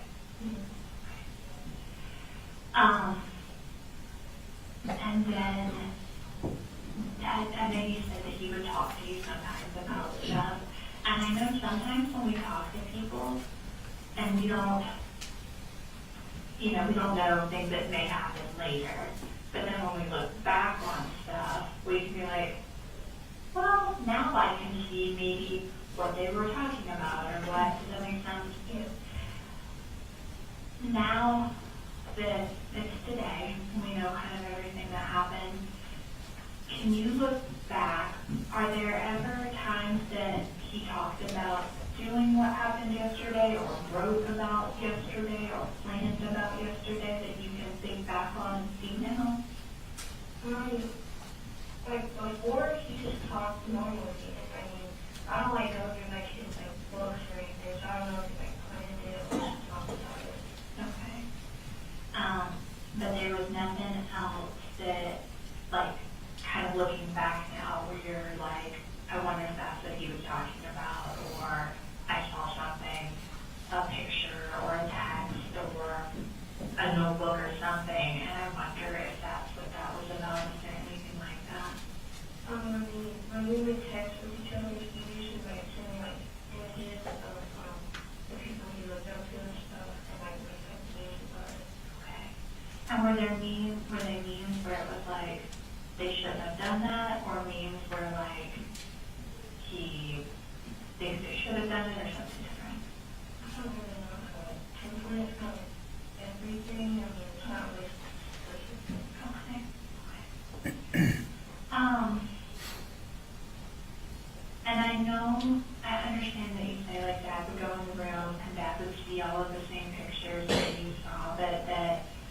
you don't know, like, if Colt and Dad, like, talked about those things? No, I know they did. Okay. But is there any time that Dad has ever been worried about Colt's behaviors or about him liking those people? He doesn't know who the people were until the police officer told him. Okay. But like my brother, he wouldn't have known that I talked about that stuff around him. Were there ever times that, like, Colt was around guns or was not allowed to be around guns or something like that? He wasn't allowed to be around guns because my dad and him, they usually went to like the shooting range sometimes. Okay. But, like recently, my parents, they're trying to like get like a gun safe in the house. Okay, so is there a gun safe in the house? No. When was the last, like, how often was shooting something that Dad and Colt like to do together? Well, like it's like like every weekend or anything. It was like every now and then. Okay. But was that like, you know, like sometimes with our parents, like we have certain things that are like our thing, you know what I mean? Like this is kind of like their thing, something like that was their thing they like to do together. And when they would go shoot, like, I heard you say the range, like, where would they go shoot at? I don't really know the location, but I'm sure my dad does. Okay. Did you ever go when they would do that? I went once. You went once. And then they went more than, like, they went sometimes that you didn't go, is that right? Okay. Do you know when the last time they went was? It definitely wasn't this month or in August or anything. Okay. So it was, I don't want you to guess, so if you don't know, it's okay to say I don't know. But to your knowledge, did they go, like, during the summer then, some? Yeah, I think so. It like, if it were like during like a school month or something, they would just go on the weekend. Okay. Okay. What kind of guns did Colt like and your dad like to shoot together? I don't really know like the specific names of the guns. Okay. I know they're like big. Like there's the long guns or like the handguns? No long. Okay. And did Colt like have guns that like, so sometimes, and like I said, you said he's 14, so it's not like he's a little kid, you know. Would he be allowed to keep guns in his room and stuff like that? Yeah, he usually keeps them in his closet or we clean up the corner. Okay. And that was okay with that, like Dad knew that he had them there and that was okay? Yeah. Okay. And was there ever a time that Dad was like, no, Colt, you can't have the guns? Most of the time when he gets like mad and stuff, he never usually like grabs the guns or anything. Okay. Like he always like keeps them like up, like even if he's like really mad and wants to start a fight. Okay. And has there ever been a time that Dad, like, would have conversations with, like, you or Coley about Colt? Like privately, like down. Okay, tell me about some of those conversations. We like talked about how we were concerned with his like behavior and stuff. Okay. When was the last time that you and Dad had, like, a private conversation about being worried about him? Like probably like before or Okay. And where were you at when you had that conversation? we usually just go somewhere, like either in my room or outside. Okay. And what, help me understand what you guys talked about the last time before this happened. We talked about how he has probably anger issues and how we were going to help him get a therapist or counseling. Did anybody ever get him a therapist or counseling? They were close, but it didn't really come from. Okay. You told me about how Colt would be like, sometimes would fight with Dad. Did Colt ever, like fight with you or Coley? No? Were there ever times where like he would be rougher with you guys rather than like you wish he would have been? Yeah, like sometimes, well, he's not really rough with my little brother, he's just like testing and stuff. But with me, when he gets like mad and stuff, I usually just lock my door. Okay. And he usually just like bangs on it and stuff. Okay.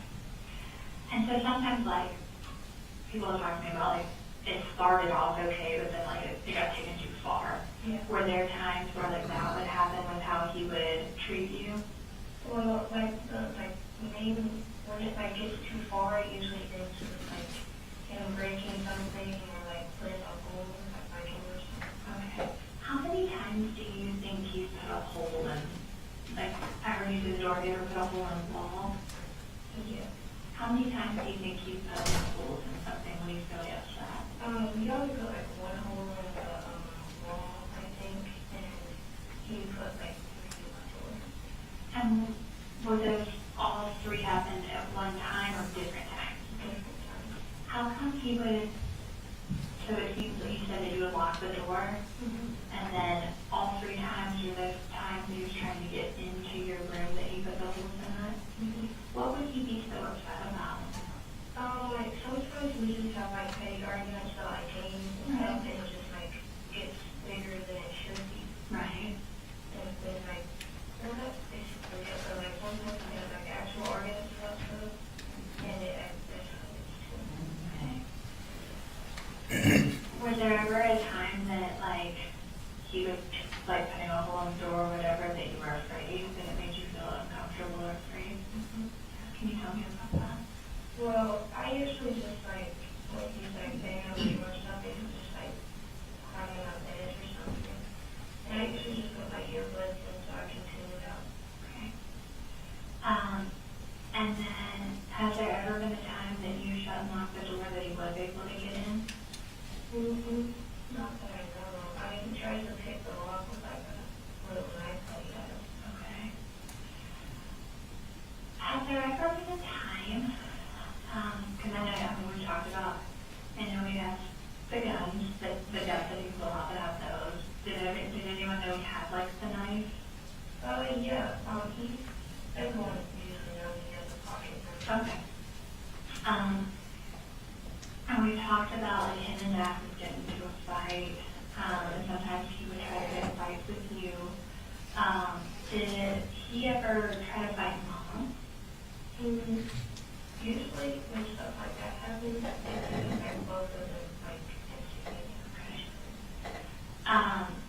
And you said that, and again, please correct me if I'm wrong, but Dad has talked to you about being like nervous or whatever it was, and that maybe he needed a counselor. Yeah.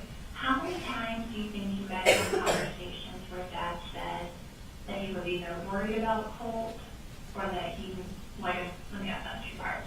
How many times do you think you and Dad talked about being nervous about Colt? It's usually like most of the time like after arguments and stuff. Okay.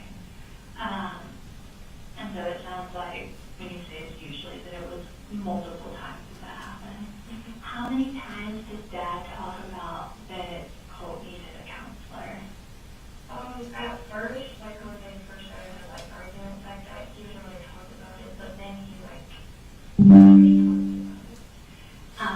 And I know you okay, I don't want to assume.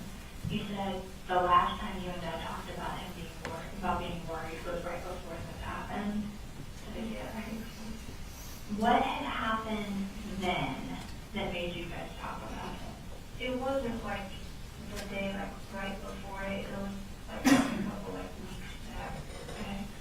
Was there something that happened that made you and Dad talk about it? It was just like a word argument. Okay. Who had the word argument? Like that and my husband. And has Dad talked about like trying to get a counselor for him one time or more than one time? More Than one time. I know you said that Colt used to go to the school you're at now. When he was going to that school, did Dad ever talk about him needing a counselor? No, because I like came up to live with him like the day after he like left the school. Okay. But like when he's at school, he's usually just like quiet. Okay. Was there anything else when you and Dad talked that Dad talked about that he thought, like, maybe getting a counselor would help or things like that? Were there other, like, kind of steps or ideas that Dad had that might be able to help Colt? He definitely wanted to try to get him on some medication, kind of relax. Okay. Was he able to get a doctor appointment for him? How many times did Dad talk about the medication conversation one time or more than one time? More than one time. When Colt would talk to you about looking up to the people that he looked up to, was there ever a time where, like, you or anyone else would tell him, like, not to look up to them or something like that? I tried to be like discreet about it, and like saying like, oh, hey, those are kind of bad people. I wouldn't really like invest in that kind of stuff. But I usually like try to like keep my distance because I don't want to like anger anybody.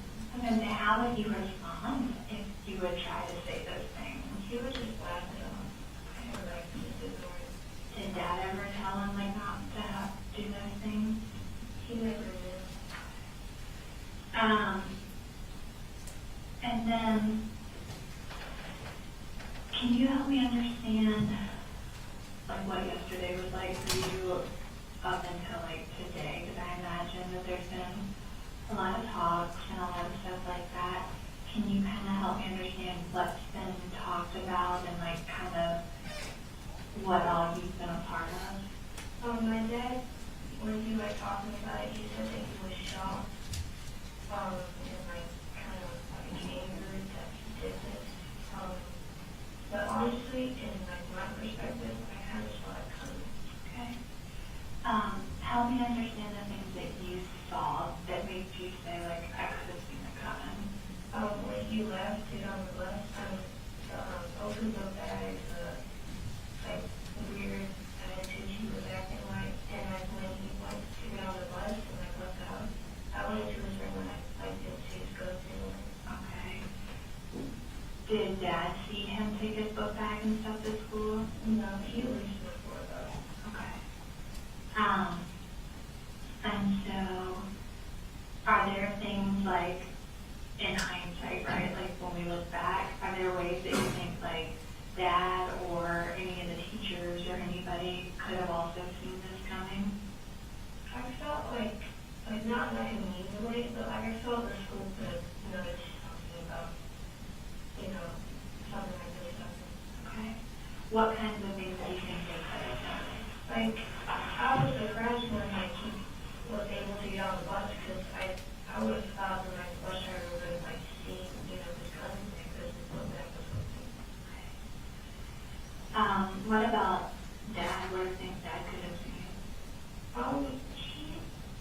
He is kind of like oblivious to every like all the idolizing people and like thinking about this kind of stuff, but they never talked about it. Today I'm gonna ask you a really hard question, okay? And I know, like, nothing that happened yesterday is something that you did, okay? And so I want you to know that.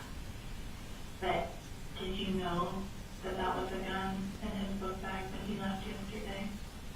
I felt like it was here, but I didn't see it. And how did he get that? Was that a gun that, like, how did he get the gun that he had yesterday? My dad bought it for him. Okay. When did Dad buy that gun for him? I don't know. Has it been since you've lived there that Dad, was it like a gift for him? Yeah, I think so. Okay, and has it been since you've lived there that Dad gave it to him as a gift? Mm-hmm. Okay.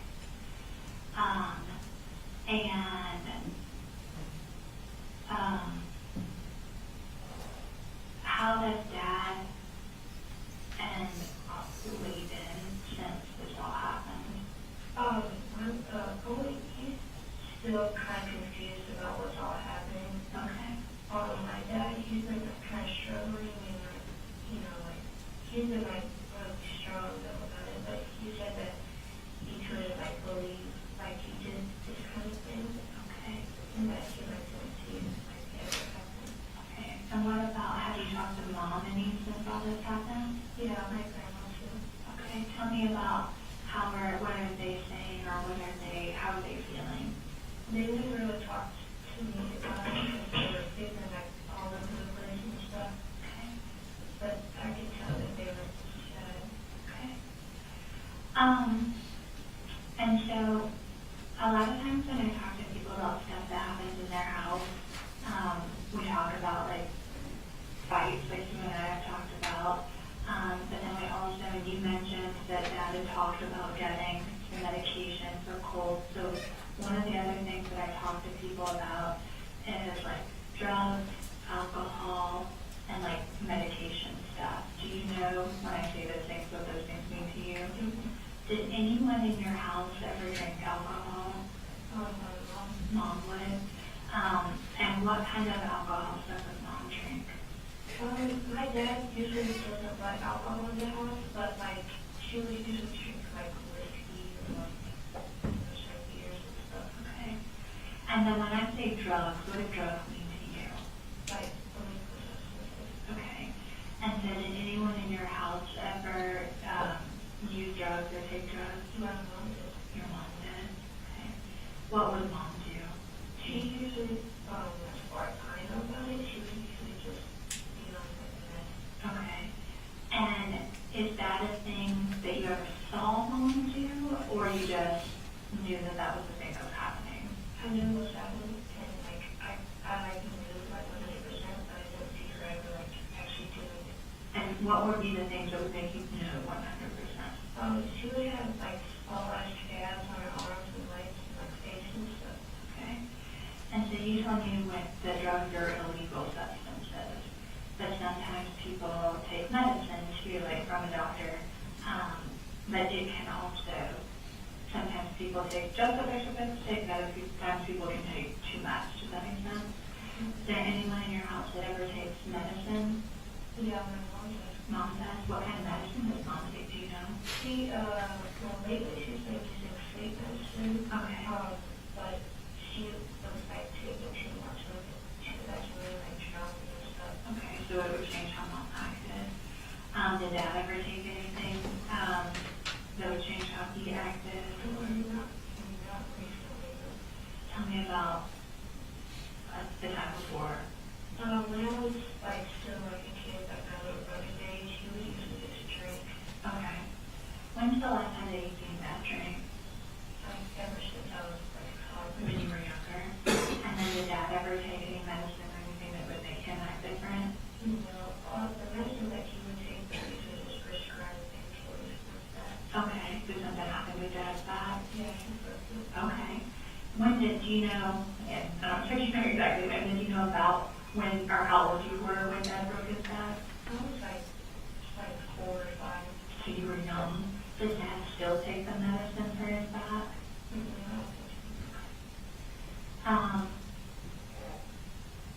Jenny, I've asked a lot of questions. Is there anything that I haven't asked you yet that you think I need to know about to help understand what happened and understand your family and things like that? I don't think so. Okay. Do you have any questions for me? Okay. What I'm going to do is I'm going to step out of the room and kind of give you a minute to see if there's anything that you do want to ask me or if there's any other questions or things that you think I should know. And I'm going to take a minute because we talked about a lot of stuff and I'm going to see if I have any other questions for you.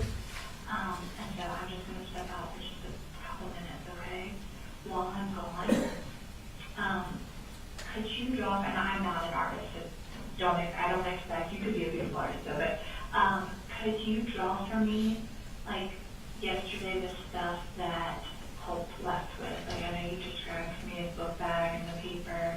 Did he have anything else with him when he left? I don't think so. Okay. Can you draw for me the book bag and what all of that looked like when you left the house yesterday?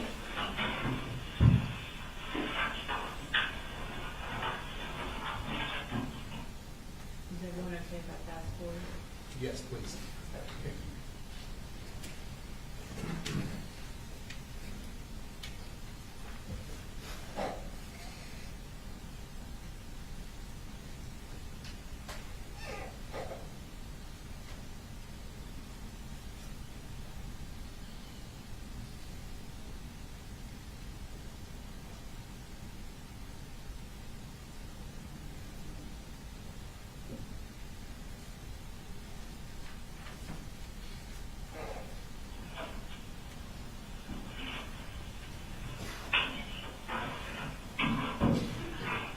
going?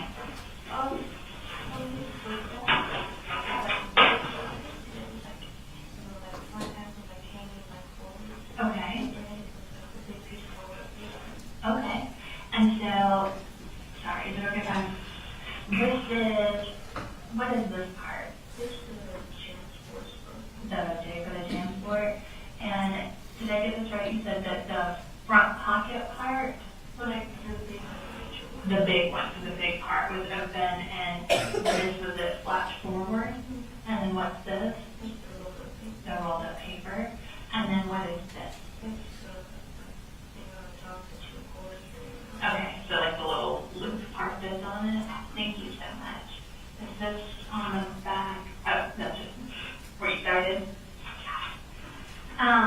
Did you think of any other questions for me?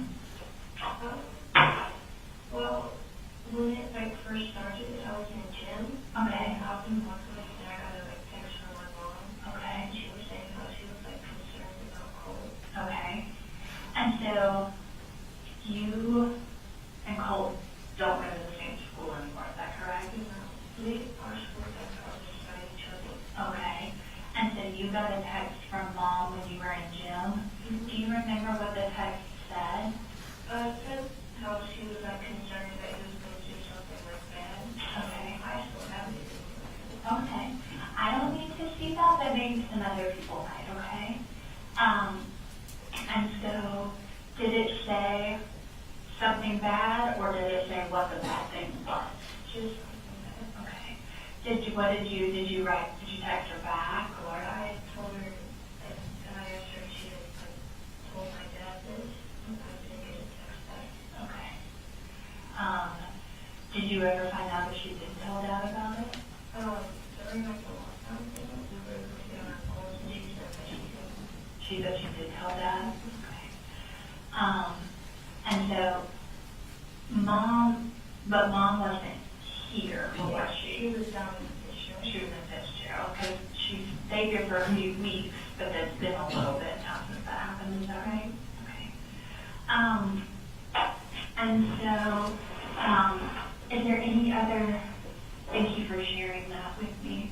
Is there anything else that you thought of, that you think I should know about? Are there any questions that you have so far? I have a couple more questions, but I want to make sure I got a few things right, okay? You told me that you and Colt would talk on Discord.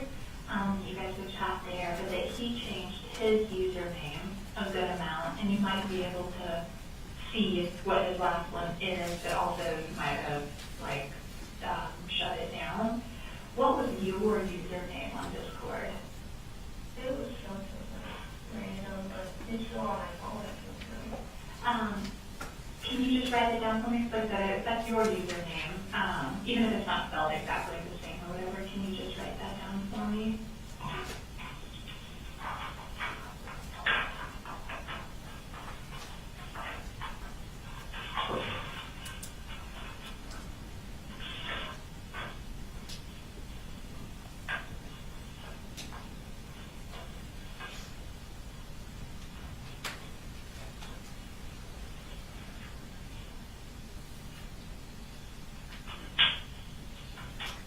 Thank you. I want to make sure I got it right. Is it Micah_Belly? Yes. Thank you. And then I know you said you and Dad had talked about Colt maybe needing some medicine and stuff to help him. Did Colt ever talk about, or did you ever see Colt have, besides being angry, was there any other stuff, was he ever diagnosed with anything, or was there any stuff that he thought was wrong with him, or something like that? I don't think he was diagnosed with anything. Okay. Did he ever talk to you about, feeling like something was wrong with him, or anything like that? No? Okay. And then I understand that last night, that there were some cops at your house, is that right? And that while they were there, that you and Dad and Coley stayed in the truck together, is that right? Can you tell me what you guys talked about while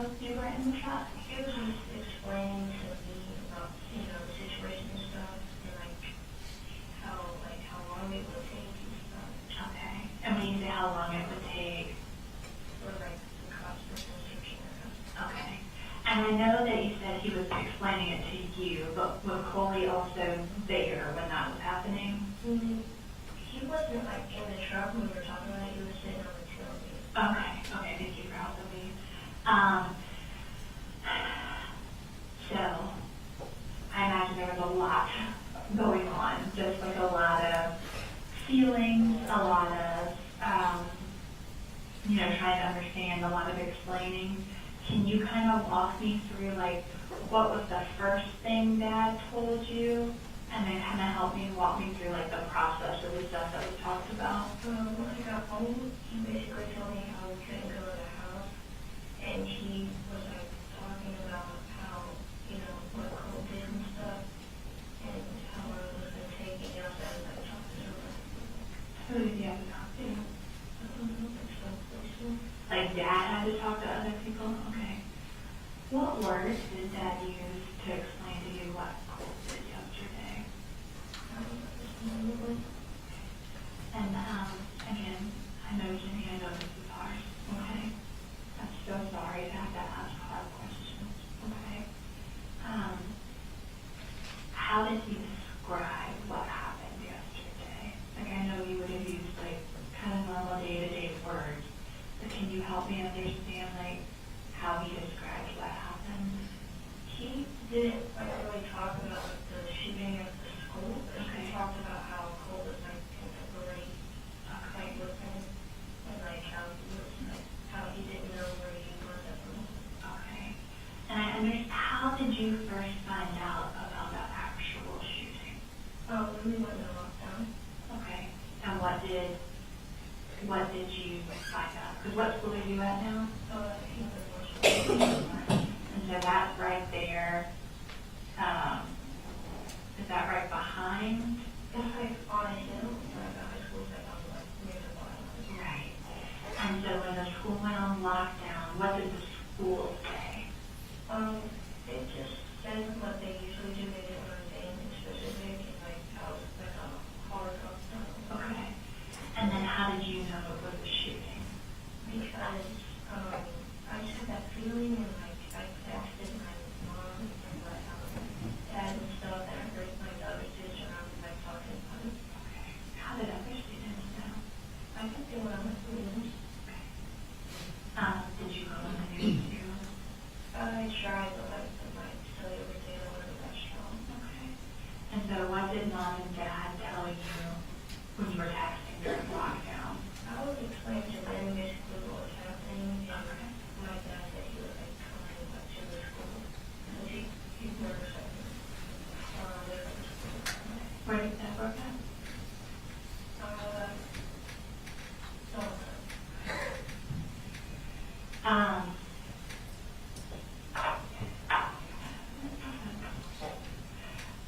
You told me that that Colt got that gun as a gift, right? When he got it as a gift, did he get any other parts with it? I think he got like the gun itself as a gift, and like over time he like got parts for it. What, and again, like, I know you said, like, you don't know all the names and kinds and stuff, and that's okay. But when we talk about, like, that he got other parts for it, do you know what he got for it? Like there were like grips and like breakers and stuff. Okay. And was that a thing that, like, that he would buy for himself, or Dad would buy, or Mom would buy, or? He was usually just asking for my mom, my dad, or my grandma. Okay. And so, like, when he would ask Grandma, would he ask her for money to get those things, or would he ask her to, like, buy the specific thing? I think he like actually like ordering. Okay. What kind of stuff did Grandma order for him? She mostly ordered electronic stuff for him, but she did buy some credit cards, I think. Okay. And when you say Grandma, what is Grandma's name? Is it Mom? Debbie, is that Mom's mom or Dad's mom? Okay. And then what kind of stuff did Dad buy? Like, would he give him money, or would Dad buy the parts stuff? He would buy the parts. Do you know what kind of parts stuff Dad bought? Like things that you know like clip onto the gun. Okay. And like upgrade it and stuff. Okay. You talked about lasers, did I get that right? Who bought the lasers? I think my dad did. Okay. And you talked about stuff that he clips on the side. What would that be for?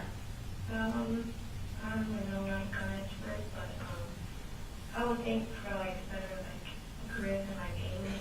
Okay. If I talked about like a magazine, do you know what that is for a gun? Do you know where Colt got the magazines for his gun? His, my dad. Your dad got them. Do you know how many he had? You know, he usually, if he ever shows me one, he would just have one. One, okay. And what about, and again, you don't know your kids, but like bullets and stuff for it, do you know where he would get those? I think he would like get it from like a sports place or like Amazon. But, normally adults have to buy those, so would that be dad would buy the bullets, or grandma, or someone else? My grandma like always all the thing that she ever like when she gets for his gun ammunition. Okay. But my dad ammunition. Okay. And again, there's a lot that has happened in the last few days, I understand that. You told me about that morning that Colt acted different. What about like the night before? Has anything happened like the day before or the night before that seemed different or off or bad or anything? No, not really. Okay. Has there, I know you talked about like bullying and that was the thing that, you know, Colt has struggled with. Has anything like that happened recently, like at his new school? Not that he told me. I asked him about it. But like from like past school with that or like recently asked him about it. Okay. I asked him if he made any friends and stuff, but he usually just says no, and he lunch he goes into the library. Okay. And you said that he rides the bus to school. Which bus did he ride? I don't know. And does he like talk to anybody on the bus or anything like that? That you know? And so the bus picks you guys up like near your house, Yeah, okay. and he leaves. How like what order does everybody leave your house? My little brother leaves first, and my dad goes to work after he drops him off. Then Colt leaves. Okay, so your little brother doesn't ride a bus; he rides with dad. Is that right? Yeah. Okay. And so was Colt like awake and getting ready and stuff when they left, or they left before he ever woke up? I think he was awake when he left. Okay. And then like on a normal morning, does dad like come and check on everybody, make sure everybody knows and moving and all that stuff before he leaves, or is that like y'all's job to no matter what, get yourself up, get ready and all that? He usually, if I'm still asleep, he usually wakes me up and he like checks on everyone. Okay. And so did you see dad check on, like did dad come check on you before you left yesterday, or before he left yesterday? Yeah, he woke me up the night before, but he left, I just said, I can't do it. Okay. And then did he talk to Colt before he left yesterday? I think he just woke him up. That's okay. And then when you first got up, like got out of bed yesterday, where was Colt at? He was so So asleep, he just wasn't getting up? Okay, so you had got up and started getting ready before he did, but he slept just before you did, is that right? I woke up early. Okay. And when he talked to you about making the memory video, where were you at when he talked about that? I was in my room. Okay, so he had come in your room, Mm-hmm. is that right? And was he already like dressed and ready to go, or not yet? Yeah, I think he was very dressed. Okay. And was that like right before he left to go get on the bus, or that was like he still did some other stuff before he left? It was right before he got on the bus. Did he already have like his book bag and everything when he came in and told you about the video? No, I think it was in his room. Okay. Is there anything else from yesterday morning that seemed different or whatever that we And then the one last thing I want to ask you about is a lot of times when big things happen with people's families, sometimes there's rules about things that they want to like stay in the family and things that like we just talk about in the family. And then there's stuff that we can like talk about to anybody. With your family, are there any rules about what you can only talk about with the family? We just try our best, like, express our, like, true feelings to each other. And we like support each other with things and stuff. And, we try to, like, keep our private information with us and not spread it around. Okay. And when it comes to the stuff with Colt, like the worries about Colt, and then what happened yesterday, is there anything that you guys are not supposed to talk about, like, to other people? Like, just like a normal, like, person or like a police? Either one. Like just a random person, we probably won't talk about. Okay, and are there any things that are like private that you're not supposed to talk to like police or anything about when it comes to this stuff? When you guys talked yesterday, like in the truck, were there any rules about like what you can talk about and can't talk about? No, he was just explaining to me like briefly so that I learned about what was happening and how long it was going to take and stuff. Okay. And then a lot of times when things happen, people can be worried about other people being in trouble. Are you worried about anyone being in trouble? I'm kind of worried about like my family, like being in trouble somehow. Okay, help me understand that. Like people thinking we're like bad people. Okay. Do you think people think you're a bad person? Sometimes, yeah. Like with like it being everywhere on like the internet and stuff, I wouldn't be surprised. Has anybody like said anything to you personally, like a text message or like online or anything like that? No, but they like texted my mom like, How do you know about that? because my mom told. What did mom say people had texted?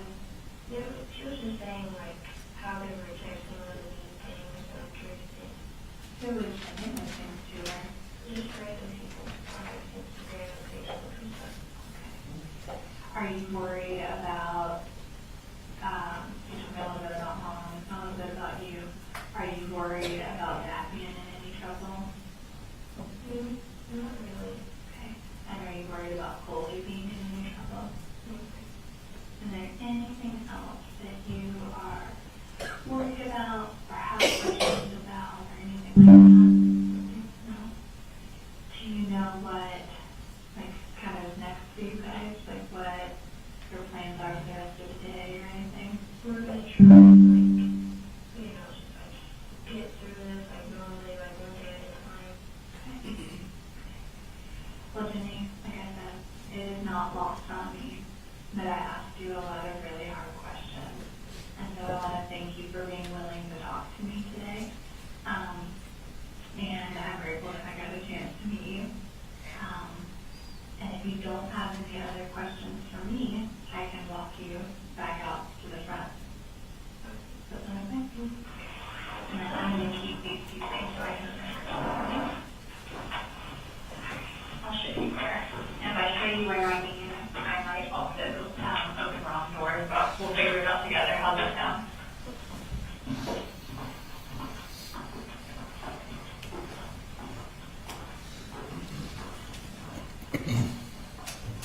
Go ahead. Thank you, Judge. Thank you, investigator. I have no further questions. Thank you. Any redirect? No. All right, thank you, sir, for your judgment. Thank you.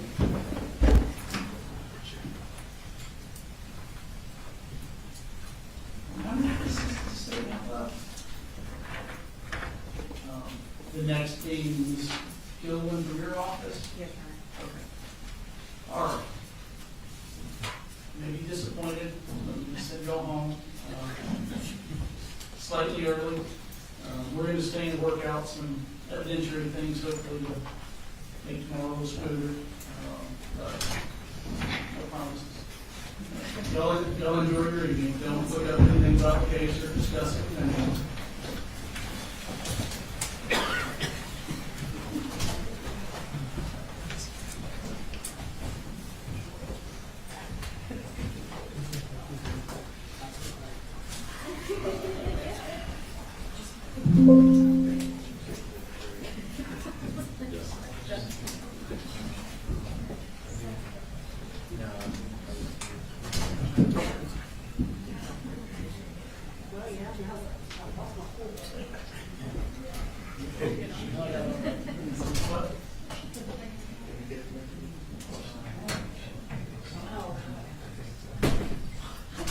All right, do y'all need a little break before we go through? Dawn says yes, so we'll take a break and then pick back up with the, anything y'all want to present.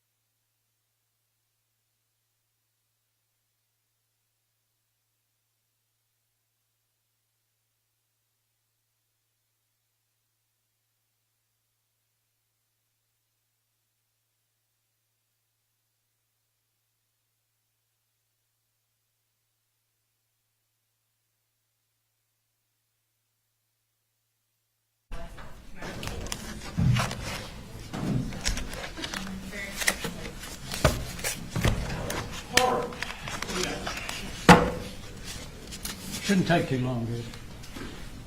you want me to pull up that text message, the one you were talking about? Yeah, maybe go to that.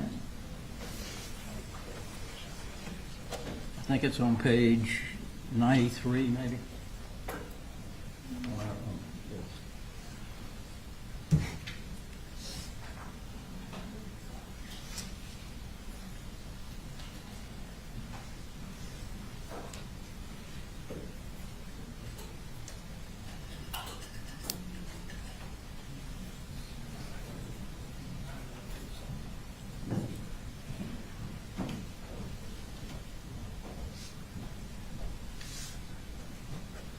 This variance indicated you objected to this text message, Your Honor. Judge, this text message is to his sister concerning borrowing some money. I don't think it has any relevance to any of the issues of the case. I just feel it has no probative value. Ms. Brooks? This particular text message is extremely relevant for a couple of reasons. One, he is asking his sister for money because he's claiming that he has paid for doctors for Colt. He has not sent Colt to the doctor, so that is a lie. The second reason it is extremely relevant is that he claims he did not know about sending Colt to Advantage for inpatient treatment, and he specifically tells her he had a full-on panic attack at school, so I'm trying to get him into a psychologist in Athens.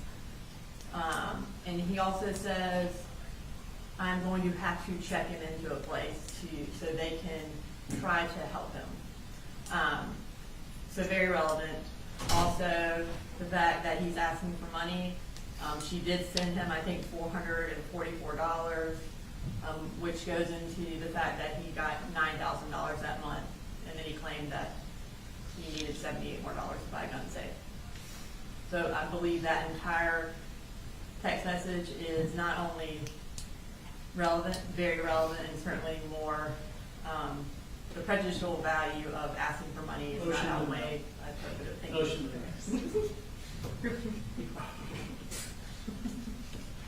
Next.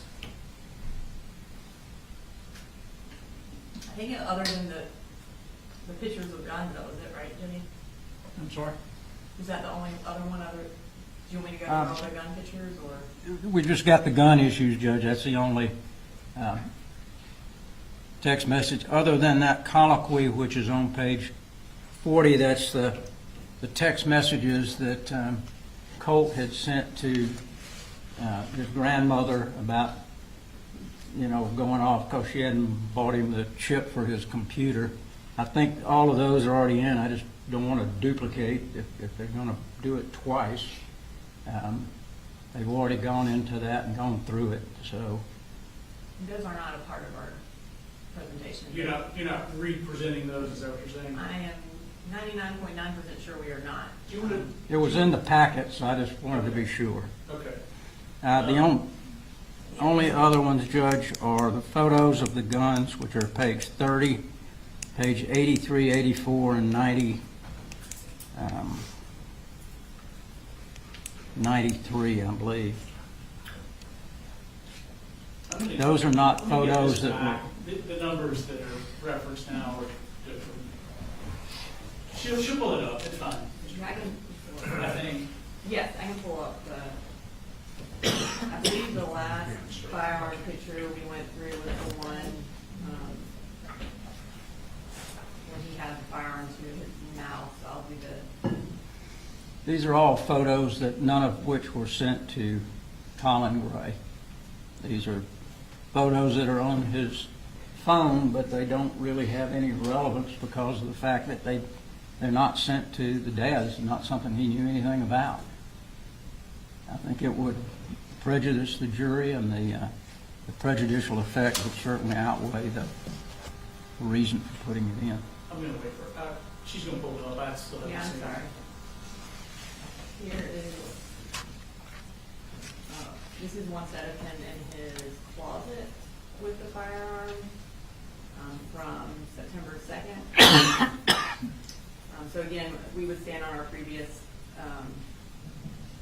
reason for why we believe this is relevant. It shows that he has access to the gun. You've now heard the defendant's statement claiming that he put the gun up in his closet. So we believe this is directly contrary to that and evidence of his unfettered access to the firearm.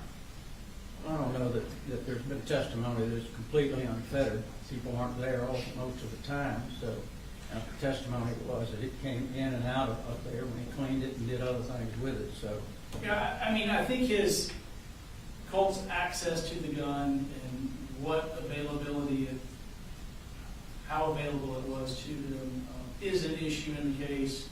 So if there are photographs that show him with the gun, I can't find that they're irrelevant. I'm going to deny the motion, call the motion and eliminate on that. And then, of course, Mr. Berry can point out that those photographs were never sent to or sent to Mr. Berry. I'm sorry, did you ask me a question, Your Honor? I did not. Okay. I was just looking to see if there were any other. The other photos, Judge, I think you've looked at a couple of them, but I think 84 and 93 are the same, and y'all had indicated you were going to pull one of those, but I don't know which one. Are you referencing The guns to the head? Yes, we're only going to display that one time. And that's the one we talked about beforehand. It was the one with the half mask. Right. So we removed it from one of the pages and are only displaying it one time. That's it, Judge. I think that's all of the, we of course object to any of the gun photos if they weren't sent to Mr. Gray. All right. So we will be starting off with Gilliland tomorrow. Yes, Your Honor. We anticipate her being a lengthy witness probably into the afternoon, and then we'll have our final witness from the GBI, Lucas Byers. And that is when we will play the surveillance video. We'll remind the audience about that tomorrow. All right, do you have the defense request, Judge? No. She does not. They are 99% done. I need to speak to Mr. Berry about some lesser included Okay. that we'll be putting in, but everything else is finished. Okay. I'll probably have those tomorrow morning so I can get those to both you and the state. Most of them are patterned. I will let the court know. Okay. Thank you. If you can't, I would prefer you just email it to me too. Oh, I will definitely do that, yes. Thank you. In Word form, I would assume. Yes, please. You're welcome. Thank you. Absolutely. Any other issues? Not from the state, Your Honor. Not that I know of. Not at this time. All right, you'll have a good afternoon. Thank you, Judge.